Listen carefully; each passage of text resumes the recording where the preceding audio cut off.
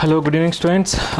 Today I am going to cover the current affairs of March first week. Okay, so ಇದು you P S ಸಿಗೂ ಬರುತ್ತೆ, ಎಲ್ಲ central government ಎಕ್ಸಾಮ್ಸ್ಗೂ ಮತ್ತು Karnataka exams ಎಲ್ಲ group C ಆಗಿರ್ಬೋದು, group A, group B, gazetted anything. Okay, so ಎಲ್ಲದಕ್ಕೂ ಬರುತ್ತೆ. So ಇದರಲ್ಲಿ ನಾನು ಸಬ್ಜೆಕ್ಟ್ಸ್ ವೈಸ್ ಡಿವೈಡ್ ಮಾಡಿಲ್ಲ. ಓಕೆ, ಮಾರ್ಚ್ ಫಸ್ಟ್ ವೀಕ್ ಅಂದರೆ ರ್ಯಾಂಡಮಾಗಿ ತೊಗೊಂಡಿದ್ದೀನಿ. ಅದರಲ್ಲಿ ಪೊಲಿಟಿ ಸಪ್ರೇಟ್, ಹಿಸ್ಟ್ರಿ ಸಪ್ರೇಟ್ ಹೀಗೆ ತೊಗೊಂಡಿಲ್ಲ. ಸೊ ಆ್ಯಸ್ ಇಟ್ ಈಸ್ ನಿಮ್ಗೆ ಕವರ್ ಆಗ್ತಾ ಹೋಗುತ್ತೆ. ಪೊಲಿಟಿ ಟಾಪಿಕ್ಸ್ ಬಂದಾಗ ಪೊಲಿಟಿ ಡಿಸ್ಕಸ್ ಮಾಡ್ತೀನಿ, ಎನ್ವಿರಾನ್ಮೆಂಟ್ ಬಂದಾಗ ಎನ್ವಿರಾನ್ಮೆಂಟ್ ಡಿಸ್ಕಸ್ ಮಾಡ್ತೀನಿ. ಇಸ್ ಇಟ್ ಆಡಿಬಲ್ ಆನ್ಲೈನಲ್ಲಿ ಸ್ಟೂಡೆಂಟ್ಸ್? ಕೇಳಿಸ್ತಿದೆಯಾ ಆನ್ಲೈನಲ್ಲಿ? ಹಾಂ, ಕೇಳಿಸ್ತಿದೆಯಲ್ವಾ? ಓಕೆ, ಸೊ ಇಲ್ಲಿ ನಿಮಗೆ ಫಸ್ಟ್ ನಾನು ಕರೆಂಟ್ ಅಫೇರ್ಸ್ ಹೇಳೋಕ್ಕಿಂತ ಮುಂಚೆ, ಸಬ್ಜೆಕ್ಟ್ಸಿಗೆ ಇಳಿಯೋಕ್ಕಿಂತ ಮುಂಚೆ ನಿಮಗೆ current affairs how to tackle ಅಂತ ಹೇಳ್ತೀನಿ. See, there are actually 2 types of current affairs. ಅಂದರೆ ಕರೆಂಟ್ ಅಫೇರ್ಸಲ್ಲಿ 2 ಟೈಪ್ಸ್ ಬರುತ್ತೆ ನಿಮಗೆ. ಹೇಗೆ ಅಂದರೆ ಸುಮ್ಮನೆ ಓದೋದಲ್ಲ. ಇವಾಗ ನ್ಯೂಸ್ ಪೇಪರಲ್ಲಿ 80 ಅಥವಾ 1 ಮಂತಲ್ಲಿ ನಿಮಗೆ ಕಲೆಕ್ಟ್ ಮಾಡಿದ್ರೆ 80-100 ಇಶ್ಯೂಸ್ ಆಗ್ಬೋದು, ಅಥವಾ ನೀವು ಯಾವುದೇ ಮ್ಯಾಗ್ಝಿನ್ ಓದಿದ್ರೆ 120 ಇಶ್ಯೂಸ್ ಆಗ್ಬೋದು. ಆದರೆ ನೀವು ಪ್ರತಿ ಮಂತು 120-150 ಇಶ್ಯೂಸ್ ಎಲ್ಲದನ್ನೂ ಓದ್ತಾ ಹೋಗ್ತೀನಿ, ಎಲ್ಲದ್ರ ಮೇಲೂ ಕಾನ್ಸಂಟ್ರೇಟ್ ಮಾಡ್ತೀನಿ ಅಂದರೆ it's highly impossible and marks ಕೂಡ ಕಡಿಮೆ ಆಗುತ್ತೆ. ಸೊ ನೀವೇನು ಮಾಡಬೇಕಂದ್ರೆ ಟಾರ್ಗೆಟ್ ಮಾಡೋ ಏರಿಯಾ ಇದೆಯಲ್ಲ ಕರೆಂಟ್ ಅಫೇರ್ಸಲ್ಲಿ, ಈ ಟಾಪಿಕ್ಕಿಂದ ಬರುತ್ತೆ. ಪ್ರೀವಿಯಸ್ ಇಯರ್ ಇದನ್ನು ಕೇಳಿದ್ದಾರೆ, ನೆಕ್ಸ್ಟ್ ಬರೋ ಚಾನ್ಸಸ್ ಇದೆ. ಅದೇ ಲೈನ್ಸ್ ಮೇಲೆ ಇನ್ಯಾವ ಥರ ಕ್ವಶನ್ಸ್ ಬರುತ್ತೆ. For example, U P S ಸಿಲಿ 2023ಯಲ್ಲಿ ಉಕ್ರೇನ್ ಬಾರ್ಡರ್ ಕೇಳಿದ್ದಾರೆ. ಯಾಕೆ ಉಕ್ರೇನ್ ಬಾರ್ಡರ್ ಕೇಳಿದ್ದಾರೆ? ರಷ್ಯಾ ಉಕ್ರೇನ್ ವಾರ್ ಇತ್ತು ಅಲ್ವಾ, 2022 ಫೆಬ್ರವರಿ 24 ಸ್ಟಾರ್ಟ್ ಆಯ್ತದು. ಸೊ ಆ ವಾರ್ ಇರೋದ್ರಿಂದ ಆ ಇಯರ್ ಉಕ್ರೇನ್ ರಷ್ಯಾ ಇಂಪಾರ್ಟೆಂಟ್ ಇತ್ತು, ಉಕ್ರೇನ್ ಬಾರ್ಡರ್ ಕೇಳಿದರು. ಇವಾಗ ಯಾವುದಿದೆ ಇಶ್ಯೂ? ಇವಾಗ ಯಾವ ದೇಶದ ಮಧ್ಯೆ ಸಂಘರ್ಷ ನಡೀತಾ ಇದೆ, ಕಾನ್ಫ್ಲಿಕ್ಟ್ ನಡೀತಿದೆ? Can anyone tell? ತುಂಬ ಇಂಪಾರ್ಟೆಂಟ್, ಹೇಳ್ತೀರಾ?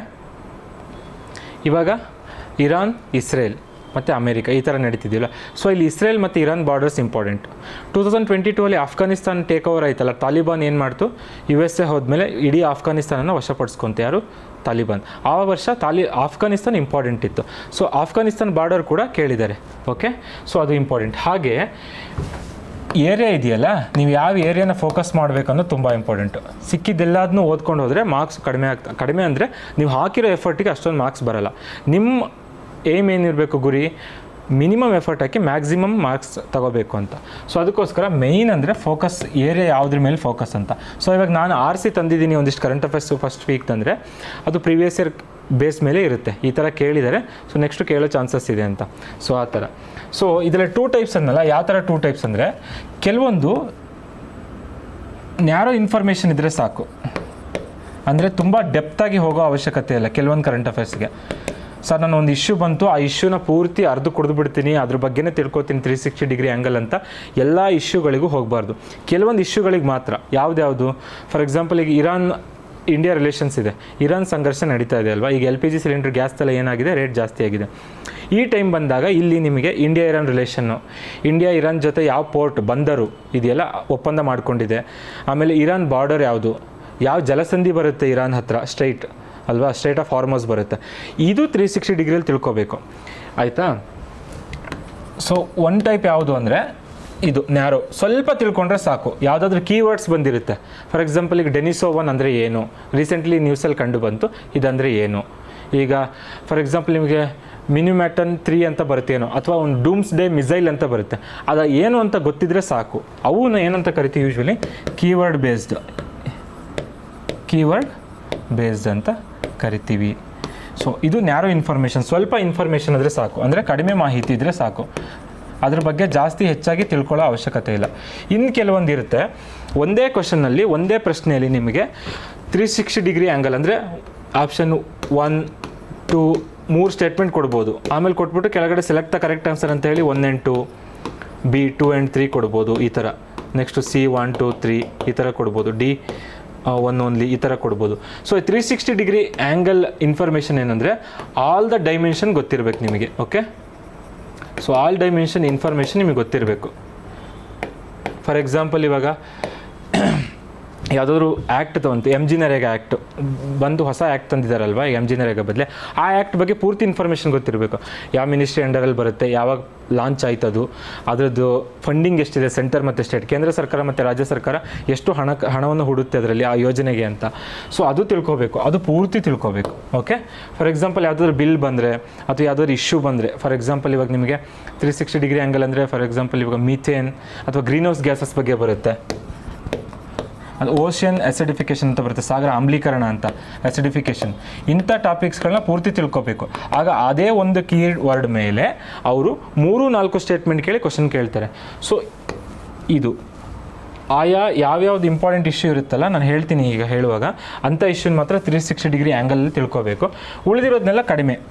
ಹಿಂಗಂದರೆ ಏನು, ಈ ವರ್ಡ್ ಇತ್ತೀಚೆಗೆ ನ್ಯೂಸಲ್ಲಿದೆ, ಮಾಹಿತಿಯಲ್ಲಿದೆ, ಹಂಗಂದರೆ ಏನು, ಅದು ಯಾವ ದೇಶದ್ದು, ಆ ಥರ. ಫಾರ್ ಎಕ್ಸಾಂಪಲ್ ಇವಾಗ ಅಲ್ಬೇನಿಯಾ ಅಂತ ಒಂದು ದೇಶ ಇದೆಯಲ್ಲ, ಅಲ್ಬೇನಿಯಾ ಅಲ್ವಾ, ಈ ದೇಶ ಏನು ಮಾಡ್ತು last year first artificial intelligence ಮಿನಿಸ್ಟರನ್ನು ಲಾಂಚ್ ಮಾಡ್ತು. ಓಕೆ, ಈಗ ನಮ್ಮಲ್ಲಿ ML MP ಗಳಿದ್ದಾರೆ, ಅವರೆಲ್ಲ ಏನು ಇನ್ ಪರ್ಸನ್ನು, ಅವರು ಪರ್ಸನ್ಸ್ ಫಿಸಿಕಲ್ ಆಗಿ.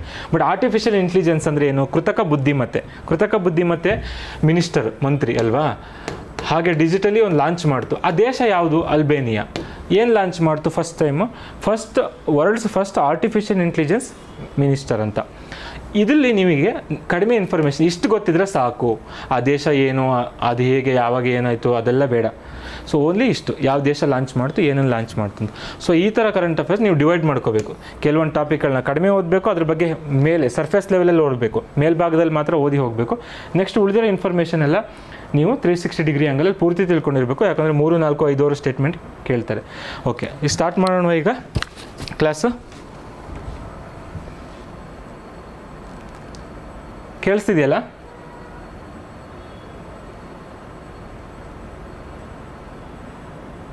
ಕೇಳಿಸ್ತಿದೆಯಾ? ಆನ್ಲೈನಲ್ಲಿ ರಿಪ್ಲೈ ಕೊಡಬೇಕು, ಇಲ್ಲಾಂದರೆ ಗೊತ್ತಾಗಲ್ಲ ನಿಮಗೆ ಕೇಳಿಸ್ತಿದೆಯಾ ಇಲ್ಲಿ ಅಂತ.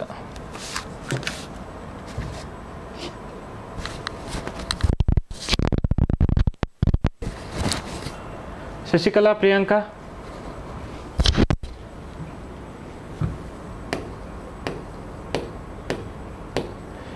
ಸೊ ಫಸ್ಟ್ ಟಾಪಿಕ್ ಬಂದುಬಿಟ್ಟು ವರ್ಲ್ಡ್ ವೈಲ್ಡ್ ಲೈಫ್ ಡೇ 2026, ವಿಶ್ವ ವನ್ಯಜೀವಿ ದಿನ. ಇದು ಯಾವಾಗ ಆಚರಿಸ್ತಾರೆ, ಏನಕ್ಕೆ ನ್ಯೂಸಲ್ಲಿದೆ ಅಂದರೆ ಮಾರ್ಚ್ 3ಕ್ಕೆ ದ ವರ್ಲ್ಡ್ ವೈಲ್ಡ್ ಲೈಫ್ ಡೇಯನ್ನು ಆಚರಿಸಿದ್ದಾರೆ, ವಿಶ್ವ ವನ್ಯಜೀವಿ ದಿನ ಅಂತ. ಯಾವಾಗ ಆಚರಿಸ್ತಾರೆ ಇದನ್ನು? 3rd ಮಾರ್ಚ್ 3ಕ್ಕೆ ಪ್ರತಿ ವರ್ಷ ಇದನ್ನು ಸೆಲೆಬ್ರೇಟ್ ಮಾಡ್ತಾರೆ. ಸೊ ಹಾಗಾದರೆ ಸರ್ 2026ರ ಥೀಮ್ ಏನು ಅಂದರೆ medicinal and aromatic plants conserving health heritage and livelihoods. So ನಿಮಗೆ ಏನು ನೆನಪಿರ್ಬೇಕಿದ್ರಲ್ಲಿ theme medicinal and aromatic plants. Medicinal ಅಂದರೆ ಏನು ನಿಮಗೆ ಗೊತ್ತಿದೆ, ನಿಮ್ಗೆ ಔಷಧಿಗಳ ಉಪಯೋಗಕ್ಕೆ ಬರುವಂಥವು, ತಯಾರಿಕೆಗೆ ಬರುವಂಥ ಗಿಡಮೂಲಿಕೆಗಳು.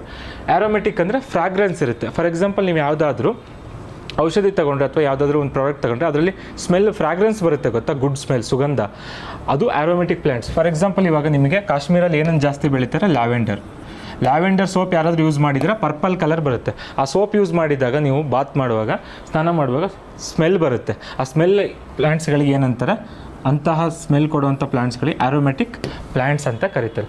ಸೊ ಇದು ಈ ವರ್ಷದ ವಿಶ್ವ ವನ್ಯಜೀವಿ ದಿನ, ಅಂದರೆ world wildlife day, the theme of 2026. So ಇದು ಕರೆಂಟ್ ಅಫೇರ್ಸ್ ನ್ಯೂಸ್ ಆಯಿತು. ಹಾಗಾದರೆ ನಿಮಗೆ ನಾಳೆ ಕ್ವಶನಲ್ಲಿ ಏನು ಬರ್ಬೋದು ಅಂದರೆ ಅಸರ್ಷನ್ ಅಂತ ಕೊಡ್ಬೋದು. ಅಸರ್ಷನ್ ಅಂತ ಕೊಟ್ಟು world wildlife day celebrated on March 3. Okay, reason ಏನಂತ ಕೊಡ್ಬೋದು ಹೀಗೆ ಸ್ಟೇಟ್ಮೆಂಟಲ್ಲಿ, March 3 ಈಸ್ ಸೆಲೆಕ್ಟೆಡ್. ಯಾಕೆ ಸೆಲೆಕ್ಟ್ ಮಾಡಿದ್ದಾರೆ March 3ನೇ? Because it commemorates the adoption of ಏನು ಸೈಟ್ಸ್ ಅಂದರೆ ಏನು, convention on international trade in endangered species of wildlife flora and fauna. So ಈ ಸೈಟ್ಸ್ ಇದೆಯಲ್ಲ, ಇದು ಇಂಟರ್ನ್ಯಾಷನಲ್ ಬಾಡಿ. ಈ ಸೈಟ್ಸ್ ಏನಕ್ಕೆ ಇರೋದಿದು, ಇಲ್ಲೀಗಲ್ ಟ್ರೇಡ್ ನಡಿಬಾರ್ದು, ವನ್ಯಜೀವಿಗಳಲ್ಲಿ ಅಕ್ರಮವಾಗಿ ವ್ಯಾಪಾರ ನಡಿಬಾರ್ದು ಒಂದು ಗಡಿಯಿಂದ ಇನ್ನೊಂದು ಗಡಿಗೆ, ದೇಶಗಳ ಮಧ್ಯೆ ಅಥವಾ ದೇಶದ ಒಳಗಡೆ ಅಂತೇಳಿ ಅದನ್ನು ತಡೆಗಟ್ಟಲಿಕ್ಕೆ ಅದಕ್ಕೆ ರೂಲ್ಸ್ ತಂದಿರೋದು ಯಾವುದು, ಸೈಟ್ಸ್. ಅದನ್ನು ಅಡಾಪ್ಟ್ ಮಾಡ್ಕೊಂಡಿದ್ದು ಡೇಟ್ ಯಾವಾಗ ಅಂದರೆ ಇದನ್ನು March 3. ಹಾಗಾಗಿ March 3ನೇ ಯಾವ ಡೇಟನ್ನಾಗಿ ಘೋಷಿಸಿದ್ದಾರೆ, ಅದರ ನೆನಪಿಗೋಸ್ಕರ ವಿಶ್ವ ವನ್ಯಜೀವಿ ದಿನ ಅಂತ ಘೋಷಣೆ ಮಾಡಿದ್ದಾರೆ, ವರ್ಲ್ಡ್ ವೈಲ್ಡ್ ಲೈಫ್ ಡೇ. ಆಯಿತಾ? ಹಾಗಾದರೆ ಇದನ್ನು ಡಿಕ್ಲೇರ್ ಮಾಡಿದ್ದು ಯಾವಾಗ, 2013. ಯಾರು ಡಿಕ್ಲೇರ್ ಮಾಡಿದ್ದು, ಯುನೈಟೆಡ್ ನೇಷನ್ ಜನರಲ್ ಅಸೆಂಬ್ಲಿ. ಇಷ್ಟು ಇದರಲ್ಲಿ ಮಾಹಿತಿ ಇಷ್ಟೇ. ಯಾವ date, world wildlife day, ವಿಶ್ವ ವನ್ಯಜೀವಿ ದಿನ March 3. ಥೀಮ್ ಏನು, ಮೆಡಿಸಿನಲ್ ಆ್ಯಂಡ್ ಆ್ಯರೋಮೆಟಿಕ್ ಪ್ಲ್ಯಾಂಟ್ಸ್, ಅದನ್ನು ಕನ್ಸರ್ವೇಷನ್ ಮಾಡಬೇಕು. So conserving health heritage and livelihoods. So ಇದು ಥೀಮ್ 2026ರ ಥೀಮ್. ಹಾಗಾದರೆ ಇದನ್ನು ಯಾವಾಗ ಡಿಕ್ಲೇರ್ ಮಾಡಿದ್ರು, 2013ರಲ್ಲಿ United Nation General Assembly declare ಮಾಡ್ತು, ಘೋಷಣೆ ಮಾಡ್ತು ಏನಂತ, March 3 world wildlife day ಅಂತ. ಮಾರ್ಚ್ 3 ಯಾಕೆ ಸೆಲೆಕ್ಟ್ ಮಾಡಿದ್ದಾರೆ ಅಂದರೆ ಮಾರ್ಚ್ 3 ಬಂದ್ಬಿಟ್ಟು ಸೈಟ್ಸ್ ಇದೆಯಲ್ಲ ನಿಮ್ಮದು, convention on international trade in endangered species of wild flora and fauna. Flora ಅಂದರೆ ಪ್ಲ್ಯಾಂಟ್ಸಿಗೆ ಸಂಬಂಧಿಸಿದ್ದು ಸಸ್ಯಗಳಿಗೆ, ಫಾನಾ ಅಂದರೆ ಪ್ರಾಣಿಗಳಿಗೆ ಸಂಬಂಧಿಸಿದ್ದು. ಸೊ ಇದನ್ನು ಅಡಾಪ್ಟ್ ಮಾಡ್ಕೊಂಡಿದ್ದು ಮಾರ್ಚ್ 3 ಆಗಿರೋದ್ರಿಂದ ಮಾರ್ಚ್ 3 ಏನು ಮಾಡಿದ್ದಾರೆ ಅದನ್ನ ನೆನಪಿಗೋಸ್ಕರ ವಿಶ್ವ ವನ್ಯಜೀವಿ ದಿನ ಅಂತ ಮಾಡಿದ್ದಾರೆ. ಅರ್ಥ ಆಯ್ತಲ್ವ ಇದು? ಯಾರಿಗಾದ್ರೂ ಡೌಟ್ ಇದೆಯಾ? ಇಷ್ಟೇ ಅಲ್ವಾ? ಸೊ ನೆಕ್ಸ್ಟ್ ಬಂದುಬಿಟ್ಟು ಸೆಕೆಂಡ್ ಬಂದುಬಿಟ್ಟು ಸೆಬಿ. ಸೆಬಿ ಅಂದರೆ ಏನು? Securities and exchange board of India. Okay, securities and exchange board of India.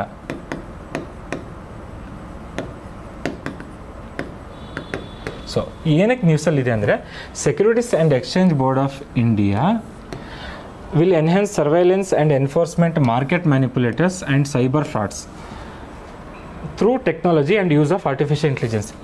ಈಗ ನಮ್ಮ ದೇಶದಲ್ಲಿ ಮನಿ ಮಾರ್ಕೆಟ್, ಹಣಕಾಸು ಮಾರುಕಟ್ಟೆನ ಯಾರು ನಿರ್ವಹಿಸ್ತಿರೋದು? RBI, reserve bank of India. ಹಾಗೆ ಫಿಸ್ಕಲ್ ಪಾಲಿಸಿನ ನೀತಿಗಳನ್ನು, ಹಣಕಾಸು ನೀತಿಗಳಂತ ಅದನ್ನು ಮಾಡ್ತಿರೋದು ಸೆಂಟ್ರಲ್ ಗೌರ್ಮೆಂಟ್ ಅಲ್ವಾ? ಹಾಗೆ ಈಗ ಫಾರ್ ಎಕ್ಸಾಂಪಲ್ ಈಗ ಚಿನ್ನಸ್ವಾಮಿ ಸ್ಟೇಡಿಯಂ ಇದೆ ಕ್ರಿಕೆಟ್, ಅದನ್ನು ಮೇಂಟೈನ್ ಮಾಡೋದು ಯಾರು? ಕರ್ನಾಟಕ ಕ್ರಿಕೆಟ್ ಅಸೋಸಿಯೇಷನ್ ಅಲ್ವಾ? ಆ ಥರ ಒಂದು ಅಥಾರಿಟಿ ಇರುತ್ತೆ ಇದನ್ನು ನೋಡ್ಕೊಳ್ಳೋಕ್ಕೆ. ಹಾಗೆಯೇ ಕ್ಯಾಪಿಟಲ್ ಮಾರ್ಕೆಟ್ನ ನೋಡೋಕ್ಕೆ ಯಾರಿರೋದು? ಕ್ಯಾಪಿಟಲ್ ಮಾರ್ಕೆಟ್ನ, ಮನಿ ಮಾರ್ಕೆಟಿಗೆ ಹೇಗೆ RBI ಇದೆಯೋ reserve bank of India, capital ಮಾರ್ಕೆಟ್ಗೆ ಹೆಡ್ ಯಾರು ಅಥವಾ ಅಥಾರಿಟಿ ಯಾರು ಅಂದರೆ SEBI, securities and exchange board of India. ನೀವೇನು ಸ್ಟಾಕು ಶೇರ್ಸ್ ಎಲ್ಲ ಹೂಡಿಕೆ ಮಾಡ್ತಿರಲ್ಲ, ಅದರಲ್ಲಿ ವ್ಯವಹಾರ ಮಾಡ್ತಿರಲ್ಲ, ಅದೆಲ್ಲ ರೂಲ್ಸ್ ಮಾಡೋದು, ನಿಮ್ಮ ಇನ್ವೆಸ್ಟರ್ಸ್ನ ಕಾಪಾಡೋದು, ನಿಮ್ಮ ಹಣವನ್ನು ಕಾಪಾಡೋದು, ಅಲ್ಲಿ ರೂಲ್ಸ್ ಆ್ಯಂಡ್ ರೆಗ್ಯುಲೇಷನ್ಸ್ ತರೋದು, ಟ್ರಾನ್ಸ್ಪರೆಂಟಾಗಿ ಬಿಸ್ನೆಸ್ ನಡಿಬೇಕು, ಏನು ಮ್ಯಾನಿಪುಲೇಟ್ ಆಗಬಾರ್ದು ಅಂಥದ್ದನ್ನೆಲ್ಲ ನೋಡ್ಕೊಳ್ಳೋದವರು ಅಂದರೆ ಸೆಬಿ. ಸೊ ಇದೇನು ಮಾಡಿದೆ ರೀಸೆಂಟಾಗಿ? ಸೈಬರ್ ಫ್ರಾಡ್ಗಳು ಜಾಸ್ತಿ ಆಗಿದೆ. ಆಮೇಲೆ ಮಾರ್ಕೆಟ್ ಮ್ಯಾನಿಪುಲೇಟರ್ಸ್ ಅಂತ ಇರ್ತಾರೆ. ಈಗ ಆ ಮಾರ್ಕೆಟ್ನ ಏನು ಮಾಡ್ತಾರೆ? ಮ್ಯಾನಿಪುಲೇಟ್ ಮಾಡ್ತಾರೆ. ಫಾರ್ ಎಕ್ಸಾಂಪಲ್ ಇವಾಗ ಶೇರ್ ಮಾರ್ಕೆಟ್ದು ಕೆಲವೊಂದು ಇನ್ಫಾರ್ಮೇಷನ್ಗಳನ್ನ ಹೊರಗೆ ಕೊಡಬಾರ್ದು, ಇನ್ಸೈಡರ್ ಒಳಗಡೆ ಇರೋರು ಆ ಮಾರ್ಕೆಟಲ್ಲಿ, ಶೇರ್ ಮಾರ್ಕೆಟಲ್ಲಿ ಅಂಥದ್ದನ್ನೇನು ಮಾಡ್ತಾರೆ ಇವರು? ಮಾರ್ಕೆಟ್ ಮ್ಯಾನಿಪುಲೇಟ್ ಮಾಡೋರನ್ನ ತಡೀತಾರೆ. ಸೊ ಅಂಥ ಮಾರ್ಕೆಟ್ನ ಹಾಳು ಮಾಡಿ ಡಿಸ್ಟರ್ಬ್ ಮಾಡ್ತಾರಲ್ಲ ಅಂಥವ್ರನ್ನ ಆರ್ಟಿಫಿಷಿಯಲ್ ಇಂಟೆಲಿಜೆನ್ಸ್ ಮತ್ತು ಅದರ್ ಟೆಕ್ನಾಲಜಿ ಯೂಸ್ ಮಾಡಿಕೊಂಡು ಏನು ಮಾಡ್ತಿದೆ ಸೆಬಿ ಇವಾಗ? ಅವ್ರನ್ನ ನಿಯಂತ್ರಣ ಮಾಡಬೇಕು ಅಂತ ಹೊರಟಿದೆ. Okay, to have a better share market ಅಥವಾ ಕ್ಯಾಪಿಟಲ್ ಮಾರ್ಕೆಟ್ ಅಂತ ಹೇಳ್ಬೋದು. ಸೊ ಇದು ನ್ಯೂಸಲ್ಲಿರೋದಷ್ಟೇ. ಯಾಕೆ ಕರೆಂಟ್ ಅಫೇರ್ಸ್ ಇಂಪಾರ್ಟೆಂಟ್ ಅಂದರೆ ನೋಡಿ, ಇವಾಗ ಸೆಬಿ ಏನು ಹೇಳಿದೆ? ಇವಾಗ ಮಾರ್ಕೆಟ್ ಮ್ಯಾನಿಪುಲೇಟರ್ಸ್ನ ತಡೆಗಟ್ಟಲಿಕ್ಕೆ ಟೆಕ್ನಾಲಜಿನ ಯೂಸ್ ಮಾಡ್ಕೊಳ್ಳುತ್ತೆ, ಆರ್ಟಿಫಿಷಿಯಲ್ ಇಂಟೆಲಿಜೆನ್ಸ್, ಕೃತಕ ಬುದ್ಧಿಮತ್ತೆ ಅಲ್ವಾ? ಸೊ ಇಷ್ಟೇ ನ್ಯೂಸಲ್ಲಿರೋದು. ಈಗ ನೀವೇನು ಓದಬೇಕು? ಸೆಬಿ ಬಗ್ಗೆ ಓದಬೇಕು. ಈಗ ಸೆಬಿ ಬಗ್ಗೆ ನೀವು ಸ್ಟ್ಯಾಟಿಕ್ ನಿಮ್ಮ ಎಕನಾಮಿ ಬುಕ್ಕಲ್ಲಿ ರಮೇಶ್ ಸಿಂಗ್ ಆರ್ ವಿವೇಕ್ ಸಿಂಗ್ ಅಥವಾ ಇನ್ಸ್ಟಿಟ್ಯೂಷನಲ್ಲಿ ಕೊಟ್ಟಿರೋ ಕ್ಲಾಸ್ ನೋಟ್ಸ್ ಏನೇ ಆಗಿದ್ರು ಅದರಲ್ಲಿ ಓದದೇ ಇದ್ರೂ ಡೈಲಿ ನೀವು ಕರೆಂಟ್ ಅಫೇರ್ಸ್ ಓದೋದ್ರಿಂದ ಈ ಸ್ಟ್ಯಾಟಿಕ್ ಪಾರ್ಟ್ ಏನಿರುತ್ತಲ್ಲ ಬುಕ್ಕಲ್ಲಿರುವಂಥ ಪಾರ್ಟು ಇದು ಕೂಡ ಕವರ್ ಆಗುತ್ತೆ. ಇದನ್ನು ಡೈಲಿ ಹಾಗೆ ಕಣ್ಣಾಡಿಸೋದ್ರಿಂದ ಎಕ್ಸಾಮ್ ಟೈಮಲ್ಲಿ ನಿಮಗೆ ರಿವಿಷನ್ ಬರ್ಡನ್ ಇರಲ್ಲ. ಡೈಲಿ ಕರೆಂಟ್ ಅಫೇರ್ಸ್, ಸೊ ನೀವು ಡೈಲಿ ಫುಡ್ ಹೆಂಗೆ ತಗೊತೀರ, ಡೈಲಿ ಕರೆಂಟ್ ಅಫೇರ್ಸ್ನಾಗ ಓದಿದ್ರೆ ಎಕ್ಸಾಮ್ ಟೈಮಲ್ಲಿ ನಿಮಗೆ ಇದು ಆಟೋಮೆಟಿಕ್ಕಾಗಿ ರಿವಿಷನ್ ಆಗಿರುತ್ತೆ ನಿಮಗಿಲ್ಲ. ಸೊ ಎಕ್ಸಾಮ್ ಟೈಮಲ್ಲಿ ರಿವಿಷನ್ ಬರ್ಡನ್ ಬೀಳಲ್ಲ. ಸೊ ಈಗ ನೋಡಿ, ಸ್ಟ್ಯಾಟಿಕ್ ಇನ್ಫಾರ್ಮೇಷನ್ ಇದೆ. Securities and exchange board of India ಯಾವಾಗ ಸ್ಟಾರ್ಟ್ ಆಯ್ತು ಅಂತಿದೆ? 1988. ಯಾವಾಗ ಸ್ಟಾರ್ಟ್? 1988ರಲ್ಲಿ ಗೌರ್ಮೆಂಟ್ ಸ್ಟಾರ್ಟ್ ಮಾಡಿದೆ ಸೆಬಿನ. ಓಕೆ, ಯಾಕೆ? ಫಾರ್ ದ ಕಂಟ್ರೋಲ್ ಅಥವಾ regulation of the capital market. ಆದರೆ ಇದು ಸೆಬಿ ಆ್ಯಕ್ಟ್ ಮೂಲಕ 1992ರಲ್ಲಿ ಸ್ಟ್ಯಾಟ್ಯುಟರಿ ಬಾಡಿ ಆಯ್ತಿದು ಅಲ್ವಾ? ಸ್ಟ್ಯಾಟ್ಯುಟರಿ ಬಾಡಿ ಏನು? ಸ್ಟ್ಯಾಟ್ಯುಟರಿ ಬಾಡಿ ಅಂದರೆ ಈಗ ನೋಡಿ 1988ರಲ್ಲಿ ಗೌರ್ಮೆಂಟು ಸುಮ್ಮನೆ ಒಂದು ಆರ್ಡರ್ ಮೂಲಕ, ಗೌರ್ಮೆಂಟ್ ಆರ್ಡರ್ GO ಮೂಲಕ ಹೊರಡಿಸಿರುತ್ತೆ, ನೋಡಪ್ಪ ನಾವೊಂದು ಈ ಥರ ಬಾಡಿ ಮಾಡೋಣ, ಅದ್ರ ಹೆಸರು SEBI, securities and exchange board of India ಅಂತ.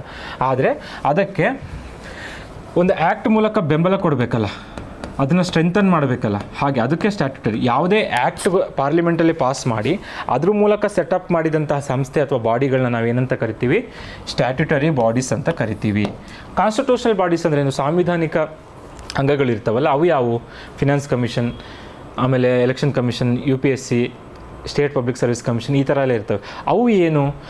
ಮೂಲತಃ ಕಾನ್ಸ್ಟಿಟ್ಯೂಷನಲ್ಲಿ, ಸಂವಿಧಾನದಲ್ಲಿ ಇರಬೇಕು, ಅದ್ರ ಬಗ್ಗೆ ಬರೆದಿರಬೇಕು ಆಲ್ರೆಡಿ, ಅಥವಾ ಪಾರ್ಲಿಮೆಂಟ್ ಅದನ್ನು ಸಂವಿಧಾನ ತಿದ್ದುಪಡಿ ಮಾಡಿ ಹೊಸದಾಗಿ ಆರ್ಟಿಕಲ್ನ ಇನ್ಸರ್ಟ್ ಮಾಡಬೇಕು ಯಾವುದರಲ್ಲಿ?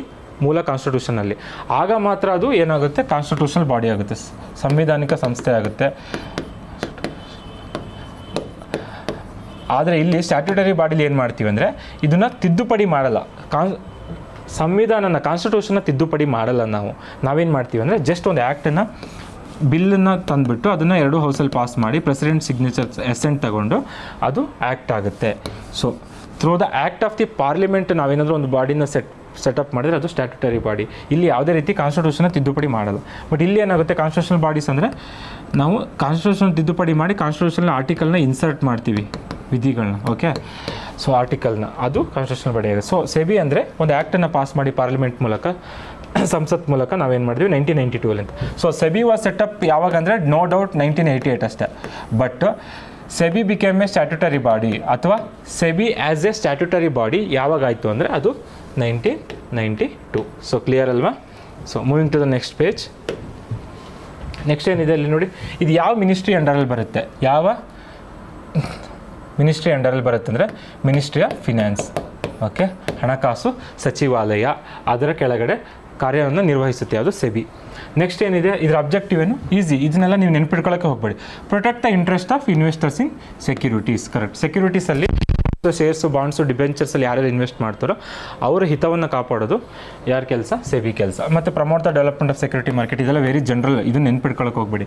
ಇದನ್ನು ಆಪ್ಷನಲ್ಲಿ ನೋಡಿದ್ರೆ ನಿಮಗೆ ಗೊತ್ತಾಗುತ್ತೆ ದಿಸ್ ಇಸ್ ರೈಟ್ ಅಂತ. ಸೆಕೆಂಡ್ ಏನು, ಇದ್ರ ಕಂಪೋಸಿಷನ್ ಯಾರ್ಯಾರು ಇರ್ತಾರೆ? ಚೇರ್ಪರ್ಸನ್ ಇರ್ತಾರೆ. ಓಕೆ, ಸೊ ಅದನ್ನ ಯಾರು ಅಪಾಯಿಂಟ್ ಮಾಡೋದು? Central government. ನೆಕ್ಸ್ಟ್ ಅದು ಬಿಟ್ಟರೆ ಇನ್ಯಾರು ಇರ್ತಾರೆ? 2 ಮೆಂಬರ್ಸ್ ಯಾರ ಕಡೆಯಿಂದ ಇರ್ತಾರೆ? ಮಿನಿಸ್ಟ್ರಿ ಆಫ್ ಫಿನಾನ್ಸ್ ಕಡೆಯಿಂದ, ಹಣಕಾಸು ಸಚಿವಾಲಯದಿಂದ ಇರ್ತಾರೆ. ಇನ್ನೊಬ್ಬ ಮೆಂಬರ್ ಫ್ರಮ್ RBI ಇಂದ ಒಬ್ಬರು ಇರ್ತಾರೆ member. Next 5 other members. So ಅದರಲ್ಲಿ 3 ಜನ ಅಟ್ಲೀಸ್ಟ್ ಹೋಲ್ ಟೈಮ್ ಮೆಂಬರ್ಸ್ ಆಗಿರ್ಬೇಕು. ಇನ್ನು 2 ಜನ ಪಾರ್ಟ್ ಟೈಮ್ ಮೆಂಬರ್ಸ್ ಆಗಿದ್ರು ಪರವಾಗಿಲ್ಲ. ಸೊ ಇದು ಕಂಪೋಸಿಷನ್ ಯಾವಾಗ ಸೆಟಪ್ ಆಯಿತು, ಮತ್ತು ಯಾವ ಮಿನಿಸ್ಟ್ರಿ ಅಂಡರಲ್ಲಿ ಬರುತ್ತೆ, ಮತ್ತು ಅದ್ರ ಫಂಕ್ಷನ್ ಏನಾಯಿತು, ನೆಕ್ಸ್ಟು ಅದ್ರ ಮೆಂಬರ್ಸ್ ಏನಾಯಿತು, ಎಲ್ಲ ಕ್ಲಿಯರ್ ಆಯ್ತಲ್ವಾ? ಓಕೆ, ನೆಕ್ಸ್ಟ್ ಪವರ್ಸ್ ಏನಿದೆ? Quasi judicial powers. ಓಕೆ, ಏನು ಕ್ವಾಸಿ ಜುಡಿಷಿಯಲ್ ಅಂದ್ರೇನು? ಜುಡಿಷಿಯಲ್ ಅಂದ್ರೇನು? ನ್ಯಾಯಾಂಗ ಅಥವಾ ಪವರ್, ನ್ಯಾಯಾಂಗದ ಪವರ್ ಇರೋದು ಅಂತ. ಕ್ವಾಸಿ ಅಂದರೆ ಅರ್ಧ, ಅಂದರೆ ಪೂರ್ತಿ ನ್ಯಾಯಾಂಗನೂ ಅಲ್ಲ, ಬಟ್ ನ್ಯಾಯಾಂಗಕ್ಕೆ ಇರುವಂತಹ ಕೆಲವೊಂದು ಪವರ್ಗಳು, ಅಧಿಕಾರ ಇದಕ್ಕೂ ಇರುತ್ತೆ. ಏನು? ಫಾರ್ ಎಕ್ಸಾಂಪಲ್ ಇದರಲ್ಲಿ ಏನಾದರೂ ಫ್ರಾಡ್ ಕಂಡು ಬಂದರೆ ಅದನ್ನು ಇನ್ವೆಸ್ಟಿಗೇಷನ್ ಮಾಡಿ ಅದ್ರ ಮೇಲೆ ವರ್ಡಿಕ್ಟ್ ಕೊಡುವಂಥ ಕೆಪಾಸಿಟಿ ಯಾರಿರುತ್ತೆ? ಈ ಸೆಬಿಗೆ ಇರುತ್ತೆ. ಸೊ ಅದಕ್ಕೋಸ್ಕರ quasi judicial. So in cases of fraud and unethical practice, okay, ಅವಾಗ ಏನು ಮಾಡ್ಬೋದು? ಸೆಬಿ ಕ್ಯಾನ್ ಇಂಡಿಯಾ ಜಡ್ಜ್ಮೆಂಟ್ಸನ್ನು ಪಾಸ್ ಮಾಡ್ಬೋದು. ಸೊ ಆದರೆ ಜಡ್ಜ್ಮೆಂಟನ್ನು ಪಾಸ್ ಮಾಡ್ಬೋದು, ಆದರೆ ಇದು ಕಂಪ್ಲೀಟ್ಲಿ ನ್ಯಾಯಾಂಗ ಅಲ್ಲ, ಲೈಕ್ ಸುಪ್ರೀಂ ಕೋರ್ಟ್, ಹೈಕೋರ್ಟ್ ಅಲ್ಲ. ಅದಕ್ಕೋಸ್ಕರ ಇದನ್ನು ಏನಂತ ಕರೀತಾರೆ? ಕ್ವಾಸಿ ಜುಡಿಷಿಯಲ್ ಅಂತ ಕರೀತಾರೆ. ನೆಕ್ಸ್ಟ್ ಏನಿದೆ? Quasi executive powers. ಯಾಕೆ ಇದು ಕ್ವಾಸಿ ಎಕ್ಸಿಕ್ಯೂಟಿವ್? ಎಕ್ಸಿಕ್ಯೂಟಿವ್ ಏನು ಮಾಡ್ತಾರೆ? ಮಂತ್ರಿಗಳು ಅಥವಾ ಬ್ಯೂರೋಕ್ರಾಟ್ಸ್ ಏನು ಮಾಡ್ತಾರೆ? ಲಾಗಳನ್ನ ಇಂಪ್ಲಿಮೆಂಟ್ ಮಾಡ್ತಾರೆ, ರೂಲ್ಸ್ ಆ್ಯಂಡ್ ರೆಗ್ಯುಲೇಷನ್ನ. ಸೊ ಇದು ಕೂಡ ಏನು ಮಾಡ್ಬೋದು?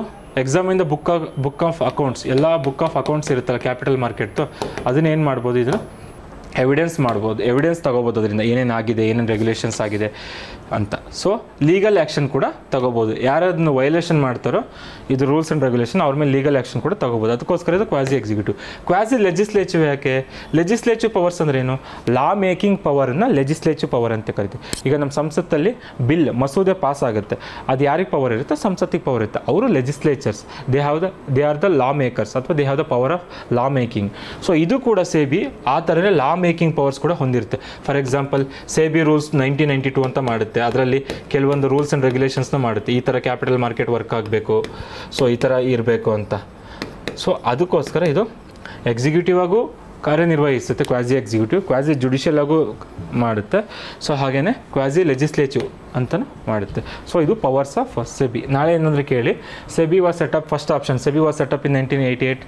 Second option SEBI has the quasi judicial powers, ಈ ಥರ ಕೇಳ್ಬೋದು. ಅವಾಗ ನಿಮಗೆ ಗೊತ್ತಿರಬೇಕು quasi judicial, quasi executive and quasi legislative ಅಂತ. ನೆಕ್ಸ್ಟು ಈ ರೀಸೆಂಟಾಗಿ ನಿರ್ಮಲಾ ಸೀತಾರಾಮನ್ ಫೈನಾನ್ಸ್ ಮಿನಿಸ್ಟರ್ ಏನು ಇಂಟ್ರೊಡ್ಯೂಸ್ ಮಾಡಿದ್ದಾರೆ? ಸೆಕ್ಯೂರಿಟೀಸ್ ಮಾರ್ಕೆಟ್ ಕೋಡ್ ಬಿಲ್ ಅಂತ ಒಂದು ಇಂಟ್ರೊಡ್ಯೂಸ್ ಮಾಡಿದ್ದಾರೆ. ಇದು ಸ್ಟೇಟ್ ಎಕ್ಸಾಮ್ಗಳಿಗೆ ಕೇಳ್ತಾನೆ, even if it not for the central government are the UPSC. UPSCಲೆಲ್ಲ ಏನು ಮಾಡ್ತಾರೆ ಯೂಶ್ವಲಿ ಸೆಂಟ್ರಲ್ ಗೌರ್ಮೆಂಟ್ ಎಕ್ಸಾಮಲ್ಲಿ ಅಂದರೆ, ಅದು ಒಂದ್ಸಲ ಆ್ಯಕ್ಟ್ ಆದಮೇಲೆ ಕೇಳ್ತಾರೆ, ಕಾಯ್ದೆ ಆದಮೇಲೆ ಅದನ್ನು ಕ್ವಶನ್ ಕೇಳ್ತಾರೆ. ಆದರೆ ಸ್ಟೇಟ್ ಎಕ್ಸಾಮಲ್ಲಿ ಅದು ಬಿಲ್ಲಾಗಿ ಇರುವಾಗಲೇ ಕೇಳೋ ಚಾನ್ಸಸ್ ಇರುತ್ತೆ. ಫಾರ್ ಎಕ್ಸಾಂಪಲ್ ಈ ಸಲ FDAಯಲ್ಲಿ ಗ್ರೂಪ್ C ಏನು ಕೇಳಿದ್ದ? ಶಾಂತಿ ಬಿಲ್ ಕೇಳಿದ್ದ. Shanti bill it is related to nuclear energy. So ಇದನ್ನು ಬಿಲ್ ಆಗಿತ್ತು, ಪಾಸ್ ಆಗಿರಲಿಲ್ಲ, ಆದ್ರೂ ಇದನ್ನು ಕೇಳ್ದೆ. ಯಾಕೆ ಅಂದರೆ ತುಂಬ ನ್ಯೂಸಲ್ಲಿರುತ್ತೆ, ಅದಕ್ಕೋಸ್ಕರ ಕೇಳ್ತಾರೆ. ಆವಾಗ ನೀವು ಆ ಬಿಲ್ ಬಗ್ಗೆ ತಿಳ್ಕೊಬೇಕು. ಏನು ಬಿಲ್ ಅದು? Securities market code bill 2025. So ಏನಕ್ಕೆ ಅದು? ಈ 3 ಆ್ಯಕ್ಟ್ಗಳಿದೆಯಲ್ಲ ಸೆಬಿ ಆ್ಯಕ್ಟ್ಗಳು, securities and contracts regulation act, securities exchange board of India act, next depositories act ಎಲ್ಲ, ಈ 3 ಆ್ಯಕ್ಟ್ಗಳನ್ನ ಮರ್ಜ್ ಮಾಡುತ್ತೆ, ಕನ್ಸಾಲಿಡೇಟ್ ಮಾಡಿ ಒಂದು ಆ್ಯಕ್ಟ್ ಮಾಡುತ್ತೆ, ಮರ್ಜ್ ಆ್ಯಂಡ್ ಕನ್ಸಾಲಿಡೇಟ್. ಸೊ ತುಂಬ ಆ್ಯಕ್ಟ್ಗಳಿದೆ, ಅದನ್ನೆಲ್ಲ ಸಿಂಗಲ್ ಆ್ಯಕ್ಟ್ ತರುತ್ತೆ. ಆ ಆ್ಯಕ್ಟ್ ಹೆಸರೇನು ಅಂದರೆ ಸೆಕ್ಯೂರಿಟೀಸ್ ಮಾರ್ಕೆಟ್ ಕೋಡ್ ಬಿಲ್ 2025. ಇಷ್ಟ ತಿಳ್ಕೊಳ್ಳಿ ಅದಕ್ಕೆ. ಓಕೆ, ಇದನ್ನು ಯೂಶ್ವಲಿ ಅದನ್ನ ಏನಕ್ಕೆ ತರ್ತಾರೆ ಅನ್ನೋದನ್ನ ವೆರಿ ಜನರಲ್ ಎಕ್ಸ್ಪ್ಲನೇಷನ್, ಸಾಮಾನ್ಯವಾಗಿ ಎಲ್ಲರೂ ಹೇಳ್ಬೋದು. ಏನಕ್ಕೆ? ಟು ಇಂಪ್ರೂವ್ ದ ಟ್ರಾನ್ಸ್ಪರೆನ್ಸಿ ಅಲ್ವಾ, ಈ ಥರ, to consolidate, to simplify the process, ಈ ಥರ. ಓಕೆ, ನೆಕ್ಸ್ಟ್ ಇದಾಯಿತು. Next strait of Hormuz. Strait of Hormuz ಇದೇನು? ಸ್ಟ್ರೈಟ್ ಅಂದರೆ ಜಲಸಂಧಿ ಅಲ್ವಾ. ಓಕೆ, ಅಂದರೆ ಇಲ್ಲೊಂದು ಭೂಮಿ ಇರುತ್ತೆ, ಇಲ್ಲೊಂದು ಭೂಮಿ ಇರುತ್ತೆ, ಇಲ್ಲೊಂದು ವಾಟರ್ ಬಾಡಿ ಇರುತ್ತೆ, ಇದು ವಾಟರ್ ಬಾಡಿ ಅಂತ ಹೀಗಿರುತ್ತೆ. ಓಕೆ, ಸೊ ಇಲ್ಲೊಂದು ವಾಟರ್ ಬಾಡಿ ಇರುತ್ತೆ, ಇಲ್ಲಿ ನ್ಯಾರೋ ಸ್ಟ್ರೈಟ್ ಇರುತ್ತೆ ಜಲಸಂಧಿ. ಈ ಎರಡೂ ಜಲಸಂಧಿನ ಚಿಕ್ಕದಾಗಿ ಒಂದು ಕೂಡಿಸುತ್ತೆ. ಆ ಬಾಡಿನ ಏನಂತ ಕರಿತೀವಿ? ಸ್ಟ್ರೈಟ್ ಅಥವಾ ಜಲಸಂಧಿ. ಸೊ ಹಾಗೇ ಪ್ರಪಂಚದಲ್ಲಿ ಬೇರೆ ಬೇರೆ ದೇಶಗಳ ಮಧ್ಯೆ ಜಲಸಂಧಿಗಳಿದ್ದಾವೆ. ಈ ಜಲಸಂಧಿ ಎರಡು ವಾಟರ್ ಬಾಡಿನ ಕೂಡಿಸುತ್ತೆ, ಹಾಗೆ ಎರಡು ಏನು ಲ್ಯಾಂಡ್ ಮಾಸಸ್ನ, ಭೂಮಿಯನ್ನು ಬೇರ್ಪಡಿಸುತ್ತೆ. ಸೊ ಗೊತ್ತಾಯ್ತಾ? ಸೊ ಅದು ಸ್ಟ್ರೈಟ್ ಅಂತ ಕರಿತೀವಿ. ಈಗ ಇರಾನ್ದು ಇಶ್ಯೂ ಆಗಿರೋದ್ರಿಂದ ಇರಾನ್ನಲ್ಲಿ ಏನಾಗ್ತಿದೆ, ಆ ಕಡೆಯಿಂದ ಬರೋ ಶಿಪ್ಗಳನ್ನೆಲ್ಲ ಇರಾನ್ ತಡೀತದೆ. ಬಿಕಾಸ್ ಆಫ್ US ಮತ್ತು ಇಸ್ರೇಲ್ ಅಟ್ಯಾಕ್ ಮಾಡ್ತಿದೆ ಅಂತ ಇರಾನು ಅಲ್ಲಿ ಹೋಗ್ತಾರೆ. ಸ್ಟ್ರೈಟ್ ಆಫ್ ಹಾರ್ಮೋಸ್ ಜಲಸಂಧಿಲಿ ಬರ್ತಾರಂಥ ಶಿಪ್ಗಳ ಮೇಲೆಲ್ಲ ಅಟ್ಯಾಕ್ ಮಾಡ್ತಿದೆ. ಅದಕ್ಕೋಸ್ಕರ ಏನಿದು ನ್ಯೂಸಲ್ಲಿದೆ. ಸೊ ಓಕೆ, ವೆಸ್ಟ್ ಏಷ್ಯಾದಲ್ಲಿ, ಮಿಡಲ್ ಈಸ್ಟಲ್ಲಿ, Saudi Arabia, Qatar, Bahrain, Iran, Iraq, ಈ ಪ್ರದೇಶದಲ್ಲಿ ಪರ್ಷಿಯನ್ ಗಲ್ಫ್ ಇದೆಯಲ್ಲ, ಅಲ್ಲಿ ಸ್ಟ್ರೈಟ್ ಆಫ್ ಹಾರ್ಮೋಸ್ ಇದೆ. ಅದನ್ನು ಮ್ಯಾಪಲ್ಲಿ ತೋರಿಸ್ತೀನಿ. ಸೊ ಇದು ನ್ಯೂಸಲ್ಲಿ ಯಾಕಿದೆ ಅಂದರೆ ಅಲ್ಲಿ ರೀಸೆಂಟಾಗಿ ಕಾನ್ಫ್ಲಿಕ್ಟ್ ಆಗ್ತಾ ಇದೆ, ಸಂಘರ್ಷ ಆಗ್ತದೆ. ಸ್ಟ್ರೈಟ್ ಆಫ್ ಹಾರ್ಮೋಸ್ ಯಾವುದ್ರ ಮಧ್ಯೆ ಇದೆ? ಇರಾನ್ ಉತ್ತರ ಭಾಗದಲ್ಲಿ ಇರಾನ್ ಇದೆ, ಕೆಳಭಾಗದಲ್ಲಿ ಸೌತಲ್ಲಿ ಒಮಾನ್ ಇದೆ. ಓಕೆ, ಮತ್ತು ಯುನೈಟೆಡ್ ಅರಬ್ ಎಮಿರೇಟ್ಸ್ ಇದೆ, UAE. ಸೊ ಇದನ್ನು ಮ್ಯಾಪಲ್ಲಿ ನೋಡಿದ್ರೆ ಗೊತ್ತಾಗುತ್ತೆ ನಿಮಗೆ. ಇಲ್ಲಿ ನೋಡಿ, ಇದೆಯಲ್ಲ, ಇದು ಸ್ಟ್ರೈಟ್ ಆಫ್ ಹಾರ್ಮೋಸ್. ಓಕೆ, ನೋಡ್ಕೊಳ್ಳಿ, ಕಾಣಿಸ್ತಿದೆಯಾ? ಝೂಮ್ ಮಾಡಬೇಕಾ? ಕಾಣಿಸ್ತಿದೆಯಾ? ಇಲ್ಲಿ ನೋಡಿ, ಇದು ಇರಾನ್ ಅಲ್ವಾ, ಇದು ಬಂದುಬಿಟ್ಟು ಇಲ್ಲಿ, ಇದು ಪರ್ಷಿಯನ್ ಗಲ್ಫ್, ಇದು ಬಂದುಬಿಟ್ಟು Gulf of Oman. Okay, so ಈ ಭಾಗದಲ್ಲಿದೆಯಲ್ಲ, ಇದು ಸ್ಟ್ರೈಟ್ ಆಫ್ ಹಾರ್ಮೋಸ್. ಇಲ್ಲಿ ಪರ್ಷಿಯನ್ ಗಲ್ಫ್ ಇದೆ, ಇಲ್ಲಿ ಗಲ್ಫ್ ಆಫ್ ಒಮನ್ ಇದೆ. ಇವೆರಡನ್ನೂ ಜಾಯಿನ್ ಮಾಡೋದು, ಇವೆರಡು ವಾಟರ್ ಬಾಡೀಸ್ನ ಇದನ್ನು ಕನೆಕ್ಟ್ ಮಾಡೋದು ಯಾವುದು? ಸ್ಟ್ರೈಟ್ ಆಫ್ ಹಾರ್ಮೋಸ್ ಜಲಸಂಧಿ. ಓಕೆ, ಹಾರ್ಮೋಸ್ ಜಲಸಂಧಿ. ಸೊ ನೋಡಿ, ಇಲ್ಲಿ ಯಾವುದನ್ನ ಡಿವೈಡ್ ಮಾಡಿದ್ದು? ಇರಾನ್ನ ನಾರ್ತಿಗೆ ಡಿವೈಡ್ ಮಾಡಿದೆ, ಸೌತಲ್ಲಿ UAE ಮತ್ತು ಒಮನನ್ನು ಡಿವೈಡ್ ಮಾಡಿದೆ. ಸೊ ಕ್ವಶನ್ ಬಂದರೆ, ಸ್ಟ್ರೈಟ್ ಆಫ್ ಹಾರ್ಮೋಸ್ ಜಲಸಂಧಿ ಯಾವ ದೇಶಗಳನ್ನ ಬೇರ್ಪಡಿಸುತ್ತಂದರೆ, ಇರಾನ್, ಉತ್ತರಕ್ಕೆ ಇರಾನನ್ನು ಬೇರ್ಪಡಿಸುತ್ತೆ, ದಕ್ಷಿಣಕ್ಕೆ ಯುನೈಟೆಡ್ ಅರಬ್ ಎಮಿರೇಟ್ಸ್ ಹಾಗೂ ಒಮನ್ ದೇಶವನ್ನು ಸಪ್ರೇಟ್ ಮಾಡುತ್ತೆ. It separates Iran in the north and UAE United Arab Emirates and Oman in the south ಅಂತ ನೆನ್ಪಿಡ್ಕೋಬೇಕು. ಗೊತ್ತಾಯ್ತಲ್ಲ, ಇವೆರಡನ್ನ ಇದು ಮಾಡಿದ್ದೆ. ಹಾಗಾದರೆ ಇದು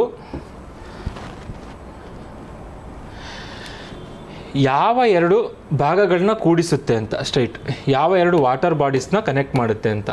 ಓಕೆ, ಸೊ ಯಾವುದನ್ನು ಕನೆಕ್ಟ್ ಮಾಡುತ್ತೆ ಅಂದರೆ, ವೆಸ್ಟಲ್ಲಿ ಪರ್ಷಿಯನ್ ಗಲ್ಫ್ ಇದು ವೆಸ್ಟಲ್ಲಿರುತ್ತೆ. ಅದನ್ನು ಈಸ್ಟಲ್ಲಿ, ಪೂರ್ವ ಭಾಗದಲ್ಲಿ ಯಾವುದ್ರ ಜೊತೆ ಕನೆಕ್ಟ್ ಮಾಡುತ್ತೆ? Gulf of Oman.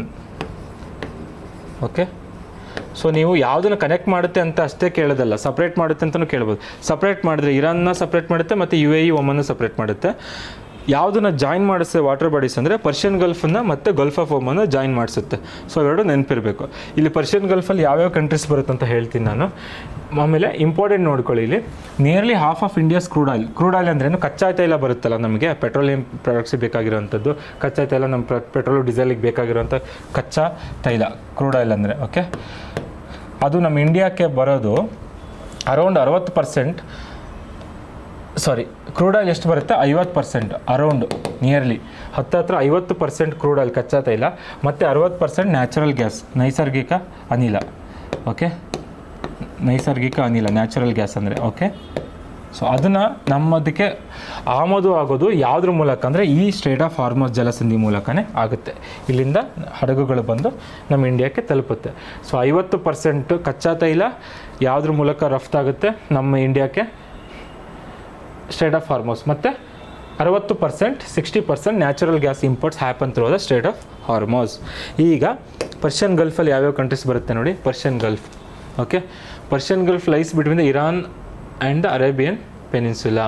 For example ನೋಡಿ, ಮ್ಯಾಪ್ ಇದೆ ಇಲ್ಲಿ ನೋಡಿ, ಇದಿದೆಯಲ್ಲ ಇದಿಷ್ಟು ಪರ್ಷಿಯನ್ ಗಲ್ಫ್. ಸೊ ಇಲ್ಲಿ ಸ್ಟ್ರೈಟ್ ಆಫ್ ಹಾರ್ಮೋಸ್, ಆಮೇಲೆ ಇದು ಗಲ್ಫ್ ಆಫ್ ಒಮನ್. ಈ ಪರ್ಷಿಯನ್ ಗಲ್ಫಲ್ಲಿ ಕಂಟ್ರೀಸ್ ಯಾವ್ಯಾವ್ದು ಬರುತ್ತೆ ಅಂದರೆ ಇಲ್ಲೇ ಇದೆ ನೋಡಿ, Iran, Iraq, Kuwait, Bahrain, Qatar, Oman, UAE, Saudi Arabia. So ಇಷ್ಟು ಕಂಟ್ರೀಸು ಪರ್ಷಿಯನ್ ಗಲ್ಫಲ್ಲಿ ಬರುತ್ತೆ ಈ ಭಾಗದಲ್ಲಿ. ಓಕೆ, ಗೊತ್ತಾಯ್ತಾ? ಸೊ ಸ್ಟ್ರೈಟ್ ಆಫ್ ಹಾರ್ಮೋಸು ಕೇಳ್ಬೋದು, ಪರ್ಷಿಯನ್ ಗಲ್ಫಲ್ಲಿ ಯಾವ್ಯಾವ ಕಂಟ್ರೀಸ್ ಬರುತ್ತೆ ಅಂತಲೂ ಕೇಳ್ಬೋದು. ಸೊ ನೆನ್ಪಿಟ್ಕೊಳ್ಳಿ. ನೆಕ್ಸ್ಟು ಅರ್ಥ ಆಯ್ತಾ ಆನ್ಲೈನಲ್ಲಿ? ಕೇಳಿಸ್ತಿದ್ಯಪ್ಪ ಆನ್ಲೈನಲ್ಲಿ?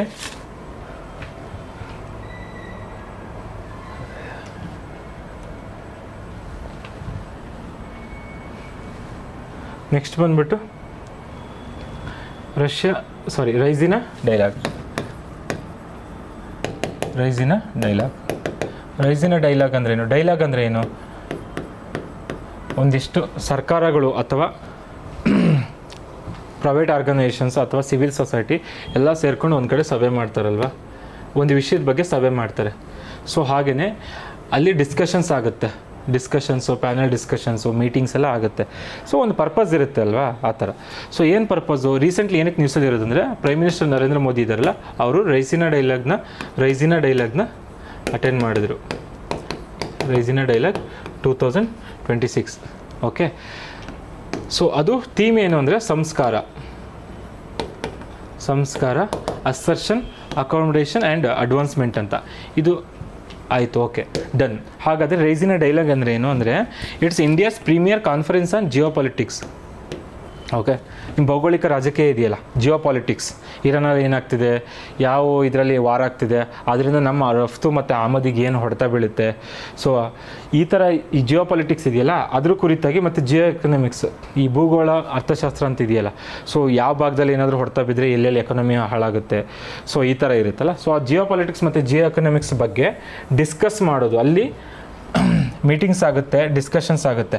ಅದನ್ನು ನಡೆಸೋದು ಯಾರು? ಪ್ರತಿ ವರ್ಷ ನಡೆಸೋದು ಇಂಡಿಯಾ. ರೈಸಿನಾ ಡೈಲಾಗ್ ಇಂಡಿಯಾದಲ್ಲೇ ಆಗೋದು. ಓಕೆ, ಬೇರೆ ದೇಶದಲ್ಲ. ಸೊ ಕಂಡಕ್ಟೆಡ್ ಬೈ ಯಾರು? ಇಂಡಿಯಾ. ಎಷ್ಟು ವರ್ಷಕ್ಕೊಂದ್ಸಲ? Annually conducted by India. ಪ್ರತಿ ವರ್ಷವೂ ಇದು ಆಗುತ್ತೆ. ಸೊ ಆ್ಯನ್ಯುವಲಿ ಅಂದರೆ ವಾರ್ಷಿಕವಾಗಿ. ಓಕೆ,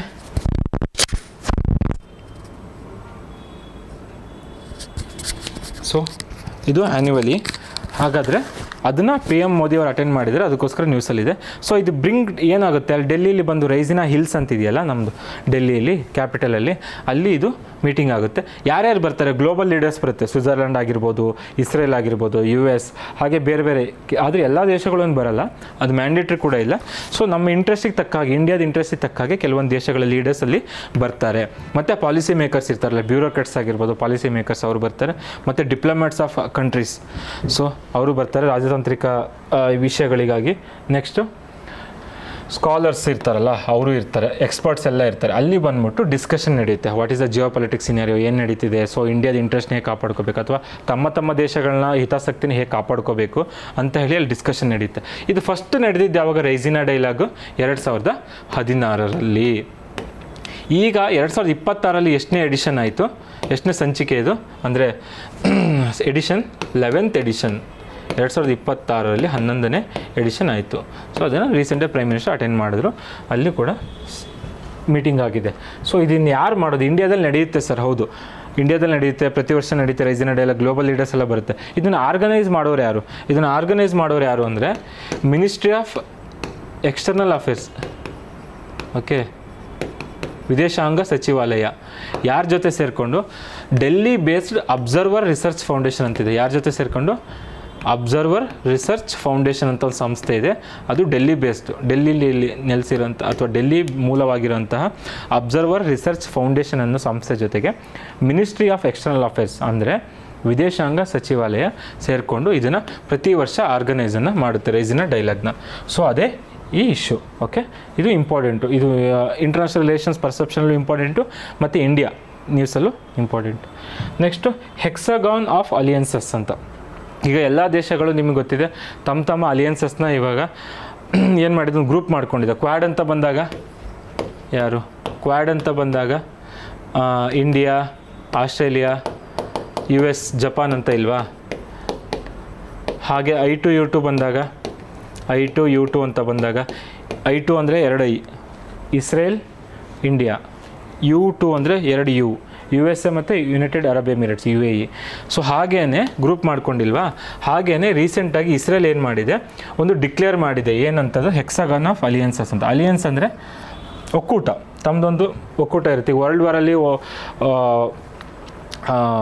ವಾರಲ್ಲಿ ಇಂಗ್ಲೆಂಡ್ ಒಂದು ಒಕ್ಕೂಟ ಮಾಡ್ಕೊತು, ಇರಾನ್ ಈ ಕಡೆ ಜರ್ಮನಿ ಒಂದು ಒಕ್ಕೂಟ ಮಾಡ್ಕೊತಲ್ಲ, ಹಾಗೇನೆ ಇಲ್ಲಿ ಇಸ್ರೇಲ್ ಒಂದು ಒಕ್ಕೂಟವನ್ನು ಡಿಕ್ಲೇರ್ ಮಾಡಿದೆ. ಓಕೆ, ಸೊ ಅದಕ್ಕೋಸ್ಕರ ಯಾಕೆ ಇಸ್ರೇಲ್ ಇರಾನ್ ಮತ್ತು ಸಂಘರ್ಷ ನಡೀತಾ ಇದೆ.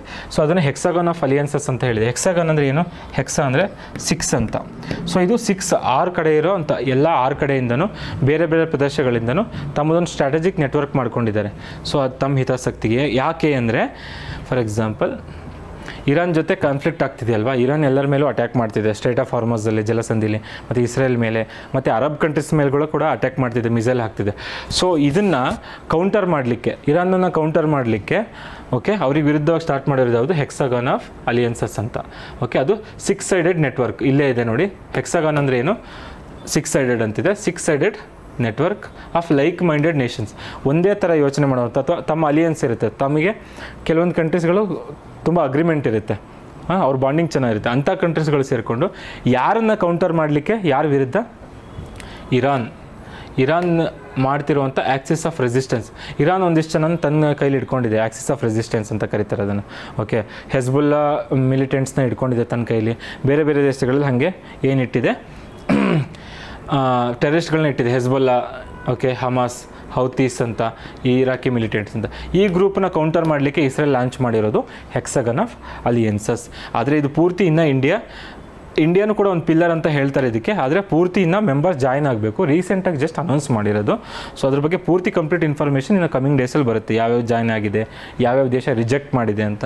ಓಕೆ, ಸೊ ಕೀ ಪಾರ್ಟ್ನರ್ಸ್ ಏನಂದರೆ India has been position as the central pillar in the proposed hexagon of alliance framework ಅಂತ ಇದೆ. ಮತ್ತು ಓಕೆ ಡನ್. ಸೊ ಅದು hexagon of alliance majorly proposed by ಯಾರು? ಇಸ್ರೇಲ್. ಓಕೆ, ಯಾಕೆ? ಇರಾನ್ನ ನ್ಯೂಟ್ರಲೈಸ್ ಮಾಡಲಿಕ್ಕೆ. Next ಬಂದುಬಿಟ್ಟು ಆಯಿತು, ಇದೆಲ್ಲ ಅದೇ ಇನ್ಫಾರ್ಮೇಷನ್ ಇದೆ. ಸೊ ನಾನು ಸುಮ್ಮನೆ ಇನ್ಫಾರ್ಮೇಷನ್ ಕೊಟ್ಟಿದ್ದೀನಿ, ಬಟ್ ಅದ್ರ ಮೇಯ್ನ್ ಅದೇ.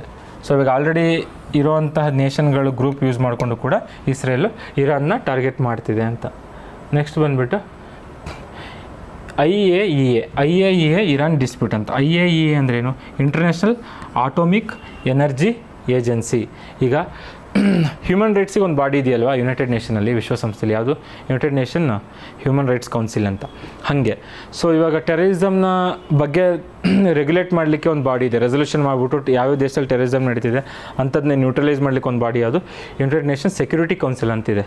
ಹಾಗೇನೆ ಯಾವ್ಯಾವ ದೇಶದಲ್ಲಿ ನ್ಯೂಕ್ಲಿಯರ್ ಎನರ್ಜಿನ ಎನ್ರಿಚ್ಮೆಂಟ್ ಮಾಡ್ತಿದ್ದಾರೆ, ಯುರೇನಿಯಮ್ನ. ಯಾಕೆ? Nuclear energy for weapons.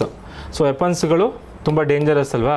ಎಲ್ಲ ದೇಶಗಳು ಯುರೇನಿಯಮ್ನ ಯೂಸ್ ಮಾಡಿಕೊಂಡು ನ್ಯೂಕ್ಲಿಯರ್ ವೆಪನ್ಸ್ನ ಓಕೆ ಮಾಡ್ಕೊಳ್ತಾ ಹೋದರೆ ಏನಾಗುತ್ತೆ? ಎಲ್ಲ ದೇಶಗಳಿಗೂ ಡೇಂಜರ್. ಎಲ್ಲ ದೇಶಗಳು ತಮ್ಮ ಹತ್ರ ಇಟ್ಕೊಂಡ್ಬಿಟ್ರೆ ನ್ಯೂಕ್ಲಿಯರ್ ಎನರ್ಜಿನ, ವೆಪನ್ಸ್ನ, ನಾಳೆ ಯಾವುದೇ ಯುದ್ಧ ಆದಾಗ ಡಿಸ್ಟ್ರಕ್ಟ್ ಮಾಡ್ಕೊಬೋದು, ಸರ್ವನಾಶ ಆಗ್ಬಿಡ್ಬೋದು ಎರಡು. ಸೊ ಅಂಥ ಇಶ್ಯೂಗಳನ್ನ ರೆಗ್ಯುಲೇಟ್ ಮಾಡಲಿಕ್ಕೆ ವಾಚ್ಡ್ ಆಗಿ ಯಾವುದು ಅಂದರೆ ಕಾವಲಾಗಿರೋದು, ಅದನ್ನು ತಡೆಗಟ್ಟಲಿಕ್ಕೆ international atomic energy agency. Okay, so ಅದನ್ನ ಏನಂತ ಕರೀತಾರೆ ಅಂದರೆ ಕನ್ನಡದಲ್ಲಿ ಅಂತಾರಾಷ್ಟ್ರೀಯ ಪರಮಾಣು ಶಕ್ತಿ ಸಂಸ್ಥೆ. ಸೊ ಓಕೆ, ಅದು ಏನು ಆಗಿದೆ ಇತ್ತೀಚೆಗೆ ಅಂದರೆ ಇರಾನ್ ಏನು ಹೇಳಿದೆ, ಇಂಟರ್ನ್ಯಾಷನಲ್ ಆಟೋಮಿಕ್ ಎನರ್ಜಿ ಏಜೆನ್ಸಿ ಹೇಳಿದೆ, US ದಾಳಿ ಮಾಡುವಾಗ ನಮ್ಮ ನ್ಯೂಕ್ಲಿಯರ್ ಎನರ್ಜಿ ಇದೆಯಲ್ಲ, ಈ ನತನ್ಸ್ ಅಂತಿದೆಯಲ್ಲ, ಈ ನತನ್ಸ್ ಅನ್ನೋದು ನ್ಯೂಕ್ಲಿಯರ್ ಫೆಸಿಲಿಟಿ. ಇಲ್ಲಿ ನ್ಯೂಕ್ಲಿಯರ್ ಎನರ್ಜಿನ ಡೆವಲಪ್ ಮಾಡ್ತಾರೆ ಯಾರು? ಇರಾನ್ನವರು. ಆ ಫೆಸಿಲಿಟಿ ಮೇಲೆ US ಮತ್ತು ಇಸ್ರೇಲ್ ಸೇರಿಕೊಂಡು ದಾಳಿ ಮಾಡಿದೆ ಅಂತ ಕಂಪ್ಲೇಂಟ್ ಮಾಡಿದೆ. ಯಾರಿಗೆ? ಇಂಟರ್ನ್ಯಾಷನಲ್ ಆಟೋಮಿಕ್ ಎನರ್ಜಿ ಏಜೆನ್ಸಿ ಅವರಿಗೆ. ಸೊ ಓಕೆ, ಆವಾಗ ಇಂಟರ್ನ್ಯಾಷನಲ್ ಆಟೋಮಿಕ್ ಎನರ್ಜಿ ಹೇಳಿದೆ. ನೆಕ್ಸ್ಟು ಅದೇನು ಇಂಪಾರ್ಟೆಂಟ್ ಅಲ್ಲ. ಸೊ ಅಂಥ ಏನು ಮೇಜರ್ ದಾಳಿ ಆಗಿಲ್ಲ, ಏನು ಡಿಸ್ಟ್ರಕ್ಷನ್ ಆಗಿಲ್ಲ ನಂತಾಜ್. ಓಕೆ, ಸೊ ಹಂಗೆ ಹೇಳಿದ್ದಾರೆ. ಸೊ ಇಲ್ಲಿದೆ ನೋಡಿ, ನಂತಾಜ್ ಅಲ್ಲ, ನತನ್ಸ್ ಯುರೇನಿಯಂ ಎನ್ರಿಚ್ಮೆಂಟ್ ಫೆಸಿಲಿಟಿ. ಸೊ ಇದ್ರ ಮೇಲೆ ದಾಳಿ ಆಗಿದೆ ಅಂತ ಇರಾನ್ ಕಂಪ್ಲೇಂಟ್ ಕೊಟ್ಟಿದೆ. ಬಟ್ ಇಂಟರ್ನ್ಯಾಷನಲ್ ಆಟೋಮಿಕ್ ಎನರ್ಜಿ ಏನು ಹೇಳಿದೆ ಏಜೆನ್ಸಿ ಅಂದರೆ ನೋನು ಅಂಥ ಏನು ಡಿಸ್ಟ್ರಕ್ಷನ್ನು ಆಗಿಲ್ಲ ಮಾಸ್ ಅಂತ. ಸೊ ಈಗ ನ್ಯೂಸಲ್ಲಿ ಇರೋದು ಏನು ಅಂದರೆ ನತನ್ಸ್ ನತಾನ್ಸ್ ಯುರೇನಿಯಮ್ ಎನ್ರಿಚ್ಮೆಂಟ್ ಫೆಸಿಲಿಟಿ ಎಲ್ಲಿದೆ ಅಂತ ಕೇಳಿದ್ರೆ, ಯುರೇನಿಯಂ ಎನ್ರಿಚ್ಮೆಂಟ್ ಫೆಸಿಲಿಟಿ ನೀವೇನು ಬರಿಬೇಕು, ಇರಾನ್ ಅಂತ ಬರಿಬೇಕು ಅಲ್ಲ. ಈಗ for example Russia Ukraine war ನಡೆಯುವಾಗ ಝಪೋರಿಜಿಯಾ ನ್ಯೂಕ್ಲಿಯರ್ ಪವರ್ ಪ್ಲ್ಯಾಂಟ್ ಅಂತಿದೆ, ಅಣುಸ್ಥಾವರ. ಸೊ ಅಲ್ಲಿಗೆ ರಷ್ಯಾ ಏನು ಮಾಡಿತ್ತು, ದಾಳಿಯನ್ನು ಮಾಡಿತ್ತು, ಅದು ಡ್ಯಾಮೇಜ್ ಆಗಿತ್ತು. ಅಂಥ ಟೈಮಲ್ಲಿ ಕ್ವಶನ್ ಕೇಳ್ಬೋದು, Zaporizhzhia nuclear power plant was recently seen in news, ಇತ್ತೀಚೆಗೆ ಮಾಹಿತಿಯಲ್ಲೂ ಕಂಡು ಬಂದಿದೆ, ಇದು ಯಾವ ದೇಶದಲ್ಲಿದೆ, in which country it is located ಅಂತ ಕೇಳಿದ್ರೆ ಸೊ ಯುಕ್ರೇನ್. ಹಾಗೇನೆ ನಾಳೆ ಕ್ವಶನ್ ಬರ್ಬೋದು, Natanz uranium enrichment facility nuclear power plant ಎಲ್ಲಿದೆ ಅಂತ ಕೇಳಿದ್ರೆ, not nuclear power plant, usually uranium enrichment facility. ಯಾಕಂದರೆ ಅವರು ಇರಾನವ್ರು ಯೂಸ್ ಮಾಡ್ತಿರೋದು ಅದನ್ನು ವೆಪನ್ಸ್ಗಳನ್ನ ಯೂಸ್ ಮಾಡಲಿಕ್ಕೆ, ಮಿಲಿಟರಿ ವೆಪನ್ಸ್ನ ಯೂಸ್ ಮಾಡಲಿಕ್ಕೆ. ಸೊ ಅದೆಲ್ಲಿ ಕಂಡು ಬರುತ್ತೆ ಅಂತ ಇರಾನ್ ಅಂತ ಹೇಳ್ಕೋಬೇಕು. ಇಷ್ಟೇ ಇದರಲ್ಲಿರೋ ನ್ಯೂಸ್ ಇಷ್ಟೇ. ಈಗ ಹಾಗಾದರೆ ಏನು ಸ್ಟ್ಯಾಟಿಕಲ್ ಬರುತ್ತೆ, ಇಂಟರ್ನ್ಯಾಷನಲ್ ಆರ್ಗನೈಸೇಷನ್ಲಿ, ಅಂತಾರಾಷ್ಟ್ರೀಯ ಸಂಸ್ಥೆಗಳಲ್ಲಿ, ಇಂಟರ್ನ್ಯಾಷನಲ್ ಆರ್ಗನೈಸೇಷನ್ಸಲ್ಲಿ, ಸೊ ಇಂಟರ್ನ್ಯಾಷನಲ್ ಆರ್ಗನೈಸೇಷನಲ್ಲಿ ಯಾವ್ದು ಬರ್ಬೋದು, ಈಗ ಇಂಟರ್ನ್ಯಾಷನಲ್ ಆಟೋಮಿಕ್ ಎನರ್ಜಿ ಏಜೆನ್ಸಿ ಬಗ್ಗೆ ಕೇಳ್ಬೋದು. ಓಕೆ, ಸೊ ನ್ಯೂಸಲ್ಲಿ ಇದೆ ಅಂದರೆ ಇದನ್ನೇ ಕೇಳಬೇಕಂತ. ನ್ಯೂಸಲ್ಲಿ ಇಂಟರ್ನ್ಯಾಷನಲ್ ಆಟೋಮಿಕ್ ಎನರ್ಜಿ ಏಜೆನ್ಸಿ ಕೂಡ ಇದೆ. ಓಕೆ, ಏನಂತ ಕರಿತೀವಿ ಅದನ್ನು, ಅಂತಾರಾಷ್ಟ್ರೀಯ ಪರಮಾಣು ಶಕ್ತಿ ಸಂಸ್ಥೆ ಅಂತ. ಸೊ ಅದನ್ನು ಅದ್ರ ಬಗ್ಗೆನೂ ಕೇಳ್ಬೋದು. ಇದು ಯಾವಾಗ ಸ್ಟಾರ್ಟ್ ಆಗಿದ್ದು, 1957ರಲ್ಲಿ. ಇದನ್ನು ಆಟಮ್ಸ್ ಫಾರ್ ಪೀಸ್ ಅಂತ ಕರೀತಾರೆ. ಅಂದರೆ ಅಣು ಶಾಂತಿಗಾಗಿ, ಅಣುಶಕ್ತಿ ಶಾಂತಿಗಾಗಿ. ಏನಕ್ಕೆ ಆಟಮ್ಸು, ಈ ನ್ಯೂಕ್ಲಿಯರ್ ಪವರ್ ಶಾಂತಿಗಾಗಿ ಅಂತ. So for usually civil use, civilian purpose.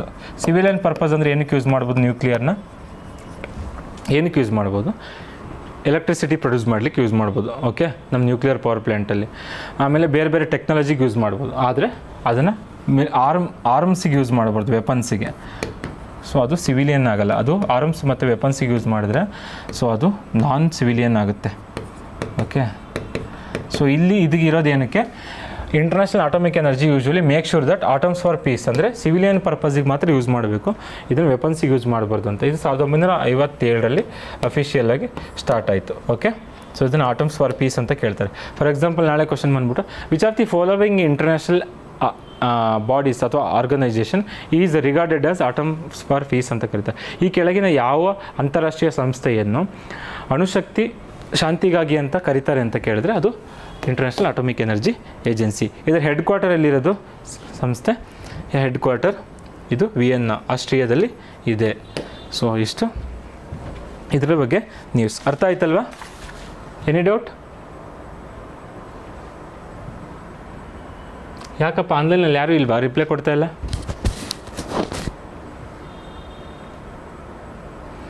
Okay, joint comprehensive of action plan, joint comprehensive plan of action.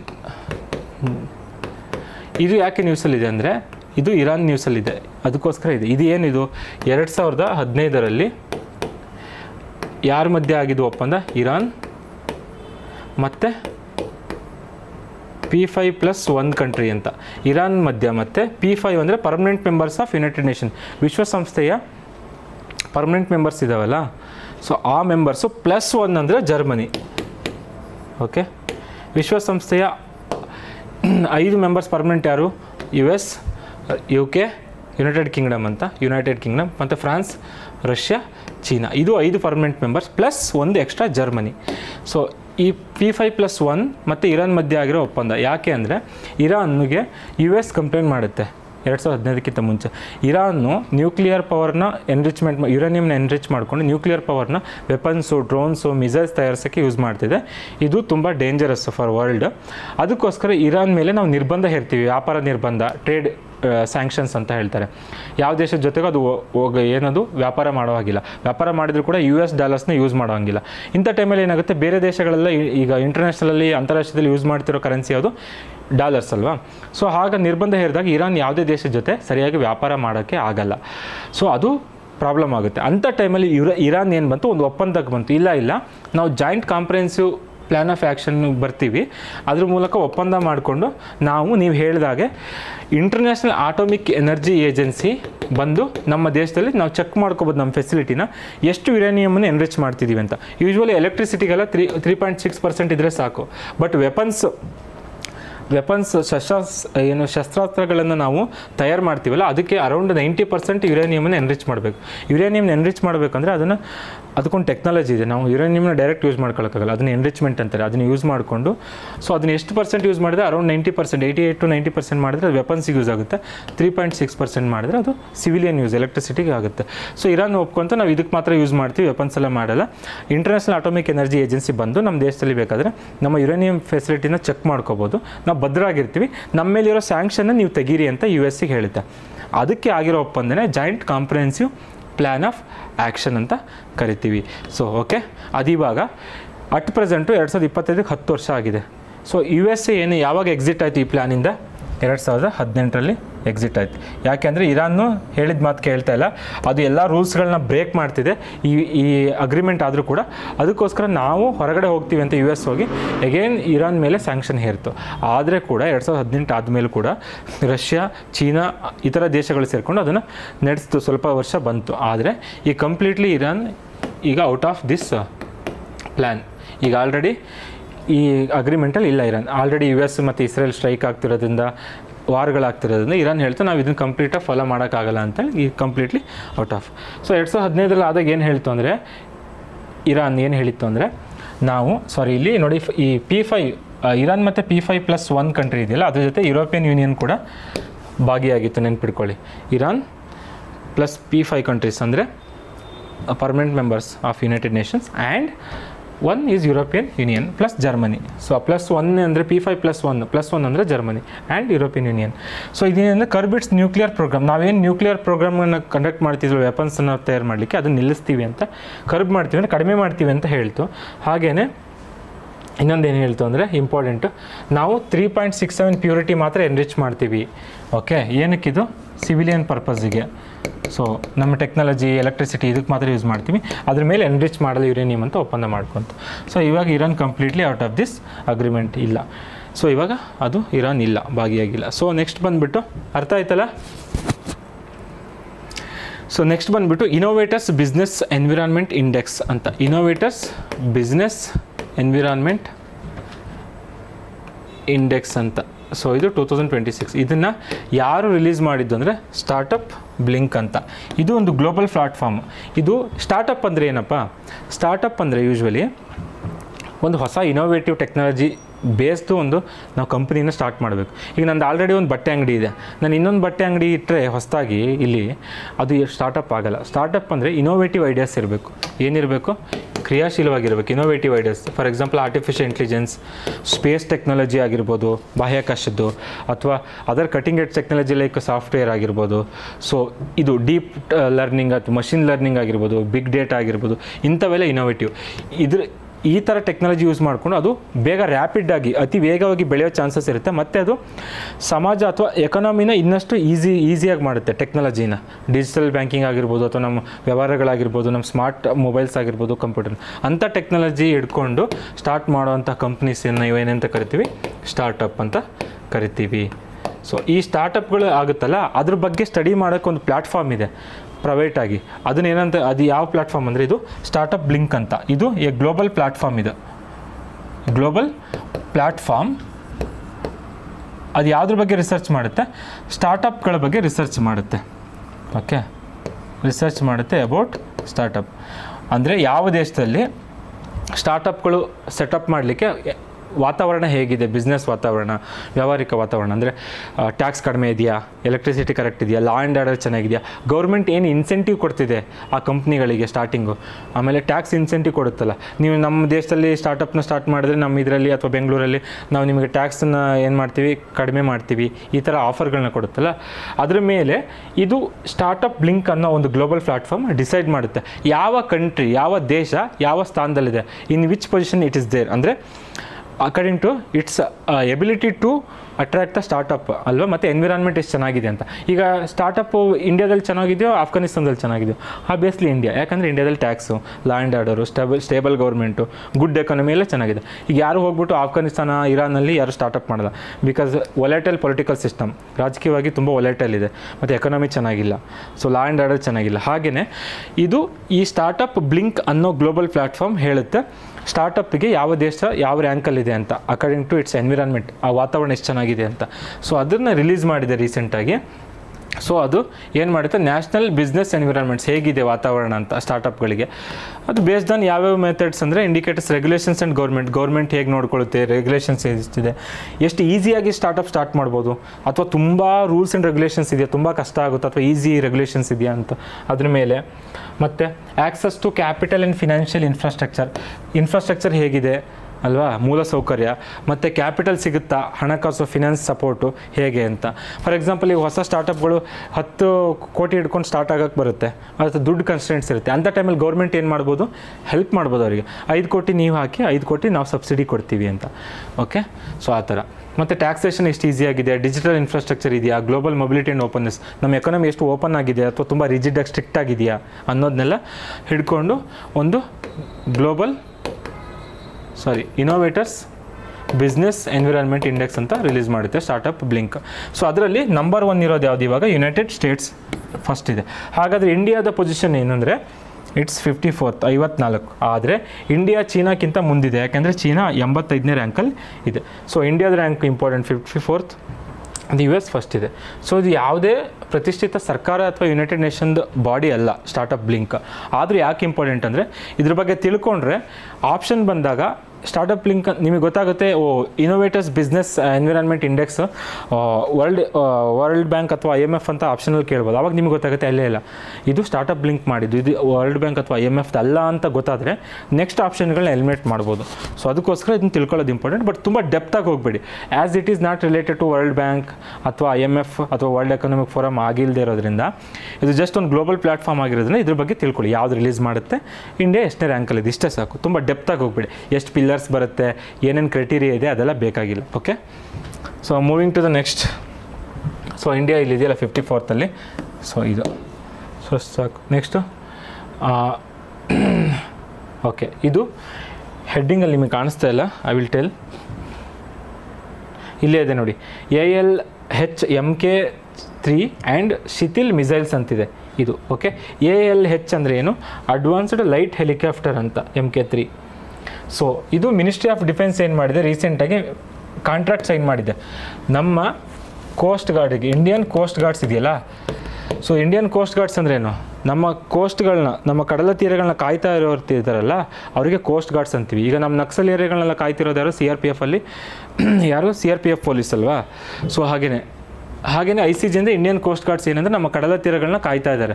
So ನಮ್ಮ ವೆಸ್ಟರ್ನ್ ಮತ್ತು ಕೋಸ್ಟ್ ಮತ್ತು ಈಸ್ಟರ್ನ್ ಕೋಸ್ಟ್. ಸೊ ಅಲ್ಲಿ ಫಿಷರ್ಮೆನ್ಗಳಿಗೆ ತೊಂದರೆ ಆಗಿದ್ದಾರೆ, ಅಥವಾ ಫ್ಲಡ್ ಆದಾಗ, ಅಥವಾ ಅಲ್ಲಿ ಏನಾದರೂ ಸ್ಮಗ್ಲಿಂಗ್ ಆಗ್ತಾಯಿದ್ರೆ, ಡ್ರಗ್ಸ್ ಆಗ್ತಿದ್ರೆ, ಅಥವಾ ಏನಾದ್ರು ಇಲ್ಲಿಗಲ್ ಆ್ಯಕ್ಟಿವಿಟೀಸ್ ನಡೀತಾ ಇದ್ದರೆ ಅದನ್ನೆಲ್ಲ ಸರ್ವೈಲೆನ್ಸ್ ಮಾಡಿ ಕಂಡುಹಿಡಿದು ಅದನ್ನೆಲ್ಲ ನೋಡ್ಕೊಳ್ಳೋದು ಯಾರು, ಇಂಡಿಯನ್ ಕೋಸ್ಟ್ ಗಾರ್ಡ್ಸ್. ಸೊ ಇವರಿಗೆ ಏನನ್ನು ಬೇಕು, ಅಡ್ವಾನ್ಸ್ಡ್ ಲೈಟ್ ಹೆಲಿಕಾಪ್ಟರ್ಸ್ ಬೇಕು. Advanced light helicopters MK3.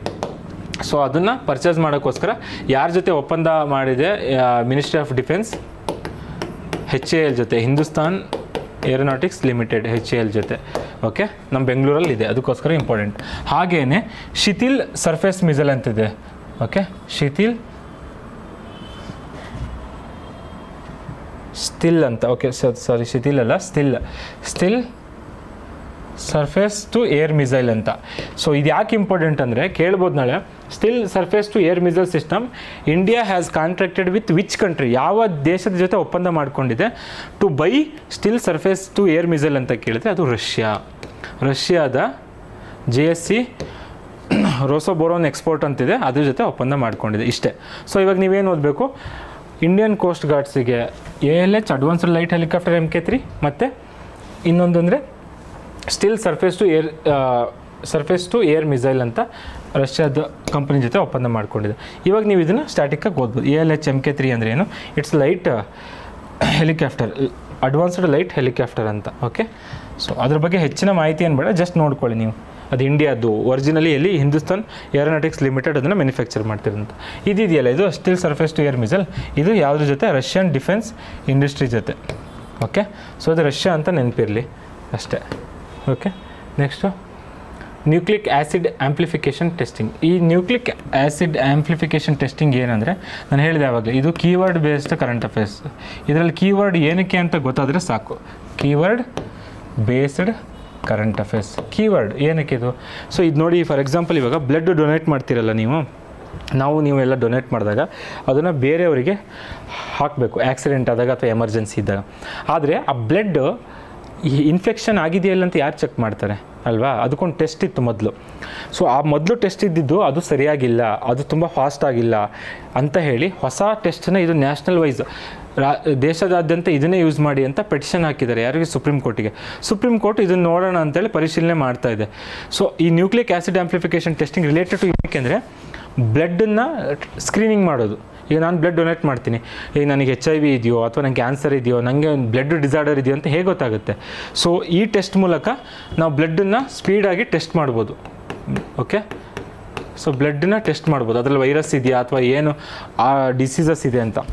ಅಂದರೆ ಏನಾಗುತ್ತೆ, ನನ್ನಿಂದ ಬೇರೆ ವ್ಯಕ್ತಿಗೂ ರೋಗ ಹರಡೋದು ಅಥವಾ ಇನ್ನೊಬ್ರು ಯಾರಿಗೂ ಏನೋ ರೋಗ ಇರುತ್ತೆ, ಅದನ್ನು ಸರಿಯಾಗಿ ಸ್ಕ್ರೀನ್ ಮಾಡಿ ಅದನ್ನು ನೋಡದೇ ಇದ್ದರೆ ಅದನ್ನು ಬೇರೆ ವ್ಯಕ್ತಿಗೆ ಎಮರ್ಜೆನ್ಸಿ ಇನ್ಫ್ಯೂಷನ್ ಮಾಡಿದಾಗ, ಬ್ಲಡ್ ಟ್ರಾನ್ಸ್ಫ್ಯೂಷನ್ ಆದಾಗ ಆ ವ್ಯಕ್ತಿಗೂ ಕೂಡ ಏನಾಗುತ್ತೆ, ರೋಗ ಬರೋಕ್ಕೆ ಚಾನ್ಸಸ್ ಇರುತ್ತೆ. ಅದಕ್ಕೋಸ್ಕರ ಈ ಟೆಸ್ಟು ಆ ಬ್ಲಡ್ಡನ್ನು ಟೆಸ್ಟ್ ಮಾಡೋಕ್ಕೆ, ಸ್ಕ್ರೀನ್ ಮಾಡಲಿಕ್ಕೆ ಹೆಲ್ಪ್ ಆಗುತ್ತೆ. ಸೊ ಅದ್ರ ಹೆಸರೇ ನ್ಯೂಕ್ಲಿಕ್ ಆ್ಯಸಿಡ್ ಆಂಪ್ಲಿಫಿಕೇಷನ್ ಟೆಸ್ಟಿಂಗ್. ನಾಳೆ ಕೇಳ್ಬೋದು, recently the technology nucleic acid amplification testing was seen in news.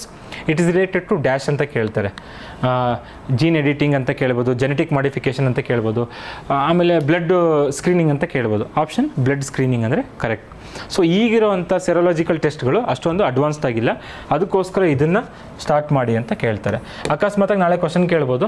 So ಇದನ್ನು AAT ಅಲ್ಲ, NAT ಟೆಸ್ಟ್, ಇದು ನಾಳೆ ಕೇಳ್ಬೋದು. Recently with respect to blood transfusion NAT was seen in news, what is it ಅಂತ full form ಕೇಳ್ಬೋದು. Especially Karnataka example full form ಕೇಳ್ತಾರೆ. Okay, so NAT test ಅಂತ ಕೇಳ್ಬಿಟ್ಟು NAT ಫುಲ್ ಫಾರ್ಮ್ ಕೇಳ್ಬೋದು, nucleic acid amplification testing.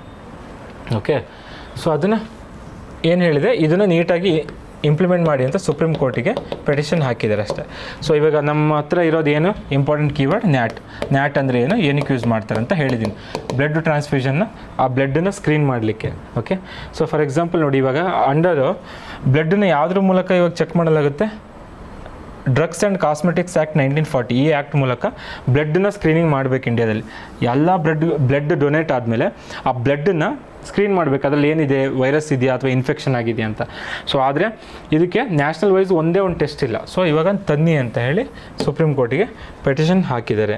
Okay, ಈಗ at present ಸಿಚುಯೇಷನಲ್ಲಿ nucleic acid testing mandatory ಇಲ್ಲ ಎಲ್ಲೂ, ಬಟ್ ಅದನ್ನು ಮ್ಯಾಂಡೇಟ್ರಿ ಮಾಡಿ ಅಂತ ಸುಪ್ರೀಂ ಕೋರ್ಟಿಗೆ ಪೆಟಿಷನ್ ಹಾಕಿದ್ದಾರೆ. ಅದೇ ನ್ಯೂಸು. ಹಾಗಾದರೆ ನಾವೇನು ಓದಬೇಕು? ಯಾಕಿದು ಇಂಪಾರ್ಟೆಂಟ್ ಅಂದರೆ ನಮ್ಮ ಇಂಡಿಯಾದಲ್ಲಿ ಬ್ಲಡ್ ರಿಕ್ವೈರ್ಮೆಂಟ್ ಜಾಸ್ತಿ ಇದೆ. ಓಕೆ, ಬ್ಲಡ್ ರಿಕ್ವೈರ್ಮೆಂಟ್ ಯಾಕೆ ಜಾಸ್ತಿ ಇದೆ ಅಂದರೆ ನಮ್ಮ ಇಂಡಿಯಾದಲ್ಲಿ ಥಲಸ್ಸೆಮಿಯಾ ಅಂತಿದೆಯಲ್ಲ, ಈ ಥಲಸ್ಸೆಮಿಯಾ ಅನ್ನೋದು ಒಂದು ಬ್ಲಡ್ ಡಿಸಾರ್ಡರು. ಈ ಥಲಸ್ಸೆಮಿಯಾ ರೋಗ ಬಂದರೆ ಏನಾಗುತ್ತೆ, ಬ್ಲಡ್ಡಲ್ಲಿ ರಕ್ತದಲ್ಲಿ ಹಿಮೋಗ್ಲೋಬಿನ್ ಇದೆಯಲ್ಲ ಕಡಿಮೆ ಆಗುತ್ತೆ. ಹಿಮೋಗ್ಲೋಬಿನ್ ಯಾಕೆ ಇಂಪಾರ್ಟೆಂಟು? ಹಿಮೋಗ್ಲೋಬಿನಲ್ಲಿ ರೆಡ್ ಬ್ಲಡ್ ಸೆಲ್ಸ್ ಇರ್ತವೆ, ಕೆಂಪು ರಕ್ತ ಕಣಗಳು. ಅದು ಆಮ್ಲಜನಕವನ್ನು ನಮ್ಮ ದೇಹದ ಎಲ್ಲ ಭಾಗಗಳಿಗೂ ಸಪ್ಲೈ ಮಾಡುತ್ತೆ. ಅದಕ್ಕೋಸ್ಕರ ನಾವು ಆ್ಯಕ್ಟಿವ್ ಆಗಿರ್ತೀವಿ. ನಮ್ಮ ದೇಹದಲ್ಲಿ ಏನಾದರೂ ಆಕ್ಸಿಜನ್ ಕಡಿಮೆ ಆಯಿತು ಬ್ಲಡ್ಡಲ್ಲಿ ಅಂದರೆ ನಿಶಕ್ತಿ ಆಗೋದು, ಓಕೆ, ನಮ್ಮ ಬ್ಲಡ್ಡು ಇನ್ಫೆಕ್ಷನ್ ಆಗೋದು, ಈ ಥರ ಎಲ್ಲ ಸಮಸ್ಯೆ ಆಗುತ್ತೆ. ಓಕೆ, ಆ ಥಲಸ್ಸೆಮಿಯಾ ಇದೆಯಲ್ಲ, ಇದು ನಮ್ಮ ಜೆನೆಟಿಕ್ಕಿಂದ ಬಂದಿರೋದು. ಓಕೆ, ನಿಮ್ಮ ಪೂರ್ವಜರಿಂದನೂ ಬಂದಿರುತ್ತೆ. ಸೊ ಜೆನೆಟಿಕ್ ವೈಸು, ಸೊ ಅದು ಜಾಸ್ತಿ ಇದೆ ಇಂಡಿಯಾದಲ್ಲಿ. ಹಾಗಾಗಿ ನಮಗೇನಾಗಿದೆ, ಬ್ಲಡ್ ರಿಕ್ವೈರ್ಮೆಂಟ್ ಜಾಸ್ತಿ ಇದೆ. ಇಂಡಿಯನ್ ಏನಂತ ಕರೀತಾರೆ ಯೂಶ್ವಲಿ, ಇಲ್ಲಿದೆ, ಇಟ್ ಈಸ್ ಇಂಡಿಯಾನ the capital of thalassaemia, capital of the world ಅಂತ ಕರೀತಾರೆ. ಈ ಥಲಸ್ಸೆಮಿಯಾ ರೋಗ ಅನ್ನೋದು ಇಂಡಿಯಾದಲ್ಲೇ ಜಾಸ್ತಿ ಇದೆ. ಸೊ ಈ ರೋಗ ಜಾಸ್ತಿ ಇರೋದ್ರಿಂದ ಕೆಂಪು ರಕ್ತ ಕಣಗಳಲ್ಲಿ ಪ್ರಾಬ್ಲಮ್ ಆಗುತ್ತೆ, ಏನಾಗಿ ಆಕ್ಸಿಜನ್ ಕಡಿಮೆ ಆಗಿ. ಸೊ ಹಾಗಾಗಿ ರಕ್ತ ಜಾಸ್ತಿ ಬೇಕಿದೆ. ಸೊ ಥಲಸ್ಸೆಮಿಯಾ ಅಂದರೆ ಇದು blood disorder, inherited blood disorder. ಏನಂದರೆ ಹಿಮೋಗ್ಲೋಬಿನ್ ಕಡಿಮೆ ಆಗುತ್ತೆ, ಸೊ ಆಕ್ಸಿಜನ್ ಕೂಡ ರಕ್ತದಲ್ಲಿ ಕಡಿಮೆ ಆಗುತ್ತೆ. ಇದಿರೋದ್ರಿಂದ ರಕ್ತದ ಬೇಡಿಕೆ ಏನಿದೆಯಲ್ಲ ಅದು ಜಾಸ್ತಿ ಇದೆ. ಸೊ ಹಾಗಾಗಿ ಈ ಟೆಸ್ಟನ್ನು ತಂದರೆ ನಮಗೆ ನೀಟಾಗಿ ಸ್ಕ್ರೀನಿಂಗ್ ಮಾಡ್ಬೋದು, ಬೇಗ ಸೇಫಾಗಿ ಬ್ಲಡ್ಡನ್ನು ಇನ್ನೊಬ್ಬರಿಗೆ ಟ್ರಾನ್ಸ್ಫ್ಯೂಷನ್ ಮಾಡ್ಬೋದು. ಆವಾಗ ಕೊಟ್ಟಿರೋರು ಸೇಫು, ರೋಗಿಗೆ ಯಾವ ರೋಗಿ ಇಸ್ಕೊಂಡಿರ್ತಾನೋ ರಕ್ತನ ಬಳಸ್ಕೊಂಡಿರ್ತಾರೋ ಅವರು ಕೂಡ ಸೇಫ್ ಆಗ್ತಾರೆ ಅನ್ನೋದು ಇದರದ್ದು ಉದ್ದೇಶ. ಸೊ ನ್ಯಾಟ್ ಟೆಸ್ಟ್ ಅಂದರೆ ಫುಲ್ ಫಾರ್ಮ್ ಗೊತ್ತಾಯಿತು, ನ್ಯೂಕ್ಲಿಕ್ ಆ್ಯಸಿಡ್ ಆಂಪ್ಲಿಫಿಕೇಷನ್ ಟೆಸ್ಟಿಂಗ್ ಅಂತ. ಸೊ ಇದು highly sensitive molecular technique screens the blood. ನೋಡಿ, ನಾವು ಕೊಟ್ಟಿರೋ ಬ್ಲಡ್, ನಾವು ದಾನ ಮಾಡಿರೋ ಬ್ಲಡ್ಡನ್ನು ಸ್ಕ್ರೀನ್ ಮಾಡುತ್ತೆ.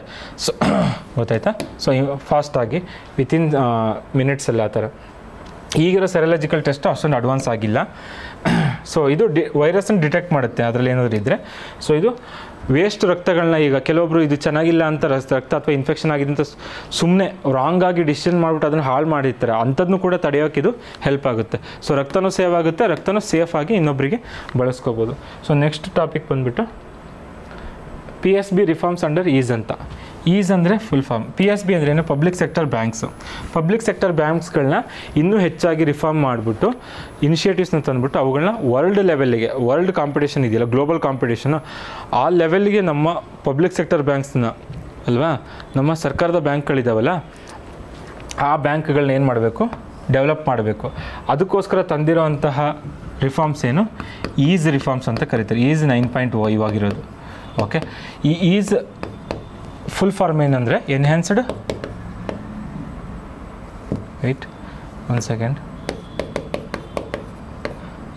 ಈಸ್ ಫುಲ್ ಫಾರ್ಮ್ ಬರ್ಕೊಳ್ಳಿ.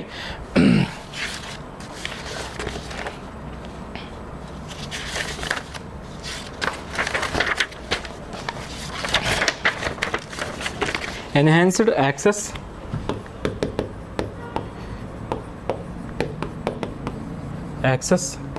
ಆ್ಯಂಡ್ ಸರ್ವಿಸ್ ಎಕ್ಸಲೆನ್ಸ್ ಅಂತ. ಸೊ ನಾಳೆ ಬರ್ಬೋದು the EASE reforms recently seen in news. Full form ಬರ್ಬೋದು, ಅಥವಾ ರಿಲೇಟೆಡ್ ಟು ಏನಂದರೆ ಬ್ಯಾಂಕಿಂಗ್ ರಿಫಾರ್ಮ್ಸಿಗೆ ರಿಲೇಟೆಡು. ಓಕೆ, ಸೊ ಇದು ಈಗ ಈ ರಿಫಾರ್ಮ್ಸ್ ಮೂಲಕ ಪಬ್ಲಿಕ್ ಸೆಕ್ಟರ್ ಬ್ಯಾಂಕ್ಸ್ನ, ಓಕೆ, ಪಬ್ಲಿಕ್ ಸೆಕ್ಟರ್ ಬ್ಯಾಂಕ್ಸ್ನ ಏನು ಮಾಡಬೇಕು? ರಿಫಾರ್ಮ್ ಮಾಡಿಬಿಟ್ಟು ವರ್ಲ್ಡ್ ಲೆವೆಲ್ಗೆ. ಸೊ ಇದು ಇಂಪ್ರೂವ್ ದ ಪ್ರೊಡಕ್ಟಿವಿಟಿ. ಸೊ ಅದರದ್ದು ಪ್ರೊಡಕ್ಟಿವಿಟಿ ಇರುತ್ತಲ್ಲ, ಉತ್ಪನ್ನತೆ, ಅದು ಪ್ರೊಡಕ್ಟಿವಿಟಿ ಅಂದರೆ ನೀವೇನಂತ ಕರಿತೀವಿ, ಕಾರ್ಯಕ್ಷಮತೆ ಅಂತ ಇರುತ್ತಲ್ಲ, ಅದನ್ನು ಜಾಸ್ತಿ ಮಾಡಬೇಕು ಅಂತ ವರ್ಲ್ಡ್ ಲೆವೆಲ್ಗೆ ತರಬೇಕು. ಹಾಗಾದರೆ ಈಸ್ ರಿಫಾರ್ಮ್ಸ್ ಫುಲ್ ಫಾರ್ಮ್ ಗೊತ್ತಾಗಿದೆ, enhanced access and service excellence ಅಂತ. ಸೊ ಅದು ಯಾವುದಕ್ಕೆ ರಿಲೇಟೆಡ್ ಈಸ್ ರಿಫಾರ್ಮ್ಸ್ ಅಂತ ಕೇಳಿದ್ರೆ ಇದು ಬ್ಯಾಂಕಿಂಗ್ ಸೆಕ್ಟರ್ ರಿಫಾರ್ಮ್ಸಿಗೆ related, public sector banking reforms related. So ಇದರಲ್ಲಿ ಏನು ಮಾಡುತ್ತೆ ಅಂದರೆ ಯೂಶಲಿ GCC ಸ್ಟ್ರಾಟಜಿ ಅಂತ ತರುತ್ತೆ. ಈ GCCಗಳು ಅಂದರೆ ಏನು? ಗ್ಲೋಬಲ್ ಕ್ಯಾಪಬಿಲಿಟಿ ಸೆಂಟರ್ಸ್ ಅಂತ ನೆನ್ಪಿಟ್ಕೊಳ್ಳಿ. ಇದು ತುಂಬ ಇಂಪಾರ್ಟೆಂಟು, ಎಸ್ಪೆಷಲಿ ಫಾರ್ ಕರ್ನಾಟಕ ಎಕ್ಸಾಮ್ಗೆ. ಯಾಕಂದರೆ ಬೆಂಗಳೂರು ಕೂಡ ಒಂದು ಕ್ಯಾಪಿಟಲ್, IT ಕ್ಯಾಪಿಟಲ್ ಆಗಿರೋದ್ರಿಂದ GCC important. Okay, global capability centres. ಈಗ ರೀಸೆಂಟಾಗಿ ತುಂಬ ಒಂದು ವರ್ಷದಿಂದ ನೋಡ್ತಿದ್ದೀರಲ್ವ, ಪ್ರಿಯಾಂಕಾ ಖರ್ಗೆ ಅವರು IT-BT minister, information technology and biotechnology and science and technology science and technology ಅಲ್ಲ, ಇನ್ಫಾರ್ಮೇಷನ್ ಟೆಕ್ನಾಲಜಿ ಆ್ಯಂಡ್ ಬಯೋಟೆಕ್ನಾಲಜಿ. ಆ ಮಿನಿಸ್ಟರ್ ಪ್ರಿಯಾಂಕಾ ಖರ್ಗೆ ಅವರು ಏನು ಹೇಳ್ತಿದ್ದಾರೆ, ನಮ್ಮ ಬೆಂಗಳೂರಲ್ಲಿ ಈ ಗ್ಲೋಬಲ್ ಕ್ಯಾಪಬಿಲಿಟಿ ಸೆಂಟರ್ ಸೆಟಪ್ ಆಯಿತು, ಈ ಸೆಂಟರ್ ಆಫ್ ಎಕ್ಸಲೆನ್ಸ್ ಸೆಟಪ್ ಆಯಿತು ಅಂತಾರಲ್ಲ. ಆ ಗ್ಲೋಬಲ್ ಕ್ಯಾಪಬಿಲಿಟಿ ಸೆಂಟರ್ಸ್ ಏನಂದರೆ ಈ ಮಲ್ಟಿನ್ಯಾಷನಲ್ ಕಂಪ್ನಿಗಳಿರ್ತಾವಲ್ಲ, ಈ ಮಲ್ಟಿನ್ಯಾಷನಲ್ ಕಂಪನಿಗಳು ಕೆಲವೊಂದು ತಮ್ಮ ವರ್ಕ್ಗಳಿರ್ತಾವಲ್ಲ, ಕೆಲಸಗಳು, for example research and development ಆಗಿರ್ಬೋದು ಅಲ್ವಾ, ಮತ್ತು IT ಇನ್ಫಾರ್ಮೇಷನ್ ಟೆಕ್ನಾಲಜಿ ಅಥವಾ ಸಾಫ್ಟ್ವೇರ್ ಏನೇ ಆದ್ರೂ ಮೂರನೇ ಪಾರ್ಟಿಗೆ ಏನು ಮಾಡ್ತಾರೆ, ವಹಿಸ್ತೀವಿ ಯೂಶ್ವಲಿ. ಈಗ ನಂದೊಂದು ಕಂಪ್ನಿ ಇದೆ ಅಂದರೆ ನಮ್ಮ ಕಂಪ್ನಿಲಿ ಆಗುತ್ತೆ, ಬಟ್ ಕೆಲವೊಂದು ಚಿಕ್ಕ ಪುಟ್ಟ ಕಾರ್ಯಗಳನ್ನ ಅಥವಾ ಪ್ರೊಸೆಸ್ಗಳನ್ನ ನಾವು ಬೇರೆ ಥರ್ಡ್ ಪಾರ್ಟಿಯವರಿಗೆ ಕೊಟ್ಬಿಡ್ತೀವಿ. ಅದನ್ನು ಏನಂತ ಕರಿತೀವಿ? ಔಟ್ಸೋರ್ಸಿಂಗ್ ಅಂತ ಕರಿತೀವಿ. ಆದರೆ ಈ ಗ್ಲೋಬಲ್ ಕ್ಯಾಪಬಿಲಿಟಿ ಸೆಂಟರ್ಸ್ ಇರುತ್ತಲ್ಲ, ಇವೇನು ಅಂದರೆ ಪೇರೆಂಟ್ ಕಂಪನಿ, ಮೂಲ ಕಂಪನಿ ಇರುತ್ತಲ್ಲ, ಅದು ಬೇರೆ ಯಾವುದೇ ಕಂಪ್ನಿಗೆ ಥರ್ಡ್ ಪಾರ್ಟಿಗೆ ಕೊಡದೇನೆ ತಾನೇ ಒಂದು ಸೆಟಪ್ ಮಾಡಿ ತನ್ನ ಸಂಸ್ಥೆನ ಬೇರೆ ದೇಶದಲ್ಲಿ ಇಡುತ್ತೆ. ಅಂಥವ್ನು ಏನಂತ ಕರಿತೀವಿ? ಗ್ಲೋಬಲ್ ಕ್ಯಾಪಬಿಲಿಟಿ ಸೆಂಟರ್ಸ್ ಅಂತ. ಫಾರ್ ಎಕ್ಸಾಂಪಲ್ ಇವಾಗ ಮೈಕ್ರೋಸಾಫ್ಟ್ ಯಾವುದಾದ್ರು ಒಂದು ಇರ್ಬೋದು, ಆದರೆ ಮೈಕ್ರೋಸಾಫ್ಟ್ ತನಗೆ ಬೇಕಾಗಿರುವಂತಹ ಪ್ರಾಡಕ್ಟ್ಗಳನ್ನ ಉತ್ಪನ್ನ ಮಾಡಲಿಕ್ಕೆ ಒಂದು ಆರ್ಟಿಫಿಷಿಯಲ್ ಇಂಟೆಲಿಜೆನ್ಸ್ ಡೆವಲಪ್ ಮಾಡೋಕ್ಕೋಸ್ಕರ ಒಂದು GCCನ ಓಪನ್ ಮಾಡ್ಬೋದು ಬೆಂಗಳೂರಲ್ಲಿ ಅಥವಾ ಕರ್ನಾಟಕದಲ್ಲಿ ಎಲ್ಲಾದರೂ. ಸೊ ಅದು ಮೂಲ ಪೇರೆಂಟ್ ಆರ್ಗನೈಸೇಷನ್ ಇರುತ್ತೆ, ಅದರ ಅಂಡರಲ್ಲೇ ಇರುತ್ತೆ, not in the third party. ಅದರ ಕೇಸಲ್ಲಿ ನಾವು ಮೂರನೇ ವ್ಯಕ್ತಿ ಕೊಡ್ತೀವಿ, ನೋಡಪ್ಪ ನಮ್ಮದೊಂದು ಸ್ವಲ್ಪ ಕೆಲಸ ಇದೆ, ಇದು ನೀವು ಮಾಡಿಕೊಡು ಅಂತ. ಆದರೆ ಇಲ್ಲಿ ಗ್ಲೋಬಲ್ ಕ್ಯಾಪಬಿಲಿಟಿ ಸೆಂಟರ್ಸ್ ಏನಾಗುತ್ತೆ ಅಂದರೆ ಪೇರೆಂಟ್ ಆರ್ಗನೈಸೇಷನ್ ಇಲ್ಲೊಂದಿರುತ್ತೆ, ಮೂಲ ಕಂಪ್ನಿ, ಇದು ಮಲ್ಟಿನ್ಯಾಷನಲ್ ಕಂಪ್ನಿ ಆಗಿರುತ್ತೆ, ಅದು ಇನ್ನೊಂದು ದೇಶದಲ್ಲಿ GCCನ ಸೆಟಪ್ ಮಾಡುತ್ತೆ. ಸೊ ಈ GCCಗಳು ಡೈರೆಕ್ಟ್ ಇದ್ರ ಕಂಟ್ರೋಲಲ್ಲೇ ಇರುತ್ತೆ, ನಾಟ್ ಥರ್ಡ್ ಪಾರ್ಟಿ ಕಂಟ್ರೋಲಲ್ಲಿ. ಸೊ ಇದಕ್ಕೆ ಬೇಕಾಗಿರುವಂಥ ರಿಸರ್ಚು, ಡೆವಲಪ್ಮೆಂಟು, ಇನ್ಫಾರ್ಮೇಷನ್ ಟೆಕ್ನಾಲಜಿ ಎಲ್ಲ ಕೂಡ ಯಾರು ಡೆವಲಪ್ ಮಾಡ್ತಾರೆ ಅಂದರೆ GCC. ಸೊ ಇಂಥ GCCಗಳು ನಮ್ಮ ಗ್ಲೋಬಲ್ ಕ್ಯಾಪಬಿಲಿಟಿ ಸೆಂಟರ್ಸ್ ನಮ್ಮ ಬೆಂಗಳೂರು ಅಥವಾ ಕರ್ನಾಟಕ ನಮ್ಮ ದೇಶದಲ್ಲಿ ಸೆಟಪ್ ಆಗೋದ್ರಿಂದ ಎಂಪ್ಲಾಯ್ಮೆಂಟ್ ಚೆನ್ನಾಗುತ್ತೆ, ಟೆಕ್ನಾಲಜಿ ಇಂಪ್ರೂವ್ ಆಗುತ್ತೆ. ಓಕೆ, ಸೊ ಈ ಥರ, ಮತ್ತು ಟ್ಯಾಕ್ಸು, ಬಿಸ್ನೆಸ್ ಎನ್ವಿರಾನ್ಮೆಂಟ್ ಕೂಡ ಇಂಪ್ರೂವ್ ಆಗುತ್ತೆ. ಸೊ ಅಂಥದ್ದನ್ನ ಏನಂತ ಕರಿತೀವಿ? GCC. ಸೊ GCCನ ನಿಮಗೆ ಫಾರ್ಮಲಲ್ಲಿ ಹೇಳಬೇಕಂದ್ರೆ global capability centres are the foreign based company owned subsidiary that handles specialised functions like IT, information technology, research and development, finance and human resources. ಯಾರಿಗೋಸ್ಕರ ಇದು ಮಾಡುತ್ತೆ ಇದನ್ನೆಲ್ಲ? For the parent organisation. Okay, parent multinational organisations ಮಾಡುತ್ತೆ. So ಇದ್ರ ownership third ಪಾರ್ಟಿಲಿ ಇರಲ್ಲ, direct parent ಇದರಲ್ಲೇ ಇರುತ್ತೆ. So ಇದು ಈ ಥರನೇ GCCಗಳನ್ನ, ಬ್ಯಾಂಕಿಂಗ್ ರಿಲೇಟೆಡ್ GCCಗಳನ್ನ ಕೂಡ ಸೆಟಪ್ ಮಾಡಬೇಕು. ರೀಸೆಂಟಾಗಿ State Bank of India S B I ಇದೆಯಲ್ಲ, ಅದು ಕೂಡ ಪಬ್ಲಿಕ್ ಸೆಕ್ಟರ್ ಬ್ಯಾಂಕ್. ಅದು ರೀಸೆಂಟಾಗಿ ಒಂದು ಜಿ ಸಿ ಸಿನ ಸೆಂಟರ್ ಆಫ್ ಎಕ್ಸಲೆನ್ಸನ್ನು ಸ್ಟಾರ್ಟ್ ಮಾಡ್ತು. ಓಕೆ, ಆ ಯೂಶ್ವಲಿ ಅಂಥ ಜಿ ಸಿ ಸಿಗಳನ್ನ ಏನಂತ ಕರೀತಾರೆ, ಸೆಂಟರ್ ಆಫ್ ಎಕ್ಸಲೆನ್ಸ್. ಅವು ಬೇರೆ ಬೇರೆ ಫೀಲ್ಡ್ಗಳಿಗೆ ಸಂಬಂಧಪಟ್ಟಿರ್ಬೋದು. Centre of excellence in artificial intelligence ಆಗಿರ್ಬೋದು, centre of excellence in space ಆಗಿರ್ಬೋದು, centre of excellence in banking ಆಗಿರ್ಬೋದು. ಸೊ ಈ ಥರ, ಸೊ ಅದು ಯಾವ್ಯಾವುದಕ್ಕಾದರೂ ಆಗಿರ್ಬೋದು. ಸೊ ಆಯಾ ಕ್ಷೇತ್ರಕ್ಕೆ ಸಂಬಂಧಪಟ್ಟಂಗೆ ಅವು ಸೆಂಟರ್ ಆಫ್ ಎಕ್ಸಲೆನ್ಸ್ ಆಗಿರುತ್ತೆ, ಅವು ಜಿ ಸಿ ಸಿ ಆಗಿರುತ್ತೆ. So State Bank of India ಕೂಡ ಬೆಂಗಳೂರಲ್ಲಿ first time banking global capability ಸೆಂಟರ್ಸ್ನ ಮಾಡ್ತಾ. ಅದರ ಅರ್ಥ ಏನು, ಆ ಬ್ಯಾಂಕಿಂಗ್ ಟೆಕ್ನಾಲಜಿ ಬೇಕಾಗಿರೋ ಎಲ್ಲ ಹಂತ ರಿಸರ್ಚ್ ಆ್ಯಂಡ್ ಡೆವಲಪ್ಮೆಂಟ್ ಇನ್ಫಾರ್ಮೇಷನ್ ಕೂಡ ಡೆವಲಪ್ ಯಾರು ಮಾಡುತ್ತಾರೆ, ಈ centre of excellence for banking setup by the S B I ಕೂಡ ಮಾಡುತ್ತೆ. ಸೊ ಈಗ ಯಾವ ಬ್ಯಾಂಕ್ ಸೆಟಪ್ ಮಾಡಿದೆ global capability centre in Bengaluru ಅಂದರೆ ಎಸ್ ಬಿ ಐ. ಸೊ ಈ ಥರ ಟೆಕ್ನಾಲಜಿಗಳನ್ನ ಯೂಸ್ ಮಾಡಿಕೊಂಡು ಬ್ಯಾಂಕಿಂಗನ್ನು ಉನ್ನತ ಮಟ್ಟಕ್ಕೆ ತೊಗೊಂಡು ಹೋಗಬೇಕು. ಟೆಕ್ನಾಲಜಿಲಿ ಸ್ಮಾರ್ಟ್ ಇರಬೇಕು, ಬೇಗ ವರ್ಕ್ ಆಗಬೇಕು, ತುಂಬ ಬರ್ಡನ್ ಕಡಿಮೆ ಆಗಬೇಕು ಬ್ಯಾಂಕ್ ಮೇಲೆ.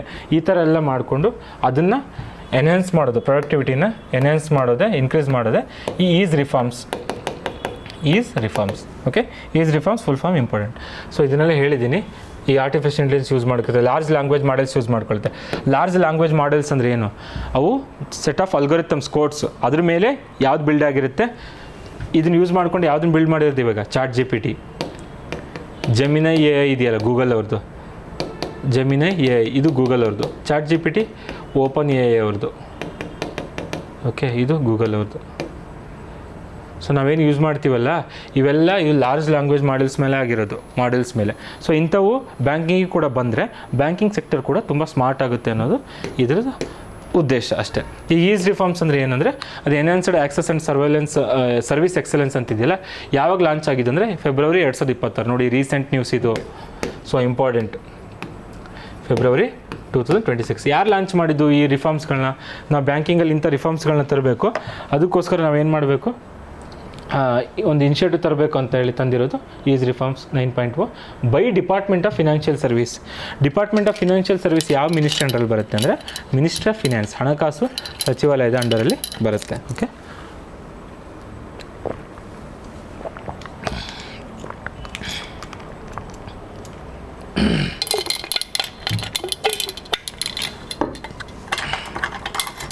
ಸೊ ನೆಕ್ಸ್ಟ್ ಬಂದುಬಿಟ್ಟು, ಹಾಗಾದರೆ ಕ್ಯಾಪಿಟಲ್ ಸಿಟಿ ಆಫ್ ಇಂಡಿಯಾದ ಗ್ಲೋಬಲ್ ಕ್ಯಾಪಬಿಲಿಟಿ ಸೆಂಟರ್ಸ್ ಕ್ಯಾಪಿಟಲ್ ಯಾವುದು?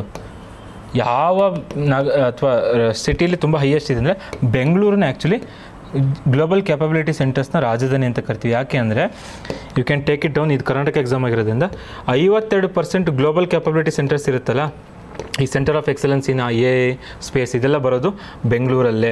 ಅದಕ್ಕೆ ಬೆಂಗಳೂರನ್ನು global capability centre G C C capital ಅಂತ ಕರಿತೀವಿ ಬೆಂಗಳೂರನ್ನು. Obviously Karnataka is the capital ಅಂತ ಆಯಿತು. ಇನ್ ಕರ್ನಾಟಕ ಯಾವ್ದು ಕ್ಯಾಪಿಟಲ್ ಅಂದರೆ ಬೆಂಗಳೂರು, ನೆನ್ಪಿಟ್ಕೊಳ್ಳಿ. ಓಕೆ, ಸೊ ಇದನ್ನು ಕೇಳ್ಬೋದು, ಕರ್ನಾಟಕ ರಿಲೇಟೆಡ್ ಆಗಿರೋದ್ರಿಂದ ಸೊ ಕೇಳ್ತಾರೆ. ಸೊ ಇದನ್ನೇನಕ್ಕಿದು ಈಸ್ ರಿಫಾರ್ಮ್ಸ್ ಅಂದರೆ ಪಬ್ಲಿಕ್ ಸೆಕ್ಟರ್ ಬ್ಯಾಂಕನ್ನು ಗ್ಲೋಬಲಿ ಜಾಗತಿಕವಾಗಿ ನಾವು ಅವನ್ನ ಏನದು ಕಾಂಪಿಟೇಟಿವ್ ಮಾಡಬೇಕು, ಸ್ಪರ್ಧಾತ್ಮಕತೆಯಿಂದ ಅವು ಕಾಂಪೀಟ್ ಮಾಡಬೇಕು ಬೇರೆ ದೇಶಗಳ ಜೊತೆ ಅನ್ನೋದಕ್ಕೋಸ್ಕರ ತಂದಿರೋದು ಈಸ್ ರಿಫಾರ್ಮ್ಸ್. ಈಸ್ ರಿಫಾರ್ಮ್ಸ್ ಅಂದರೆ ಏನು, ಫುಲ್ ಫಾರ್ಮ್ ಏನು, ಯಾವ sector related, banking sector related, especially public sector banking. ಅದೇನು ಮಾಡುತ್ತೆ, large language models, artificial intelligence, ಕೃತಕ ಬುದ್ಧಿಮತ್ತೆ ಇದನ್ನೆಲ್ಲ ಯೂಸ್ ಮಾಡಿಕೊಂಡು ಬ್ಯಾಂಕಿಂಗ್ನ ಪ್ರೊಡಕ್ಟಿವಿಟಿನ ಜಾಸ್ತಿ ಮಾಡಬೇಕು ಮತ್ತು ಫಂಕ್ಷನಿಂಗನ್ನು ಸ್ಮಾರ್ಟ್ ಮಾಡಬೇಕು ಅಂತ. ಅದರಲ್ಲಿ ಬರುವಂಥ ಒಂದು ವರ್ಡ್ ಅಂದರೆ ಜಿ ಸಿ ಸಿ ಅಂದರೆ ಏನಂತ ಎಕ್ಸ್ಪ್ಲೇನ್ ಮಾಡಿದ್ದೀನಿ. ಸೊ ಇದರಲ್ಲಿ ಇದಿನಫ್. Okay,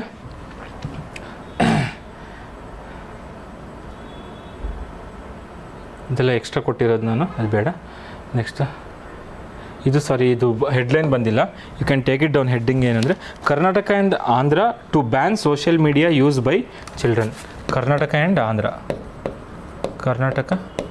Andhra Pradesh to ban social media usage by children. ಯಾಕೆ ಇದನ್ನು ಹಾಕಿದ್ದೀನಿ ಅಂದರೆ, ರೀಸೆಂಟಾಗಿ ಆಸ್ಟ್ರೇಲಿಯಾ ಇದೆಯಲ್ಲ, became the first country to ban social media access for the children. 16 ವರ್ಷದ ಕೆಳಗೆ ಇರೋವಂಥವ್ರು ಸೋಷಿಯಲ್ ಮೀಡಿಯಾ ಯೂಸ್ ಮಾಡೋಂಗಿಲ್ಲ ಅಂತ ಫಸ್ಟ್ ಕಂಟ್ರಿ ವರ್ಲ್ಡಲ್ಲಿ ಯಾರು ಪಾಸ್ ಮಾಡಿದಿಲ್ಲ ಅಂದರೆ ಆಸ್ಟ್ರೇಲಿಯಾ. ಅದಕ್ಕೋಸ್ಕರ ಇದನ್ನು ಹಾಕಿದ್ದೀನಿ. ಸೊ ಇವಾಗ ಏನಂದರೆ ಕರ್ನಾಟಕ ಕೂಡ is planning announced ban on social media use by children under 16, 16 ವರ್ಷದ ಕೆಳಪಟ್ಟವರಿಗೆ ಏನು ಮಾಡಿದ್ದಾರೆ, ಬಜೆಟಲ್ಲಿ ಹೇಳಿದೆ ಇತ್ತೀಚೆಗೆ ಸಿದ್ದರಾಮಯ್ಯ ಅವರು 2026 and 27 ಬಜೆಟ್ ಇದೆಯಲ್ಲ ಕರ್ನಾಟಕದ್ದು ರಾಜ್ಯ ಬಜೆಟ್ಟು, ಅದರಲ್ಲಿ ಸಿದ್ದರಾಮಯ್ಯ ಅವರು ಘೋಷಣೆ ಮಾಡಿರೋದು ಏನಂದರೆ, ಸೊ ಚಿಲ್ಡ್ರನ್ನಿಗೆ ಸೋಷಿಯಲ್ ಮೀಡಿಯಾ ಬ್ಯಾನ್. ಚಿಲ್ಡ್ರನ್ ಅಂದರೆ ಡೆಫಿನೇಷನ್ ಏನು, ಅಂಡರ್ 18 ಯೂಶ್ವಲಿ ಮಾಡ್ತೀವಿ ಅಂತ. ಹಾಗೆಯೇ ಆಂಧ್ರ ಪ್ರದೇಶ್ ಕೂಡ ಏನಿದೆ, ಇಂಟ್ರೊಡ್ಯೂಸ್ ಎ ಮೆಜರ್, ಅದು ಕೂಡ ಒಂದಿಷ್ಟು ಸೆಟ್ ಆಫ್ ರೂಲ್ಸನ್ನು ತರಕ್ಕೆ ಹೊರಟಿದೆ 13 ವರ್ಷದ ಕೆಳಗಪಟ್ಟವರಿಗೆ ಸೋಷಿಯಲ್ ಮೀಡಿಯಾ ಬ್ಯಾನ್ ಮಾಡಲಿಕ್ಕೆ. So Karnataka is planning to introduce social media usage ban for the children under 16 and Andhra Pradesh is planning to introduce a measure to ban the social media usage by children under 13. 13 ವರ್ಷದ ಕೆಳಗಪಟ್ಟವರಿಗೆ ban ಮಾಡ್ತಿರೋದು ಆಂಧ್ರ ಪ್ರದೇಶ, 16 ವರ್ಷದ ಕೆಳಗಿರೋರಿಗೆ ban ಮಾಡ್ತಿರೋದು social media usage Karnataka. So ಇದನ್ನು ಯಾವುದರಲ್ಲಿ ಅಂದರೆ budget 2026-27 ಬಜೆಟಲ್ಲಿ Karnataka announce ಮಾಡ್ತು ಅಂತಿದೆ. So ಉಳಿದಿದ್ದೆಲ್ಲ ಇದು ಸಿಮಿಲರ್, ಇದೇನಲ್ಲ ಅಂತ ಇಂಪಾರ್ಟೆಂಟ್ ಅಲ್ಲ. ಬಟ್ ಆಸ್ಟ್ರೇಲಿಯನ್ ಲೆಜಿಸ್ಲೇಷನ್ ಇದೆಯಲ್ಲ ಅದು ಇಂಪಾರ್ಟೆಂಟ್. ಸೊ ವಿಚ್ ಕಂಟ್ರಿ ಅಂದರೆ Australia became the first country to introduce the minimum age for social media usage. Okay, so ಅದು ಎಷ್ಟು ಅಂದರೆ 16 ವರ್ಷ, ಇದು ಇಂಪಾರ್ಟೆಂಟ್. ಸೊ ಈ ಪ್ರಪಂಚದಲ್ಲಿ ಫಸ್ಟ್ ಟೈಮ್ ಯಾವುದಾದ್ರು ಕಂಟ್ರಿ ಮಾಡಿರುತ್ತಲ್ಲ ಅದು ಇಂಪಾರ್ಟೆಂಟ್. ಎಲ್ಲ ಕಂಟ್ರೀಸು ರೂಲ್ಸ್ ತರುತ್ತೆ, ರೆಗ್ಯುಲೇಷನ್ಸ್ ತರುತ್ತೆ, ಇನಿಷಿಯೇಟಿವ್ಸ್ ತರುತ್ತೆ, ಆದರೆ ಪ್ರಪ್ರಥಮವಾಗಿ ತರುತ್ತಲ್ಲ ಅದು ಇಂಪಾರ್ಟೆಂಟ್. ಅದನ್ನು ಎಕ್ಸಾಮಲ್ಲಿ ಕೇಳೋ ಚಾನ್ಸಸ್ ಇರುತ್ತೆ. ಅದ್ರ ಲಾ ಹೆಸರೇನು, online safety amendment social media minimum age act ಅಂತ ತಂದಿದೆ ಆಸ್ಟ್ರೇಲಿಯಾ. ಓಕೆ, ಅಂಡರ್ 16 ಅವರಿಗೆ 16 ವರ್ಷದ ಕೆಳಪಟ್ಟವರು ಯೂಸ್ ಮಾಡೋಂಗಿಲ್ಲ. Okay done. ಇದರಲ್ಲಿ ಅಂಥದ್ದೇನಿಲ್ಲ, ಅದು ಆಸ್ಟ್ರೇಲಿಯಾ ಮತ್ತು ಕರ್ನಾಟಕ ಆ್ಯಂಡ್ ಆಂಧ್ರ ಪ್ರದೇಶ ರೀಸೆಂಟಾಗಿ ಇಂಟ್ರೊಡ್ಯೂಸ್ ಮಾಡಿತ್ತು. Next IISc Indian Institute of science ಎಲ್ಲಿರೋದು, ಬೆಂಗಳೂರಲ್ಲಿರೋದು. ಅದಕ್ಕೋಸ್ಕರ ಇಂಪಾರ್ಟೆಂಟ್ ಇದು ಕರ್ನಾಟಕ ಎಕ್ಸಾಮ್ಗೆ. Recently the project Moon shot was launched by ಹೂಮ್ ಅಂತ ಕೇಳಿದ್ರೆ ಆಪ್ಷನ್ ಕೇಳ್ಬೋದು, DRDO, B ISRO, C IISc, D ministry of science and technology, ಈ ಥರ ಕೇಳ್ಬೋದು. ಇಂಥ ಟೈಮಲ್ಲಿ ಹೆಲ್ಪ್ ಆಗುತ್ತೆ. ಸೊ ಮೂನ್ ಶಾಟ್ ಪ್ರಾಜೆಕ್ಟ್ನ ಯಾರು ಲಾಂಚ್ ಮಾಡಿದ್ದು ಅಂದರೆ Indian Institute of science in Bengaluru has launched. ಈ ಸಿಂಪಲಿ ಮೂನ್ ಶಾಟ್ ಪ್ರಾಜೆಕ್ಟ್ ಏನು ಅಂದರೆ ಇದು ನಿಮಗೆ ಬ್ರೈನ್ ಜೊತೆ ನಿಮ್ಮದು ಡಿಜಿಟಲ್ ಈಗ ಇದಿರುತ್ತಲ್ಲ ಬ್ರೈನ್ ಕೋ ಪ್ರೊಸೆಸರ್ ಅಂತ ಇರುತ್ತೆ. ಫಾರ್ ಎಕ್ಸಾಂಪಲ್ ನಿಮಗೆ ನ್ಯೂರಲಾಜಿಕಲ್ ಡಿಸಾರ್ಡರ್ ಇರುತ್ತೆ. ಓಕೆ, ಕೆಲವೊಬ್ರಿಗೆ ಬುದ್ಧಿಮಂದ ಇರುತ್ತೆ, ಹುಡ್ತಾನೆ ಜೆನೆಟಿಕಲಿ ಅದು ಬಂದಿರುತ್ತೆ. ಸೊ ಅಂಥವ್ರಿಗೆ ಬ್ರೈನ್ ರೀಡ್ ಮಾಡಲ್ಲ, ಸಿಗ್ನಲ್ಸ್ಗಳು ವರ್ಕ್ ಆಗಲ್ಲ. ಅಂಥ ಟೈಮಲ್ಲಿ ಚಿಪ್ಪನ್ನು ಯೂಸ್ ಮಾಡಿ, ಟೆಕ್ನಾಲಜಿನ ಯೂಸ್ ಮಾಡಿ ಆ ಬ್ರೈನ್ ಏನು ಹೇಳೋಕ್ಕೆ ಟ್ರೈ ಮಾಡ್ತೀನಿ ಅನ್ನೋದನ್ನ ರೀಡ್ ಮಾಡಿ ವಾಪಸ್ ಈ ಚಿಪ್ಗಳಿರುತ್ತಲ್ಲ ಈ ಟೆಕ್ನಾಲಜಿ ಅದನ್ನು ವಾಪಸ್ ಕಳಿಸುತ್ತೆ ಸಿಗ್ನಲ್ ಬ್ರೈನಿಗೆ. ಆಗ ಬ್ರೈನ್ ರಿಯಾಕ್ಟ್ ಮಾಡುತ್ತೆ, ಆ ಸಿಗ್ನಲ್ಗಳನ್ನ ಪ್ರೊಡ್ಯೂಸ್ ಮಾಡಿ. ಅಂಥದ್ದನ್ನ ಏನಂತ ಕರಿತೀವಿ ಯೂಶ್ವಲಿ ಈ ನ್ಯೂರೋ ಸೈನ್ಸ್ ಅಂತ ಕರಿತೀವಿ. ಆ ನ್ಯೂರೋ ಸೈನ್ಸ್ ಅಂದರೆ ನಮ್ಮ ನ್ಯೂರಲಾಜಿಕಲ್ ಡಿಸಾರ್ಡರಿಗೆ ಸಂಬಂಧಪಟ್ಟಿದ್ದು ಅಥವಾ ನರಗಳಿಗೆ ಸಂಬಂಧಪಟ್ಟಿದ್ದು. ಸೊ ನಮ್ಮ ಸ್ಪೈನಲ್ ಕಾರ್ಡ್ ಅಥವಾ ನಮ್ಮ ಬ್ರೈನಲ್ಲಿ ನರಗಳು ಸರಿಯಾಗಿ ವರ್ಕ್ ಆಗಿಲ್ಲ ಅಂದರೆ ನಮ್ಮ ಬಾಡಿ ಎಷ್ಟು ಚೆನ್ನಾಗಿದ್ರೂ ವೇಸ್ಟ್. ಸೊ ಹಾಗೆಯೇ neuroscience related project moonshot ಅಂದ ತಕ್ಷಣ ನೆನಪಾಗಿರ್ಬೇಕಂತ IISc Indian Institute of Science ಏನಕ್ಕೆ related, brain co processor neurological disorder ಇರುತ್ತಲ್ಲ ಅಂಥವರಿಗೆ ಹೆಲ್ಪ್ ಆಗಲಿ ಅಂತ ತಂದಿರೋದು ಯಾವುದು project moonshot. Brain co processors ಅಂತಿರುತ್ತೆ that combine neuromorphic hardware and AI algorithm. So brain signal ಕಳಿಸ್ಬಿಟ್ಟು ಬ್ರೈನ್ ಏನು ಹೇಳೋಕ್ಕೆ ಟ್ರೈ ಮಾಡ್ತಿದೆ ಅಂತ ಅದು ರೀಡ್ ಮಾಡಿ ಅಗೇನ್ ಬ್ರೈನಿಗೆ ಸಿಗ್ನಲ್ ಕಳಿಸಿ ಸೊ ಬ್ರೈನ್ ಅವಾಗ ರಿಯಾಕ್ಟ್ ಮಾಡುತ್ತೆ.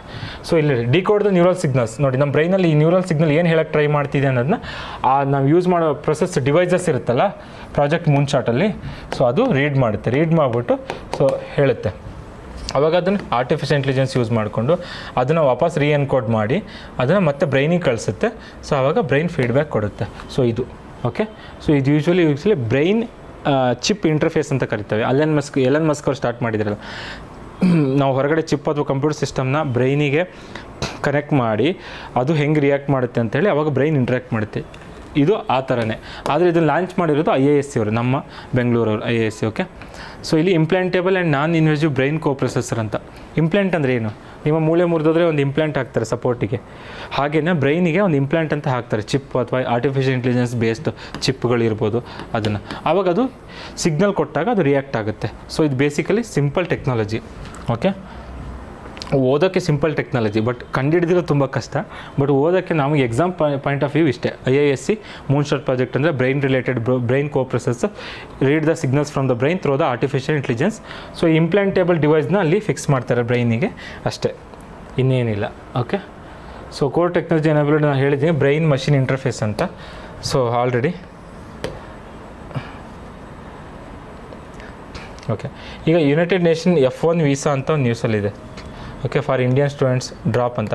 ಅಂದರೆ ಇಂಡಿಯನ್ ಸ್ಟೂಡೆಂಟ್ಸ್ಗಳು F1 ವೀಸಾಗಳನ್ನ ತಗೊತಿದ್ದವರು ಈಗ ಕಡಿಮೆ ಆಗಿದೆ ಅಂತ. F1 ವೀಸಾ ತಗೋತಿದ್ದವರು ಇಂಡಿಯನ್ ಸ್ಟೂಡೆಂಟ್ಸ್ ಕಡಿಮೆ ಆಗಿದೆ ಅಂತ. ಓಕೆ, ಯಾಕೆ ಅಂತ.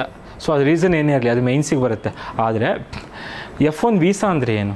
ಈಗ ನಾವು ಲಾಸ್ಟ್ ಇಯರ್ ಫುಲ್ ಕೇಳಿದ್ವಿ, ಟ್ರಂಪ್ ಒಂದೇ ಸಲ ಏನು ಮಾಡಿದ್ರು ಇಂಡಿಯಾದವ್ರ ಮೇಲೆ H1B ವೀಸಾ ಯಾರ್ಯಾರು ತಗೋತಾರೋ ಅವ್ರಿಗೆ ಇಷ್ಟು $10 million ಸಮಥಿಂಗ್ ಎಷ್ಟೋ ಇದೆ, ಅದನ್ನು ಏನು ಮಾಡಿದ್ರು ಕಟ್ಟಲೇಬೇಕು ಅಂತ ಒತ್ತಾಯ ಮಾಡಿದ್ರು. ಅವಾಗ ಏನಾದರೂ ಇಂಡಿಯಾದವರೆಲ್ಲ ಗಾಬರಿ ಆದರು, ಏನಪ್ಪ ಇಷ್ಟು ವರ್ಷ ಹಾಗೆ ರಿನ್ಯೂ ಮಾಡ್ಕೊತಿದ್ವಿ ಕಡಿಮೆ ದುಡ್ಡಿಗೆ, ಸಡನ್ನಾಗಿ ಹೀಗೆ ಹೇಳಿದರು ಅಂತ. ಸೊ ಆವಾಗ H1B ವೀಸಾ ಇದೆಯಲ್ಲ ಇದು ನ್ಯೂಸಲ್ಲಿತ್ತು. ಆದರೆ ಈಗ ನ್ಯೂಸಲ್ಲಿ ಇರೋದು ಯಾವುದು F1 visa. So F1 visa ಅಂದರೆ ಏನು ಅಂದರೆ ಯೂಶ್ವಲಿ ನೆನ್ಪಿಟ್ಕೊಬಿಡಿ, F1 visa is given by the US government to the students who come to study ಅಂತ. ಯಾರು USಗೆ ಸ್ಟಡಿ ಪರ್ಪಸ್ಸಿಗೆ ಹೋಗ್ತಾರಲ್ಲ, ಸೊ ಅಂಥವರಿಗೆ ಎಜುಕೇಷನ್ ಪರ್ಪಸ್ಸಿಗೆ ಕೊಡೋವಂಥ ವೀಸಾನೇ F1. ಆದರೆ H1B ವೀಸಾ ಇದೆಯಲ್ಲ ಅದು ಎಂಪ್ಲಾಯ್ಮೆಂಟಿಗೆ. ಫಾರ್ ಎಕ್ಸಾಂಪಲ್ ಅಮೇರಿಕದಲ್ಲಿ ಇನ್ಫೋಸಿಸ್ ಇರುತ್ತೆ, ವಿಪ್ರೋ ಇರುತ್ತೆ, TCS ಇರುತ್ತೆ. ಅಲ್ಲಿಗೆ ನಮ್ಮ ಇಂಡಿಯನ್ ವರ್ಕರ್ಸ್ ಬೇಕಾಗಿರುತ್ತೆ, ಸ್ಕಿಲ್ಡ್ ವರ್ಕರ್ಸು, ಅಥವಾ ಕಡಿಮೆ ದುಡ್ಡಿಗೆ ಮಾಡೋರು ಆಗಿರ್ಬೋದು, ಅಥವಾ ಸ್ಕಿಲ್ಡ್ ವರ್ಕರ್ಸ್ ಬೇಕಾಗಿರುತ್ತೆ, ಅಥವಾ ಇಲ್ಲಿರೋರನ್ನ ಅಲ್ಲಿಗೆ ಕಳಿಸ್ತಾರೆ ಒಂದೊಂದು ಟೈಮು. ಹಾಗೆ US ಹೋಗಬೇಕು ಅಂದರೆ ಅವ್ರಿಗೆ ವೀಸಾ ಬೇಕು ಅಂತ ಎಂಪ್ಲಾಯ್ಮೆಂಟ್ ಪರ್ಪಸ್ಸಿಗೆ ಕೊಡ್ತಿದ್ದಂತಹ ವೀಸಾ H1B. ಸೊ ಅಲ್ಲಿ ಕಂಪ್ನಿಗಳು ಬೇರೆ ದೇಶದವ್ರಿಗೆ ಇಲ್ಲಿರೋರಿಗೆ ಕೊಟ್ಬಿಟ್ಟು ಈ ವೀಸಾನ ಮಾಡಿಸ್ಬಿಟ್ಟು ಅಲ್ಲಿ ಕರ್ಸ್ಕೊತಿದ್ರು. ಇದು ಎಂಪ್ಲಾಯ್ಮೆಂಟ್ ಪರ್ಪಸ್, ಅದು H1B ನೆನ್ಪಿಡ್ಕೊಳ್ಳಿ.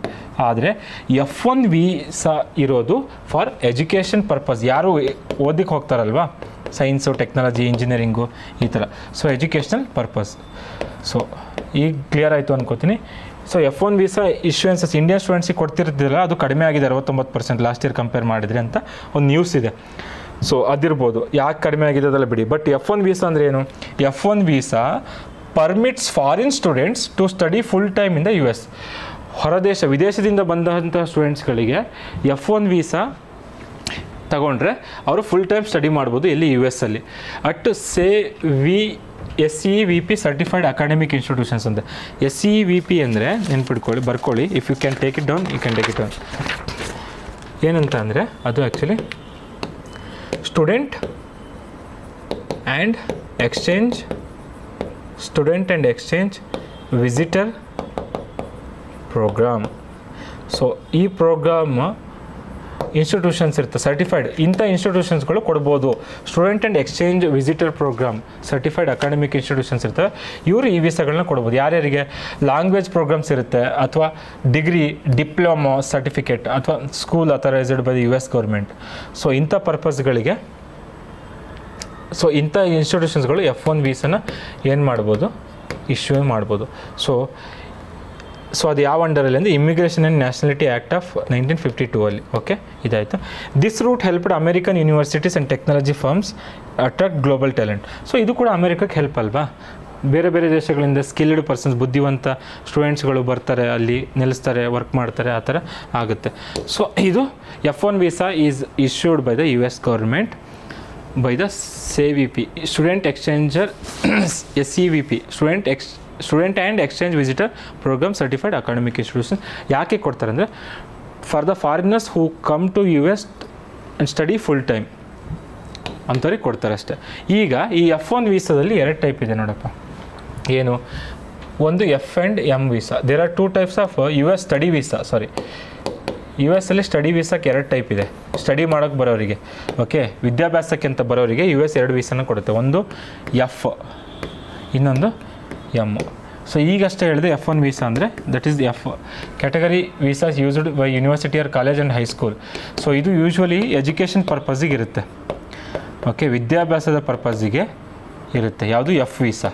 ಡಿಗ್ರಿ, ಡಿಪ್ಲೊಮಾ ಆಗಿರ್ಬೋದು, school, seminar, conservatory, other academic institutions ಆಗಿರ್ಬೋದು. M ಕ್ಯಾಟಗರಿ ಇದೆಯಲ್ಲ, ಇದು M category other than the language training programme. Academic ಅಲ್ದೇ ನಾನ್ ಅಕಾಡೆಮಿಕ್ಕಿಗೆ M. For example non academic ಅಂದರೆ ಏನು? ವರ್ಕ್ ರಿಲೇಟೆಡ್ ಹೋಗ್ಬೋದು. ಏನು ಅಂದರೆ ವೊಕೇಶ್ನಲ್ ಅಂತಿರುತ್ತೆ. ಓಕೆ, ವೊಕೇಶ್ನಲ್ ಅಂದರೆ ನೀವೇನಾದರೂ work related, employment, profession related ಹೋಗ್ತೀರಾ. ಓಕೆ, ಈಗ ನಿಮಗೆ ನಾನು ವಿಪ್ರೋದಲ್ಲಿ ಎಂಪ್ಲಾಯಿ ಆಗಿರ್ತೀನಿ, ಅಥವಾ ಫಾರ್ ಎಕ್ಸಾಂಪಲ್ ಅದರ್ ಯೂನಿವರ್ಸಿಟಿಲಿ ಏನೋ ಒಂದು ಸ್ಕಿಲ್ಡ್ ಪರ್ಸನ್ ಬೇಕಾಗಿರ್ತಾರೆ, ನನ್ನನ್ನು ಕರೆಸ್ತಾರೆ. Not for the study, full time study purpose, but for the professional purpose like vocational or other recognised non academic institutions ಇರುತ್ತೆ. ಏನಾದ್ರು ಸ್ಕಿಲ್ ಪರ್ಪಸ್ ಆಗಿರ್ಬೋದು, ಹೋಟೆಲ್ ಅಥವಾ ಬಿಸ್ನೆಸ್ ಸಮಥಿಂಗ್. ಸೊ ಅಂಥ ಪರ್ಪಸ್ಗಳಿಗೆ M ವೀಸಾನ ಕೊಡ್ತಾರೆ. So H1B visa is for professional ಅಂದರೆ like IT BT, ಈ ಥರ ಮಲ್ಟಿನ್ಯಾಷನಲ್ ಕಂಪ್ನೀಸ್ ಕೊಟ್ಬಿಟ್ಟು ಕರ್ಕೊಳ್ಳೋದು, ಪ್ಯೂರ್ಲಿ ಪ್ರೊಫೆಷ್ನಲ್. ಇಲ್ಲಿ ಸ್ಟಡಿ ಪರ್ಪಸ್ ಅಂತ ಬರೋದು F1 + M. ಓಕೆ, ಇವೆರಡು ಬರುತ್ತೆ ಸ್ಟಡಿ ಪರ್ಪಸ್. ಅದರಲ್ಲಿ ಅಕಾಡೆಮಿಕ್ ಅಂತ ಬರೋದು F ವೀಸಾ, ಸೊ F1. ನಾನ್ ಅಕಾಡೆಮಿಕ್ ಅಂತ ಬರೋದು ಎಮ್ ಅಂದರೆ ಇಲ್ಲಿ ವೊಕೇಶ್ನಲ್ ಟ್ರೈನಿಂಗು ಅಥವಾ ಸಮಥಿಂಗ್ ಸ್ಕಿಲ್ ಬೇಸ್ಡ್ ಇರುತ್ತೆ, ಅಂಥದ್ದಕ್ಕೆ ವೀಸಾನ ಕೊಡೋದು M visa. So I think it's clear, ಅರ್ಥ ಆಯ್ತಲ್ವಾ? ನೆಕ್ಸ್ಟ್ ಬರೋದು ಇಲ್ಲಿ ಒಂದು ಕೀವರ್ಡ್ ಇದೆ ನೋಡಿ, ಮೆಗಾ ಮೇಜರ್ಸ್ ಅಂತ. ಮೆಗಾ ಮೇಜರ್ಸ್ ಅಂದರೆ ರೀಸೆಂಟ್ಲಿ ನ್ಯೂಸ್, ಇದು ಕೀವರ್ಡ್ ಬೇಸ್ಡ್ ಕ್ವಶನ್, ಇದು keyword based question, mega majors ಅಂತ. ಸೊ ಏನಕ್ಕೆ ನ್ಯೂಸಲ್ಲಿದೆ ಅಂದರೆ, ಆಸ್ಟ್ರೋನಮರ್ಸ್ ಇದ್ದಾರಲ್ಲ, recently reported finding of the most distant hydroxyl major using the Mir cat telescope. ಈ ಟೆಲಿಸ್ಕೋಪ್ನ ಯೂಸ್ ಮಾಡಿಕೊಂಡು ಯಾವುದೋ ನಕ್ಷತ್ರ ಪುಂಜ ಗ್ಯಾಲಕ್ಸಿಲಿ ಇರೋವಂತಹ ಡಿಸ್ಟೆಂಟ್ ಹೈಡ್ರಾಕ್ಸಿಲ್ ಮೇಜರ್ನ ಕಂಡುಹಿಡಿದಿದ್ದಾರೆ, ಅದನ್ನು ಗುರುತಿಸಿದ್ದಾರೆ. ಈ ಹೈಡ್ರಾಕ್ಸಿಲ್ ಮೆಗಾ ಮೆಜರ್ಸ್ ಅಂದರೆ ಏನಂದರೆ extremely powerful natural microwave or radio wave emitter. ಈಗ ನಾವು ಸ್ಪೇಸಲ್ಲಿ ಎಲ್ಲೋ ಒಂದು ಕಡೆ ನೋಡ್ತೀವಿ, ನಮಗೇನೋ ನೋಡು ಅಲ್ಲಿ ಕೆಂಪು ಕಾಣ್ತಿದೆ, ಯಾವುದೋ ಗ್ರಹ ಕೆಂಪು ಕಾಣ್ತಿದೆ ನೋಡು, ಅಲ್ಲಿ ವೈಟ್ ಈ ಥರ ಹೊಳಿತಿದೆ ನೋಡು ಅಂತ ಹೇಳ್ತೀವಿ. ಹಾಗೆಯೇ ದೂರದ ಗ್ಯಾಲಕ್ಸಿಲಿ ನಕ್ಷತ್ರ ಪುಂಜದಲ್ಲಿ ಸೊ ಒಂದು ಮೈಕ್ರೋವೇವ್ನ ರೇಡಿಯೋವೇವ್ನ ಎಮಿಟ್ ಮಾಡೋವಂಥದ್ದು ಇರುತ್ತೆ. ಸೊ ಅದನ್ನೇನಂತ ಕರಿತೀವಿ, ಅದು ಯಾವುದರಿಂದ ಎಮಿಟ್ ಆಗುತ್ತೆ ಅಂದರೆ, ಫಾರ್ ಎಕ್ಸಾಂಪಲ್ ಇದು ಯಾವುದೋ ಒಂದು ಗ್ಯಾಲಕ್ಸಿ ಅಂದ್ಕೊಳ್ಳಿ, ಇಲ್ಲಿಂದ ನಮಗೆ ಮೈಕ್ರೋವೇವ್ ಅಥವಾ ರೇಡಿಯೋ ಏನಾಗ್ತಿರುತ್ತೆ, ಎಮಿಟ್ ಆಗ್ತಿರುತ್ತೆ. ಸೊ ಅದು ನಮಗೆ ಕಾಣಿಸ್ತಿರುತ್ತೆ ಅಂದ್ಕೊಳ್ಳಿ ಟೆಲಿಸ್ಕೋಪ್ ಮೂಲಕ. ಸೊ ಅದು ಹೇಗೆ ಆಗುತ್ತೆ, ಅಷ್ಟು ದೂರದಿಂದ ಮೈಕ್ರೋವೇವ್ ರೇಡಿಯೋ ಎಮಿಟ್ ಮಾಡೋದು ಹೇಗೆ ಕಾಣಿಸುತ್ತೆ ಅಂದರೆ ಬೈ ದ ಹೈಡ್ರಾಕ್ಸಿಲ್ ಮಾಲಿಕ್ಯೂಲ್ಸ್ ಅಂತ. ಓಕೆ, ಈಗ ಯೂಶ್ವಲಿ ನಾವು ಲೇಸರ್ ಬಿಡ್ತೀವಿ ಗೊತ್ತಾ, ಈಗ ಈ ಲೇಸರ್ ಬಿಟ್ಟಾಗ ಎಲ್ಲೋ ದೂರದಿಂದ ಬಂದರೆ ಚಿಕ್ಕದಾಗಿ ಹೀಗೆ ಕಾಣ್ತಾ ಇರುತ್ತೆ. ಓಕೆ, ಬಟ್ ಆ ಲೇಸರ್ ನಮಗೆ ಕಾಣುತ್ತೆ ವಿಸಿಬಲ್ ಲೈಟ್. ಬಟ್ ಇಲ್ಲಿ ಈ ಹೈಡ್ರಾಕ್ಸಿಲ್ ಮೆಗಾ ಮೇಜರ್ ಇದೆಯಲ್ಲ, ಇದು ಪ್ರೊಡ್ಯೂಸ್ ಮಾಡೋದು ಯಾವ ವೇವ್ಸ್ ಅಂದರೆ ಮೈಕ್ರೋವೇವ್ ಅಥವಾ ರೇಡಿಯೋವೇವ್. ಎಲ್ಲಿಂದ ಆಗುತ್ತೆ ಅಂದರೆ ದೂರದ ಗ್ಯಾಲಕ್ಸಿಯಿಂದ ಆಗುತ್ತೆ. ಇಲ್ಲಿದೆ ನೋಡಿ, it's similar to laser but instead of visible light it emits microwaves and radio waves ಅಂತಿದೆ. ಸೊ ಈ ಮೇಜರ್ ಫುಲ್ ಫಾರ್ಮ್ ಏನು ಅಂದರೆ microwave amplification by stimulated emission of radiation. Okay, ಆದರೆ ಲೇಸರಲ್ಲಿ ಏನಿದೆ, ಲೇಸರ್ ಫುಲ್ ಫಾರ್ಮ್ ಏನು, light amplification by stimulated emission of radiation. Laser ಇದು light amplification, ಇಲ್ಲಿ ಮೈಕ್ರೋವೇವ್ ಆಂಪ್ಲಿಫಿಕೇಷನ್. ಈ light amplification is nothing but visible light. But ಇಲ್ಲಿ maser ಅಂದರೆ microwave amplification by stimulated emission of radiation. Okay, so ಆ ಥರ. So ಇದರಲ್ಲಿ ನಿಮಗೆ ನಾಳೆ ಕ್ವಶನ್ ಬಂದಾಗ ಮೇಜರ್ ಏನು ರಿಲೇಟೆಡ್ ಅಂದರೆ ಇಟ್ಸ್ ಅ ಮೈಕ್ರೋವೇವ್ ಅಥವಾ radio wave emitted by the galaxies. So through the ಏನು ಹೈಡ್ರಾಕ್ಸಿಲ್ ಮಾಲಿಕ್ಯೂಲ್ಸ್ ಅಂತ ತಿಳ್ಕೊಬೇಕು. So is it similar to laser but instead of visible light maser uses microwave ಅಥವಾ ರೇಡಿಯೋವೇವ್ಸ್, ಆ ಥರ. ಸೊ ಇಷ್ಟೇ ನೆನ್ಪಿಡ್ಕೋಬೇಕು. ಮೇಜರ್ ಫುಲ್ ಫಾರ್ಮ್ ಬಂದರೂ ಬರೀಬೇಕು. ನೆಕ್ಸ್ಟ್ ಇದೆಲ್ಲ ಹೇಗಿದೆ ಅಂತ ಕೊಟ್ಟಿದ್ದೀನಿ, ಇದು ಎಕ್ಸ್ಟ್ರಾ ಇನ್ಫಾರ್ಮೇಷನ್, ತುಂಬ ಇಂಪಾರ್ಟೆಂಟ್ ಅಲ್ಲ, but you can read it through. Okay, minuteman ಅಂದರೆ ಏನು, ಮಿನ್ಯೂಟ್ ಮನ್ 3 ಅಂದರೆ ಮಿನ್ಯೂಟ್ ಮನ್ ಅಥವಾ ಮೈನ್ಯೂಟ್ ಮನ್ 3 ಅಂದರೆ ಏನಕ್ಕೆ ನ್ಯೂಸಲ್ಲಿದೆ ನೋಡಿ. ಇದ್ರ ಬಗ್ಗೆ 360 ಡಿಗ್ರಿ ಆ್ಯಂಗಲ್ ಎಲ್ಲ ಆ್ಯಂಗಲಲ್ಲಿ ತಿಳ್ಕೊಳ್ಳೋ ಅವಶ್ಯಕತೆ ಇಲ್ಲ. ಓಕೆ, ಯಾಕೆ ಅಂದರೆ ಇದು ಕೀವರ್ಡ್ ಬೇಸ್ಡ್, ನ್ಯಾರೋ ಬೇಸ್ಡ್, ಒಂದ್ರ ಬಗ್ಗೆ ಸರ್ಫೇಸ್ ಲೆವೆಲಲ್ಲಿ ತಿಳ್ಕೊಂಡ್ರೆ ಸಾಕು. ಸೊ ನಾಳೆ ಕೇಳ್ಬೋದು, minute Mann 3 was recently seen in news, it is related to ಏನು ಅಂದರೆ ಇಟ್ಸ್ ಆ್ಯಕ್ಚುಲಿ ಮಿಸೈಲ್. ಓಕೆ,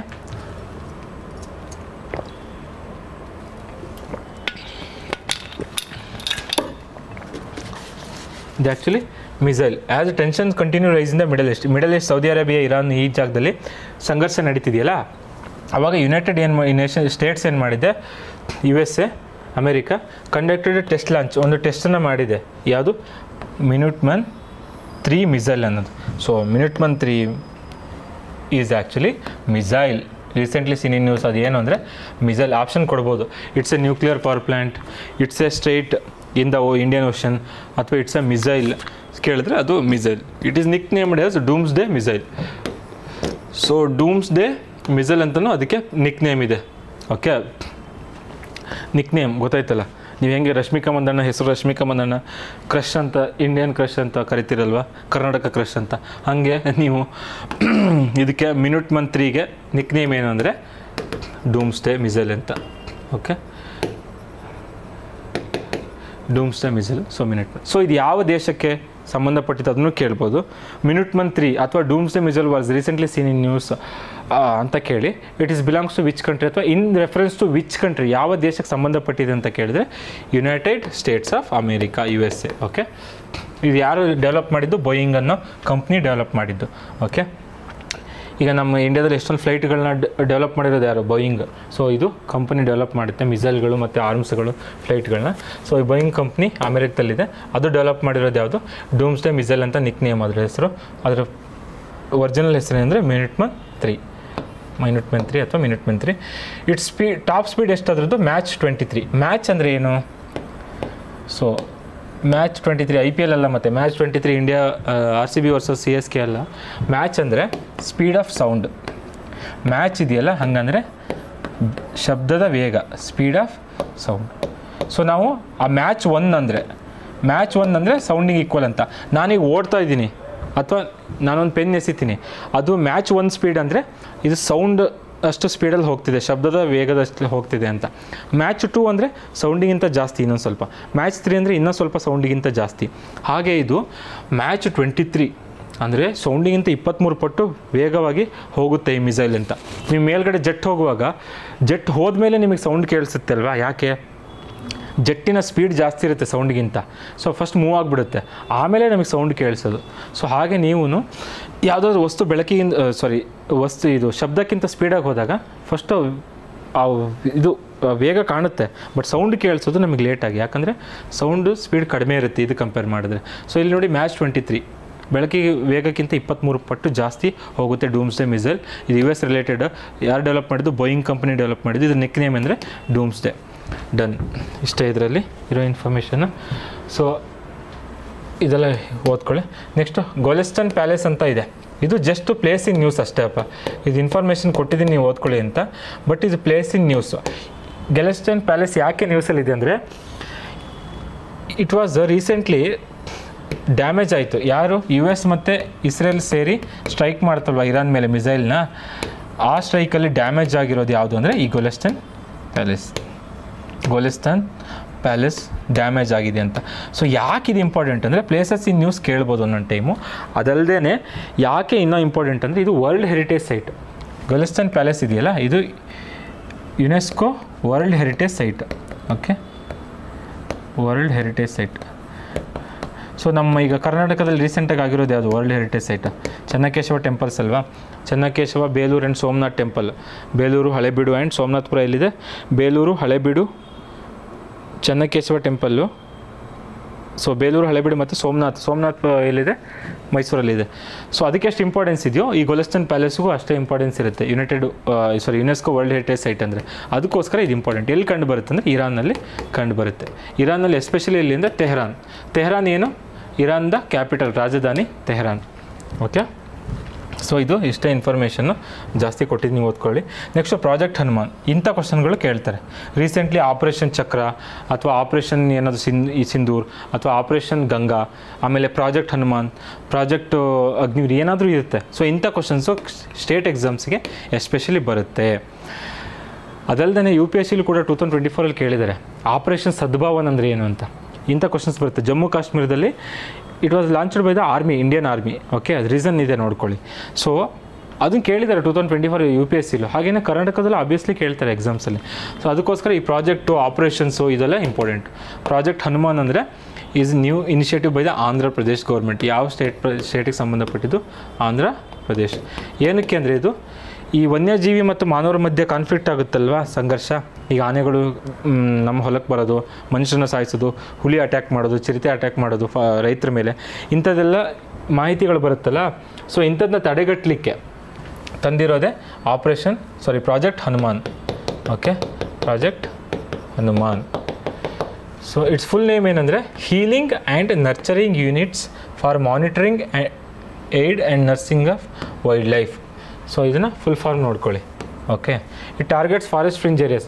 ಈ ಫಾರೆಸ್ಟ್ ಫ್ರಿಂಜ್ ಏರಿಯಾಸ್ ಇರುತ್ತಲ್ಲ ಹೊರವಲಯಗಳಲ್ಲಿ, ಈಗ ಫಾರೆಸ್ಟ್ ಮುಗಿಯುತ್ತೆ, ಹೊಲಗಳು, ಗದ್ದೆಗಳು, ತೋಟಗಳು ಸ್ಟಾರ್ಟ್ ಆಗುತ್ತೆ, ಅಥವಾ ಫಾರೆಸ್ಟ್ ಮುಗಿಯುತ್ತೆ, ಈ ತುದಿ ಭಾಗದಲ್ಲಿ ರಸ್ತೆಗಳು ಸ್ಟಾರ್ಟ್ ಆಗುತ್ತೆ. ಇಂಥಲ್ಲಿ ಕೆಲವೊಂದು ಸಲ ಅಟ್ಯಾಕ್ ಆಗೋ ಚಾನ್ಸ್ ಇರುತ್ತೆ.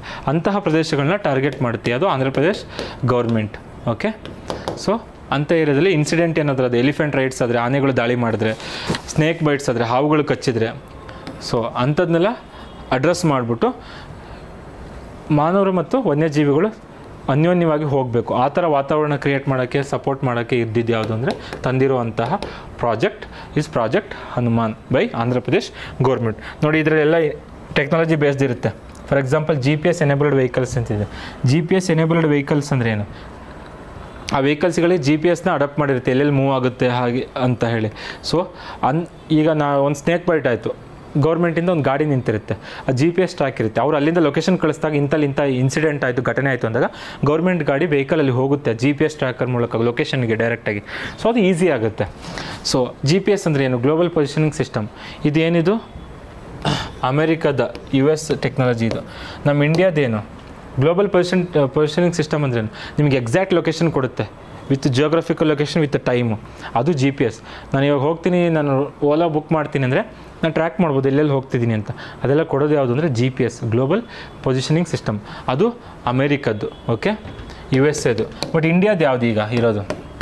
ಇಂಡಿಯಾದ್ದು NavIC, okay, navigation with Indian constellation ಅಂತ ಹೇಳಿ ಇಂಡಿಯಾದ್ದು ಇರೋದು. ಬಟ್ ಇದು ಯೂಸ್ ಮಾಡ್ತಿದ್ದಾರೆ, ಬಟ್ ಈ GPS ಕೂಡ ಇನ್ನೂ ಯೂಸಲ್ಲಿದೆ. ಸೊ ಇದು ಮೋರ್ ಅಕ್ಯುರಸಿ ಇದೆ. ಸೊ ಇಂಡಿಯಾದ ಕೂಡ ಯೂಸ್ ಮಾಡ್ತಾರೆ ಇವಾಗ. ಫಿಷರ್ಮೆನ್ ಆಗಿರ್ಬೋದು, ಫ್ಲಡ್ ಟೈಮಲ್ಲಿ ಆಗಿರ್ಬೋದು, ತುಂಬ ಆಪ್ರೇಷನ್ಸ್ಗಳಲ್ಲಿ ನಾವಿಕ್ ಕೂಡ ಯೂಸ್ ಮಾಡ್ತಾರೆ. ಸೊ ಇಂಡಿಯಾ ಇದು ಕೂಡ UPSC ಪ್ರಿವಿಯಸ್ ಇಯರ್ ಕ್ವಶನ್ನು. ಹೀಗೆ ಇಂಡಿಯಾದ ನಾವಿಕ್ಕು, ಅಮೆರಿಕ GPS, ಹಾಗೆಯೇ ರಷ್ಯಾದ ಯಾವುದು, ಚೀನಾದ ಯಾವುದು ಇದೆ, ಹಾಗೆಯೇ ಯಾವ ಕಂಟ್ರಿ ಹೊಂದಿಲ್ಲ ಅಂತ ಕೇಳಿದ್ದಾರೆ. ಸೊ ಅದು ಇಂಪಾರ್ಟೆಂಟ್. ಯಾವ ಕಂಟ್ರಿ ಹೊಂದಿಲ್ಲ ಅಂತ ಹೇಳಿ ಕೇಳ್ಬಿಟ್ಟು ಆಪ್ಷನ್ ಕೊಟ್ಟಿದ್ದಾರೆ, ರಷ್ಯಾ, ಜಪಾನ್, ಇಸ್ರೇಲ್ ಈ ಥರ. ಸೊ ಅದು ಇಂಪಾರ್ಟೆಂಟ್. ಸೊ ಯಾವ್ಯಾವ ಕಂಟ್ರೀಲಿ ಯಾವ್ಯಾವುದು GPS ಅದು ಈ ಗ್ಲೋಬಲ್ ಪೊಸಿಷನಿಂಗ್ ಸಿಸ್ಟಮ್ ಥರ ಇದೆ ಅಂತ. ನೆಕ್ಸ್ಟ್ ಬಂದುಬಿಟ್ಟು ಇಂಡಿಯಾಸ್ ಫಸ್ಟ್ ಸೆಮಿಕಂಡಕ್ಟರ್ ಪ್ಲಾಂಟ್. ಇದು ಪ್ಯೂರ್ಲಿ ಫ್ಯಾಕ್ಚುಯಲ್ ಕ್ವಶನ್. ಇದು ಸೆಮಿಕಂಡಕ್ಟರ್ ಪ್ಲಾಂಟ್ ಯಾಕೆ important? Semiconductor is science and ಟೆಕ್ನಾಲಜಿಲಿ ಬರುತ್ತೆ. ಚಿಪ್ಗಳು ಯೂಸ್ ಮಾಡ್ತಾರೆ ಕಂಪ್ಯೂಟರಲ್ಲಿ. ಈಗ ಆರ್ಟಿಫಿಷಿಯಲ್ ಇಂಟೆಲಿಜೆನ್ಸ್ಗೂ ಬೇಕು, ಕ್ವಾಂಟಮ್ ಕಂಪ್ಯೂಟಿಂಗು ಬೇಕು ಎಲ್ಲದಕ್ಕೂ. ಸೊ ಅದಕ್ಕೆ ಫಸ್ಟ್ ಪ್ರಾಜೆಕ್ಟ್ ಹನುಮಾನ್ ಆದಮೇಲೆ I think controller general accounts ಅಂತಿದೆ ನೋಡಿ. ಕಂಟ್ರೋಲರ್ ಜನರಲ್ ಆಫ್ ಅಕೌಂಟ್ಸ್ ಅಂತ. ಸೊ ಈ ಕಂಟ್ರೋಲರ್ ಜನರಲ್ ಆಫ್ ಅಕೌಂಟ್ಸ್ ಅಂದರೆ ಏನು ಅಂದರೆ, ಇದೇನು ಲಾಂಚ್ ಮಾಡಿದೆ ಅಂದರೆ government bank dashboard and the government bank manual to strengthen the governance and efficiency of banks handling the government transaction. ಈಗ ಎಲ್ಲ ಗೌರ್ಮೆಂಟ್ ಬ್ಯಾಂಕ್ಸ್ ಇರುತ್ತಲ್ವಪ್ಪ, ಪಬ್ಲಿಕ್ ಸೆಕ್ಟರ್ ಬ್ಯಾಂಕ್ಸ್, ಈಗ SBI ಆಗಿರ್ಬೋದು, ಈಗ ರೂರಲ್ ಬ್ಯಾಂಕ್ಸ್ ಆಗಿರ್ಬೋದು, ನಿಮ್ಮ ಕಾವೇರಿ ಬ್ಯಾಂಕು, ಪ್ರಗತಿ ಕೃಷ್ಣ ಬ್ಯಾಂಕ್ ಆಗಿರ್ಬೋದು, ಇವೆಲ್ಲ ಗೌರ್ಮೆಂಟ್ ಬ್ಯಾಂಕು.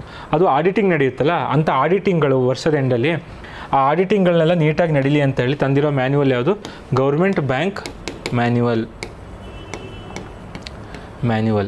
ಓಕೆ. ಮತ್ತು ಇನ್ನೊಂದು ಗೌರ್ಮೆಂಟ್ ಬ್ಯಾಂಕ್ ಡ್ಯಾಶ್ಬೋರ್ಡ್ ಅಂತ, government bank dashboard.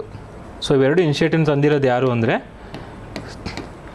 Controller general of accounts ಅಂತ, CGA, okay. So it is not CAG, ನೆನ್ಪಿಟ್ಕೊಳ್ಳಿ. ಕಂಟ್ರೋಲರ್ ಆ್ಯಂಡ್ ಆಡಿಟರ್ ಜನರಲ್ ಅಲ್ಲ, it is controller general of accounts, okay. Controller and auditor general ಇದೆಯಲ್ಲ CAG, ಅದು constitutional body, ಸಾಂವಿಧಾನಿಕ ಸಂಸ್ಥೆ, okay. But ಇದು different, ಇದು ಬೇರೆ. ಇದು ಸರ್ಕಾರದ ಅಧೀನದಲ್ಲಿ ಬರುತ್ತೆ, ಗೌರ್ಮೆಂಟ್ ಆಫ್ ಇಂಡಿಯಾದಲ್ಲಿ ಬರುತ್ತೆ. ಯಾವ ಡಿಪಾರ್ಟ್ಮೆಂಟಲ್ಲಿ ಬರುತ್ತೆ? ಅದು department of expenditure, ministry of finance ಅಂಡರಲ್ಲಿ ಬರುತ್ತೆ. ಯಾವುದು? Controller general of accounts, okay. ಇದೇನು ಮಾಡುತ್ತೆ ಅಂದರೆ ಪ್ರಿನ್ಸಿಪಲ್ ಅಕೌಂಟಿಂಗ್ ಅಡ್ವೈಸರ್. ಈ ಗೌರ್ಮೆಂಟ್ ರಿಲೇಟೆಡ್ ಏನಾದರೂ ಅಕೌಂಟಿಂಗ್ ಇದ್ದರೆ, ಟ್ರಾನ್ಸಾಕ್ಷನ್ ಆಗಿರುತ್ತೆ ಬ್ಯಾಂಕಲ್ಲಿ ಅಥವಾ ಗೌರ್ಮೆಂಟ್ ರಿಲೇಟೆಡ್ ಏನೇ ಆಗಿದ್ರು ಅದಕ್ಕೆ ಅಡ್ವೈಸ್ ಕೊಡೋದು ಯಾವುದು ಅಂದರೆ ಕಂಟ್ರೋಲರ್ ಜನರಲ್ ಆಫ್ ಅಕೌಂಟ್ಸ್ ಅಂತ. ಯಾವ ಮಿನಿಸ್ಟ್ರಿ ಅಂಡರಲ್ಲಿ? Ministry of finance. Government expenditure, ಅದ್ರದ್ದು ವ್ಯಯ ಏನಿದೆ, ಖರ್ಚು, ಅದ್ರ ರೆವೆನ್ಯೂಸ್ ಏನಿದೆಯಲ್ಲ, ಅದು ಅಂತಹ ಆದಾಯ, ರೆವೆನ್ಯೂ, ಬಾರೋವಿಂಗ್ಸ್, ಅದರ ಸಾಲ ಮಾಡುವಂಥದ್ದು, ಕೀ ಫಿಸಿಕಲ್ ಇಂಡಿಕೇಟರ್ಸು ಎಲ್ಲಾದ್ರೂ ಅಡ್ವೈಸ್ ಮಾಡೋದು ಯಾವುದು? ಕಂಟ್ರೋಲರ್ ಜನರಲ್ ಆಫ್ ಅಕೌಂಟ್ಸ್ ಅಂತ. ಇದು ಒಂದು ಮ್ಯಾನ್ಯುವಲ್ ಬಿಡುತ್ತೆ, ಅದ್ರ ಪ್ರಕಾರ ಅನಲೈಸ್ ಮಾಡುತ್ತೆ ಗೌರ್ಮೆಂಟ್ ಹೇಗೆ ಖರ್ಚು ಮಾಡಿದೆ, ಆದಾಯ ಎಲ್ಲಿಂದ ಬರ್ತಿದೆ, ಏನೇನು ಟ್ರಾನ್ಸಾಕ್ಷನ್ ಆಗಿದೆ ಅಂತ ಹೇಳಿ ನೋಡ್ಕೊಳ್ಳೋದು ಕಂಟ್ರೋಲರ್ ಜನರಲ್ ಆಫ್ ಅಕೌಂಟ್ಸ್ ಅಂತ ಮಿನಿಸ್ಟ್ರಿ ಆಫ್ ಫಿನಾನ್ಸ್ ಅಂಡರಲ್ಲಿ ಬರುತ್ತೆ, ಓಕೆ. ಇಷ್ಟು ಸಾಕು information. Next India's first semiconductor plant ರೀಸೆಂಟ್ಲಾಗಿ ಪ್ರೈಮ್ ಮಿನಿಸ್ಟರ್ ಎಲ್ಲಿ ಮಾಡಿದ್ರು ಅಂದರೆ ಗುಜರಾತಲ್ಲಿ ಸನಂದ್ ಅಂತ, ಓಕೆ. ಸನಂದ್ ಗುಜರಾತಲ್ಲಿ, okay. The semiconductor plant has been set up by the Micron technology. ಗುಜರಾತಲ್ಲಿ ಭಾರತದ ಪ್ರಪ್ರಥಮ ಸೆಮಿಕಂಡಕ್ಟರ್ ಪ್ಲಾಂಟನ್ನು ಇನಾಗ್ರೇಟ್ ಮಾಡಿದ್ರು ಪ್ರೈಮ್ ಮಿನಿಸ್ಟರ್ ಇಲ್ಲಿ ಸನಂದಲ್ಲಿ ಅಂತ ಗೊತ್ತಾಯಿತು. ಹಾಗಾದರೆ ಅದನ್ನು ಸೆಟಪ್ ಮಾಡಿರೋದು ಯಾರು? Micron technologies. ಆದರೆ ಅಮೇರಿಕನ್ ಚಿಪ್ ಮೇಕರ್, ನೆನ್ಪಿಟ್ಕೊಳ್ಳಿ. ನಾಳೆ ಕೇಳ್ಬೋದು USA ಬೇಸ್ಡ್ ಚಿಪ್ ಮೇಕರ್ ಇದು. ಓಕೆ, ನಾಳೆ ಕೇಳ್ಬೋದು. ಫಸ್ಟ್ ಸ್ಟೇಟ್ಮೆಂಟ್ ಏನು ಕೇಳ್ಬೋದು?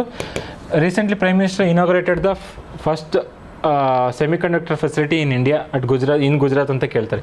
ಎರಡನೇದು, this plant was indigenously developed ಅಂತ ಕೇಳ್ತಾರೆ. ಅಂದರೆ ನಮ್ಮ ಸ್ಥಳೀಯವಾಗಿ ಡೆವಲಪ್ ಮಾಡಿರೋದಂತ. ತಪ್ಪು, ಇದು ಸ್ಥಳೀಯವಾಗಿ ಅಲ್ಲ. This plant has been set up by the micron technologies America. ಇದನ್ನು ನೆನ್ಪಿಡ್ಕೋಬೇಕು. ಈ ಥರ ಕ್ವಶನ್ಸ್ ಕೇಳಿದ್ದಾರೆ. ಯಾವಾಗ ಅಂದರೆ ಕವಚ್ ಸಿಸ್ಟಮ್ ಇದೆ ಗೊತ್ತಾ? ಟ್ರೈನ್ ಆಕ್ಸಿಡೆಂಟನ್ನು ಅವಾಯ್ಡ್ ಮಾಡಲಿಕ್ಕೆ ಕವಚ್ ಸಿಸ್ಟಮ್ ಅಂತಿದೆ. ಈ ಕವಚ್ ಸಿಸ್ಟಮ್ನ KPSCಲಿ 2024 ಪ್ರಿಲಿಮ್ಸಲ್ಲಿ ಕೇಳಿದ್ದಾರೆ. ಏನಂತ ಕೇಳಿದ್ದಾರೆ? ಫಸ್ಟ್ ಆಪ್ಷನ್ ಕೊಟ್ಬಿಟ್ಟು ಟೆಕ್ನಾಲಜಿನ, second option it was developed in association with Germany ಅಂತ ಕೇಳಿದ್ದಾರೆ. ತಪ್ಪು, ಅಲ್ಲ, ಜರ್ಮನಿ ಅಸೋಸಿಯೇಷನ್ ಅಲ್ಲ, ಇದು ನಮ್ಮ ಸ್ವಂತ ಸ್ಥಳೀಯವಾಗಿ ಡೆವಲಪ್ ಆಗಿರೋಂಥ ಟೆಕ್ನಾಲಜಿ ಕವಚ್ ಸಿಸ್ಟಮ್. ಇದು ಟ್ರೈನ್ ಆಕ್ಸಿಡೆಂಟ್ನ ತಪ್ಪಿಸ್ಲಿಕ್ಕೆ, ರೈಲುಗಳ ಆಕ್ಸಿಡೆಂಟ್ನ ತಪ್ಪಿಸ್ಲಿಕ್ಕೆ. ಸೊ ಹಾಗೆಯೇ ಇಲ್ಲಿ ಕೇಳ್ಬೋದು ನಾಳೆ ಇದು it is indigenously developed, it is developed by the science and tech ministry India ಅಂತ ಕೇಳಿದ್ರೆ ತಪ್ಪು. It is developed by the Micron technology American based company. Okay, ಈ ಫುಲ್ ಫಾರ್ಮ್ ನೋಡ್ಕೊಳ್ಳಿ. ಡ್ರಾಮ್ ಅಂದರೆ ಡೈನಮಿಕ್ ರ್ಯಾಂಡಮ್ ಆ್ಯಕ್ಸಸ್ ಮೆಮೊರಿ. ಇವೆಲ್ಲ ನಿಮ್ಮ ಮೆಮೊರಿಗಳಿವು. NAND flash memory, SSD ಅಂದರೆ solid state drive ಇರುತ್ತಲ್ಲ ಅದು. ಸೊ ಓಕೆ, ಮತ್ತು ಸೆಮಿಕಾನ್ ಇಂಡಿಯಾ ಪ್ರೋಗ್ರಾಮ್ ಅಂಡರಲ್ಲಿ ಈಗಾಗಲೇ ಇಂಡಿಯಾ ಏನು ಮಾಡಿದೆ? 10 ಪ್ರಾಜೆಕ್ಟ್ಗಳನ್ನ ಲಾಂಚ್ ಮಾಡಿದೆ. ಓಕೆ, ಸೊ ಈಗ ಆಲ್ರೆಡಿ ಅದರಲ್ಲಿ ಫಸ್ಟ್ ಆಗಿರೋದು ಯಾವುದು? ಗುಜರಾತಲ್ಲಿ. Okay, first plant, India's first semiconductor plant. Next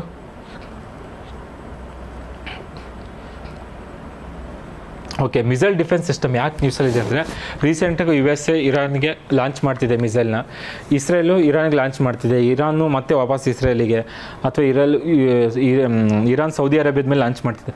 ಈಗ ತುಂಬ ಇಂಪಾರ್ಟೆಂಟ್, ಯಾವ್ದಾರ ದೇಶ ನಮ್ಮ ಮೇಲೆ ಅಟ್ಯಾಕ್ ಮಾಡಿದಾಗ ಶತ್ರು ದೇಶ, ನಾವು ಹೇಗೆ ಮಿಸೈಲ್ಗಳನ್ನ ತಡೆ ಹಿಡಿತೀವಿ ಅಂತ. ಈಗ ನಿಮ್ಮ ಮನೇಲಿ ನಿಂತಿರ್ತಾರೆ, ಹೊರಗಡೆಯಿಂದ ಕಲ್ಲಿಸಿತಾರೆ, ನೀವು ಅದನ್ನು ಹೇಗೆ ತಡಿತೀರಾ? ಅದು ಮಿಸೈಲ್ ಬಂದಂಗೆ ಅಲ್ವಾ? ಸೊ ಅಂಥ ಟೆಕ್ನಾಲಜಿನ ಏನಂತ ಕರಿತಾರೆ? ಮಿಸೈಲ್ ಡಿಫೆನ್ಸ್ ಸಿಸ್ಟಮ್ ಅಂತ, ಏರ್ ಡಿಫೆನ್ಸ್ ಸಿಸ್ಟಮ್ ಅಂತ ಕರಿತೀವಿ. Okay, so air defence system. So ಈಗ ನಿಮಗೆ ಇದರಲ್ಲಿ ಬೇಕಾಗಿರೋದಂದರೆ ಯಾವ್ಯಾವ ದೇಶದಲ್ಲಿ ಯಾವ್ಯಾವ ಏರ್ ಡಿಫೆನ್ಸ್ ಸಿಸ್ಟಮ್ ಇದೆ. ಏರ್ ಡಿಫೆನ್ಸ್ ಸಿಸ್ಟಮ್ ಅಂದರೆ ಏನು? Integrated military system designated to detect, track, intercept and destroy the incoming missile. ಯಾರೋ ಒಬ್ಬರು ನಮ್ಮ ಮೇಲೆ ಮಿಸೈಲ್ ಅಟ್ಯಾಕ್ ಮಾಡ್ತಾರೆ, ನಾವು ಅದನ್ನು ಗುರುತಿಸಿ ಐಡೆಂಟಿಫೈ ಮಾಡಿ ಅದು ಯಾವ ಸ್ಪೀಡಲ್ಲಿ ಬರ್ತಿದೆ ಅಂತ ಅದು ಇಂಟರ್ಸೆಪ್ಟ್ ಮಾಡಿ ಅಲ್ಲಿ ನಿಲ್ಲಿಸಿ ತಡೆ ಹಿಡಿದು ಅದನ್ನು ಹೊಡೆದು ಹಾಕಬೇಕು. ಅಂಥದ್ದನ್ನ ನಾವು ಏನಂತ ಕರಿತೀವಿ? ಡಿಫೆನ್ಸ್ ಸಿಸ್ಟಮ್ ಅಂತ ಕರಿತೀವಿ. ಮಿಸೈಲ್ ಏರ್ ಡಿಫೆನ್ಸ್ ಸಿಸ್ಟಮ್ ಅಂತ. ಓಕೆ, ಇದು ಹೆಡ್ಡಿಂಗ್ ಬರ್ಕೊಳ್ಳಿ, ಹೆಡ್ಡಿಂಗ್ ಕಾಣ್ತಿಲ್ಲ ನಿಮಗೆ. What is missile defence system ಇದೆ ಆ್ಯಕ್ಚುಲಿ.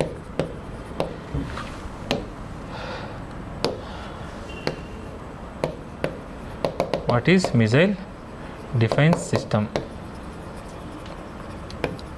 ಸೊ ಅದನ್ನೇ ಮಿಸೈಲ್ ಡಿಫೆನ್ಸ್ ಸಿಸ್ಟಮ್ ಅಂತ ಕರೆಯೋದು. ಸೊ ಹೊಡೆದು ಉರುಳಿಸಿ ನಾವು ಅದನ್ನು ಬೇರೆ ದೇಶದಿಂದ ಬರುವಂತಹ ಮಿಸೈಲ್ಗಳನ್ನ ನಾವು ನ್ಯೂಟ್ರಲೈಸ್ ಮಾಡ್ತೀವಿ.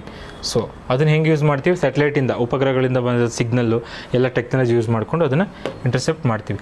ಹಾಗಾದರೆ ಆಯಾ ದೇಶಗಳದ ಏರ್ ಡಿಫೆನ್ಸ್ ಸಿಸ್ಟಮ್ ನೋಡ್ಕೊಳ್ಳಿ ಯಾವ್ಯಾವುದಂತ ಇಂಪಾರ್ಟೆಂಟು.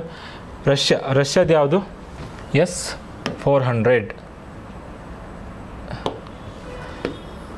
S-400 ರಷ್ಯಾದ್ದು ನೋಡ್ಕೊಳ್ಳಿ. S-400 ಟ್ರೈಂಫ್ ಮತ್ತು S-300 VM, S-350 ವಿತ್ಯಾಸ್ ಮತ್ತು S-500 ಪ್ರೊಮಥಿಯಸ್. ಈ S-400 ಆದಮೇಲೆ ಬಂದಿರೋದು S-500 ಆ್ಯಕ್ಚುಲಿ. ಓಕೆ, ಇದು ಲೇಟೆಸ್ಟ್. ಈಗ ಇದನ್ನು ನೋಡ್ಕೊಳ್ಳಿ, ಕೇಳ್ಬೋದು. ಡೆಫಿನೆಟ್ಲಿ ಇಂಥ ಕ್ವಶನ್ಸ್ ತುಂಬ ಬಂದಿದ್ದಾವೆ. ನಾನು ಹೇಳಿದ್ನಲ್ಲ ಅವಾಗಲೇ, global position system, NavIC India, ಈ ಥರ. ಸೊ ನೆಕ್ಸ್ಟು USA ಯಾವುದು? ಥರ್ಡ್ ಏರ್ ಡಿಫೆನ್ಸ್ ಸಿಸ್ಟಮ್, ಮತ್ತು ಪ್ಯಾಟ್ರಿಯಟ್ ಮತ್ತು ಗೋಲ್ಡನ್ ಡೋಮ್, ಈ ಥರ ಇದೆ. ನೆಕ್ಸ್ಟ್ ಇಸ್ರೇಲ್ದು ಯಾವುದು? ಐರನ್ ಡೋಮ್, ತುಂಬ ಫೇಮಸ್ ಇದು ಐರನ್ ಡೋಮ್. ಓಕೆ, ಮತ್ತು ಡೇವಿಡ್ ಸ್ಲಿಂಗ್ ಮತ್ತು ಐರನ್ ಬೀಮ್. ಇದು ವೆರಿ ಫ್ಯಾಕ್ಚುಯಲ್. ಇದು ನೀವು ಇದನ್ನು ಗಟ್ಟೊಡಿಲೇಬೇಕು, ಬೇರೆ ದಾರಿ ಇಲ್ಲ. ಇದರಲ್ಲಿ ಏನು ಅನಾಲಿಸಿಸ್ ಮಾಡೋಕ್ಕೆ ಏನೂ ಇಲ್ಲ, ವಿಮರ್ಶೆ ಮಾಡೋಕ್ಕೆ ಏನೂ ಇಲ್ಲ. ಇದು ಕಾನ್ಸೆಪ್ಟ್ ಅಂಡರ್ಸ್ಟ್ಯಾಂಡಿಂಗು ಅಲ್ಲ. ಯಾವ ದೇಶ ಯಾವ ಟೆಕ್ನಾಲಜಿ ಯೂಸ್ ಮಾಡ್ತಿದೆ, as simple as that. Okay, next China HQ-9 ಮತ್ತು HQ-22 ಮತ್ತು HQ-16 ಮತ್ತು ಯುರೋಪಿಯನ್ ಸ್ಕೈ ಶೀಲ್ಡ್ ಇನಿಷಿಯೇಟಿವ್ಸ್ ಅಂತಿದೆ. ಯುರೋಪಿಯನ್ ಕಂಟ್ರೀಸ್ಗಳೆಲ್ಲ ಸೇರ್ಕೊಂಡು ಮಾಡಿರೋದು. ಸೊ ಫ್ರಾನ್ಸು, UK, ಜರ್ಮನಿ, ಈ ಥರ. ಸೊ ಅದ್ರದ್ದು ಯಾವುದು ಅಂದರೆ ಸ್ಕೈ ರೇಂಜರ್ ಮತ್ತು IRIS-T-SLM ಅಂತ. ಸೊ ಇಷ್ಟು ಕಂಟ್ರಿಗಳು ನೆನ್ಪಿಟ್ಕೊಳ್ಳಿ. ಹಾಗಾದರೆ ಇಂಡಿಯಾದ ಯಾವ್ಯಾವುದಿದೆ ನೋಡಿ. ಈಗ for example multilayered ballistic missile ಅಂತಿದೆ. ಸೊ ಪೃಥ್ವಿ ಏರ್ ಡಿಫೆನ್ಸ್ ಸಿಸ್ಟಮ್ ಇದೆ ಇಂಡಿಯಾದು. ಮತ್ತು ಅಡ್ವಾನ್ಸ್ಮೆಂಟ್ ಏರ್ ಡಿಫೆನ್ಸ್ ಇಂಟರ್ಸೆಪ್ಟರ್ ಅಂತಿದೆ, ಇದನ್ನು ನೆನ್ಪಿಟ್ಕೊಳ್ಳಿ. ನೆಕ್ಸ್ಟು ಲೇಯರ್ಡ್ ಡಿಫೆನ್ಸ್ ಶೀಲ್ಡ್ ಅಂತಿದೆ, S-400 ಯಾವುದರಿಂದ ತೊಗೊಂಡಿದ್ದು ನಾವು ಏರ್ ಡಿಫೆನ್ಸ್ ಸಿಸ್ಟಮ್? ನೆನ್ಪಿಟ್ಕೊಳ್ಳಿ, ರಷ್ಯಾ. ಈಗಷ್ಟೇ ಹೇಳಿದೆ ನಾನು, S-400 is related to Russia ಅಂತ.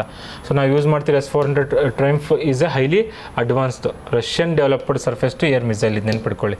ಓಕೆ, ನೀವು ನೋಡ್ತಿರ್ಬೋದು ಆಪ್ರೇಷನ್ ಸಿಂಧೂರು ಅಂಥ ಟೈಮಲ್ಲೆಲ್ಲ ಟ್ಯಾಂಕ್ ದೊಡ್ಡ ಇದರಲ್ಲಿ ಸಿಸ್ಟಮಲ್ಲಿ ಇಟ್ಕೊಂಡು ಮಿಸೈಲ್ನ ತಗೊಂಡು ಹೋಗಿದ್ದು ನೋಡಿದ್ದೀರಲ್ಲ ಫೋಟೋಸು ಲಾಂಚ್ ಮಾಡಲಿಕ್ಕೆ, ದಟ್ ಈಸ್ S-400 ಟ್ರೈಂಫ್ ಅಂತ.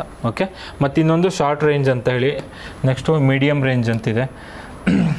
ನೆಕ್ಸ್ಟ್ ಮಿಷನ್ ಸುದರ್ಶನ್ ಚಕ್ರ ಏನು ಅಂದರೆ, ಈಗ ನಾವು ಯೂಸ್ ಮಾಡ್ತಿರೋದು usually main layered air defence shield ಅಂದರೆ ಯಾವುದು ಅಂದರೆ ಆ್ಯಕ್ಚುಲಿ ರಷ್ಯಾದ್ದು.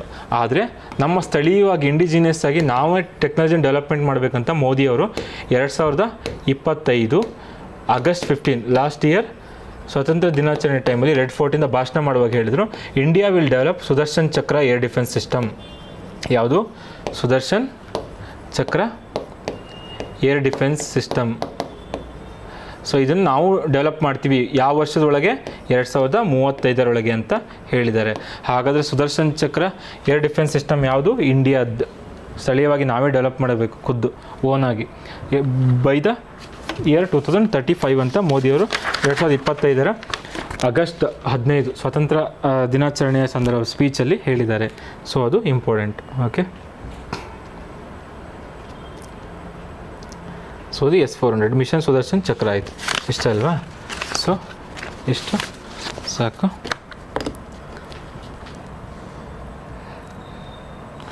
ಅರ್ಥ ಆಯ್ತು ಆನ್ಲೈನಲ್ಲಿ?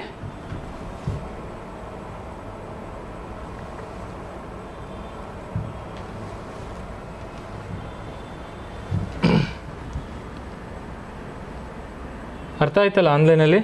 Any doubt?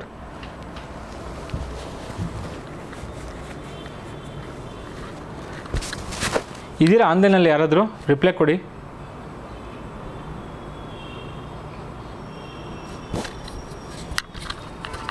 Okay, I hope you understand. ಈ ವೀಕ್ ಕರೆಂಟ್ ಅಫೇರ್ಸ್ ನಾನು ಸಿಂಪಲ್ಲಾಗಿ ಚೂಸ್ ಮಾಡಿದ್ದೀನಿ ಫ್ಯಾಕ್ಚುಯಲ್ ಆಗಿ. ಕೆಲವೊಂದು ವೀಕ್ ಕರೆಂಟ್ ಅಫೇರ್ಸಲ್ಲಿ ಬರೀ ಫ್ಯಾಕ್ಚುಯಲ್ ಇರುತ್ತೆ, ಇನ್ನು ಕೆಲವೊಂದು ವೀಕಲ್ಲಿ ಸೊ ಏನಿರುತ್ತೆ ಅಂದರೆ ತುಂಬ ಇಂಟ್ರೆಸ್ಟಿಂಗ್ ಫ್ಯಾಕ್ಟ್ಸ್ ಇರುತ್ತೆ. ಅಂಥ ಇಂಟ್ರೆಸ್ಟಿಂಗ್ ಫ್ಯಾಕ್ಟ್ಸನ್ನು ನಾನು ತರ್ತೀನಿ. ಸೊ ಫಸ್ಟ್ ಕ್ಲಾಸಲ್ಲೇ ತುಂಬ ಇಶ್ಯೂಸ್ಗಳನ್ನ ತಂದರೆ ಬೋರಿಂಗ್ ಆಗುತ್ತೆ ಅಂತ ಮೇನ್ ಇಶ್ಯೂಗಳನ್ನ ತಂದಿದ್ದೀನಿ. ಹೋಗ್ತಾ ನೆಕ್ಸ್ಟ್ ವೀಕಿಂದ ಕವರ್ ಮಾಡ್ತೀನಿ. ಹಾಗೆಯೇ ನ್ಯಾಷನಲ್ ಇಂಟರ್ನ್ಯಾಷನಲ್ ಕರೆಂಟ್ ಅಫೇರ್ಸ್ನ ವೀಕ್ಲಿ ಸ್ಯಾಟರ್ಡೇ ಕವರ್ ಮಾಡ್ತೀನಿ. ಮತ್ತು ಮಂತ್ಲಿ ಕರೆಂಟ್ ಅಫೇರ್ಸಲ್ಲಿ ಕರ್ನಾಟಕದ್ದು ಈ ಮಂತ್ ಮುಗಿದ ತಕ್ಷಣ, ಮಾರ್ಚ್ ಮುಗಿದ ತಕ್ಷಣ ಕರೆಂಟ್ ಅಫೇರ್ಸ್ನ ನಾನು ನೆಕ್ಸ್ಟ್ ಮಂತಲ್ಲಿ ಕವರ್ ಮಾಡ್ತೀನಿ. ನೆಕ್ಸ್ಟ್ ವೀಕ್ ಏಪ್ರಿಲ್ ಫಸ್ಟ್ ವೀಕಲ್ಲಿ ಪ್ರೀವಿಯಸ್ ಪೂರ್ತಿ ಮಾರ್ಚ್ ಕರೆಂಟ್ ಅಫೇರ್ಸ್ ಕರ್ನಾಟಕದ್ದು ಎಲ್ಲ ಎಕ್ಸಾಮ್ಗೂ ಹೆಲ್ಪ್ ಆಗಬೇಕು, KPSC ಮತ್ತು ಗ್ರೂಪ್ ಸಿ ಎಲ್ಲ ಎಕ್ಸಾಮ್ಗೆ ಹೆಲ್ಪ್ ಆಗಬೇಕು, ಆ ಥರ ಕವರ್ ಮಾಡಿಕೊಡ್ತೀನಿ. ಈಗ Saturday weekly first week, second week, third weak ಹೀಗೆ ನಾವು ಮಾಡ್ಕೊಂಡು ಹೋಗೋಣ. ಆ ಮಂತ್ ಮುಗಿದ್ಮೇಲೆ ಕರ್ನಾಟಕ ಕಂಪ್ಲೀಟಾಗಿ ಒಂದು ಮಂತದ್ದು ಮುಗಿಸೋಣ. Okay, it will be useful for all the exam. But ಏನು ಅಂದರೆ ಕನ್ಸಿಸ್ಟೆಂಟಾಗಿ ಕರೆಂಟ್ ಅಫೇರ್ಸ್ ಕ್ಲಾಸನ್ನ ಕೇಳಿ. ಓಕೆ, ಒಂದಿನ ಸ್ಕಿಪ್ ಮಾಡೋದು, ಒಂದಿನ ಮಾಡಲ್ಲ, ಒಂದಿನ ಕ್ಲಾಸ್ ಅಟೆಂಡ್ ಮಾಡೋದು, ನೆಕ್ಸ್ಟ್ ವೀಕ್ ಮಾಡಲ್ಲ, ಈ ಥರ ಮಾಡಿದ್ರೆ ಆಗಲ್ಲ.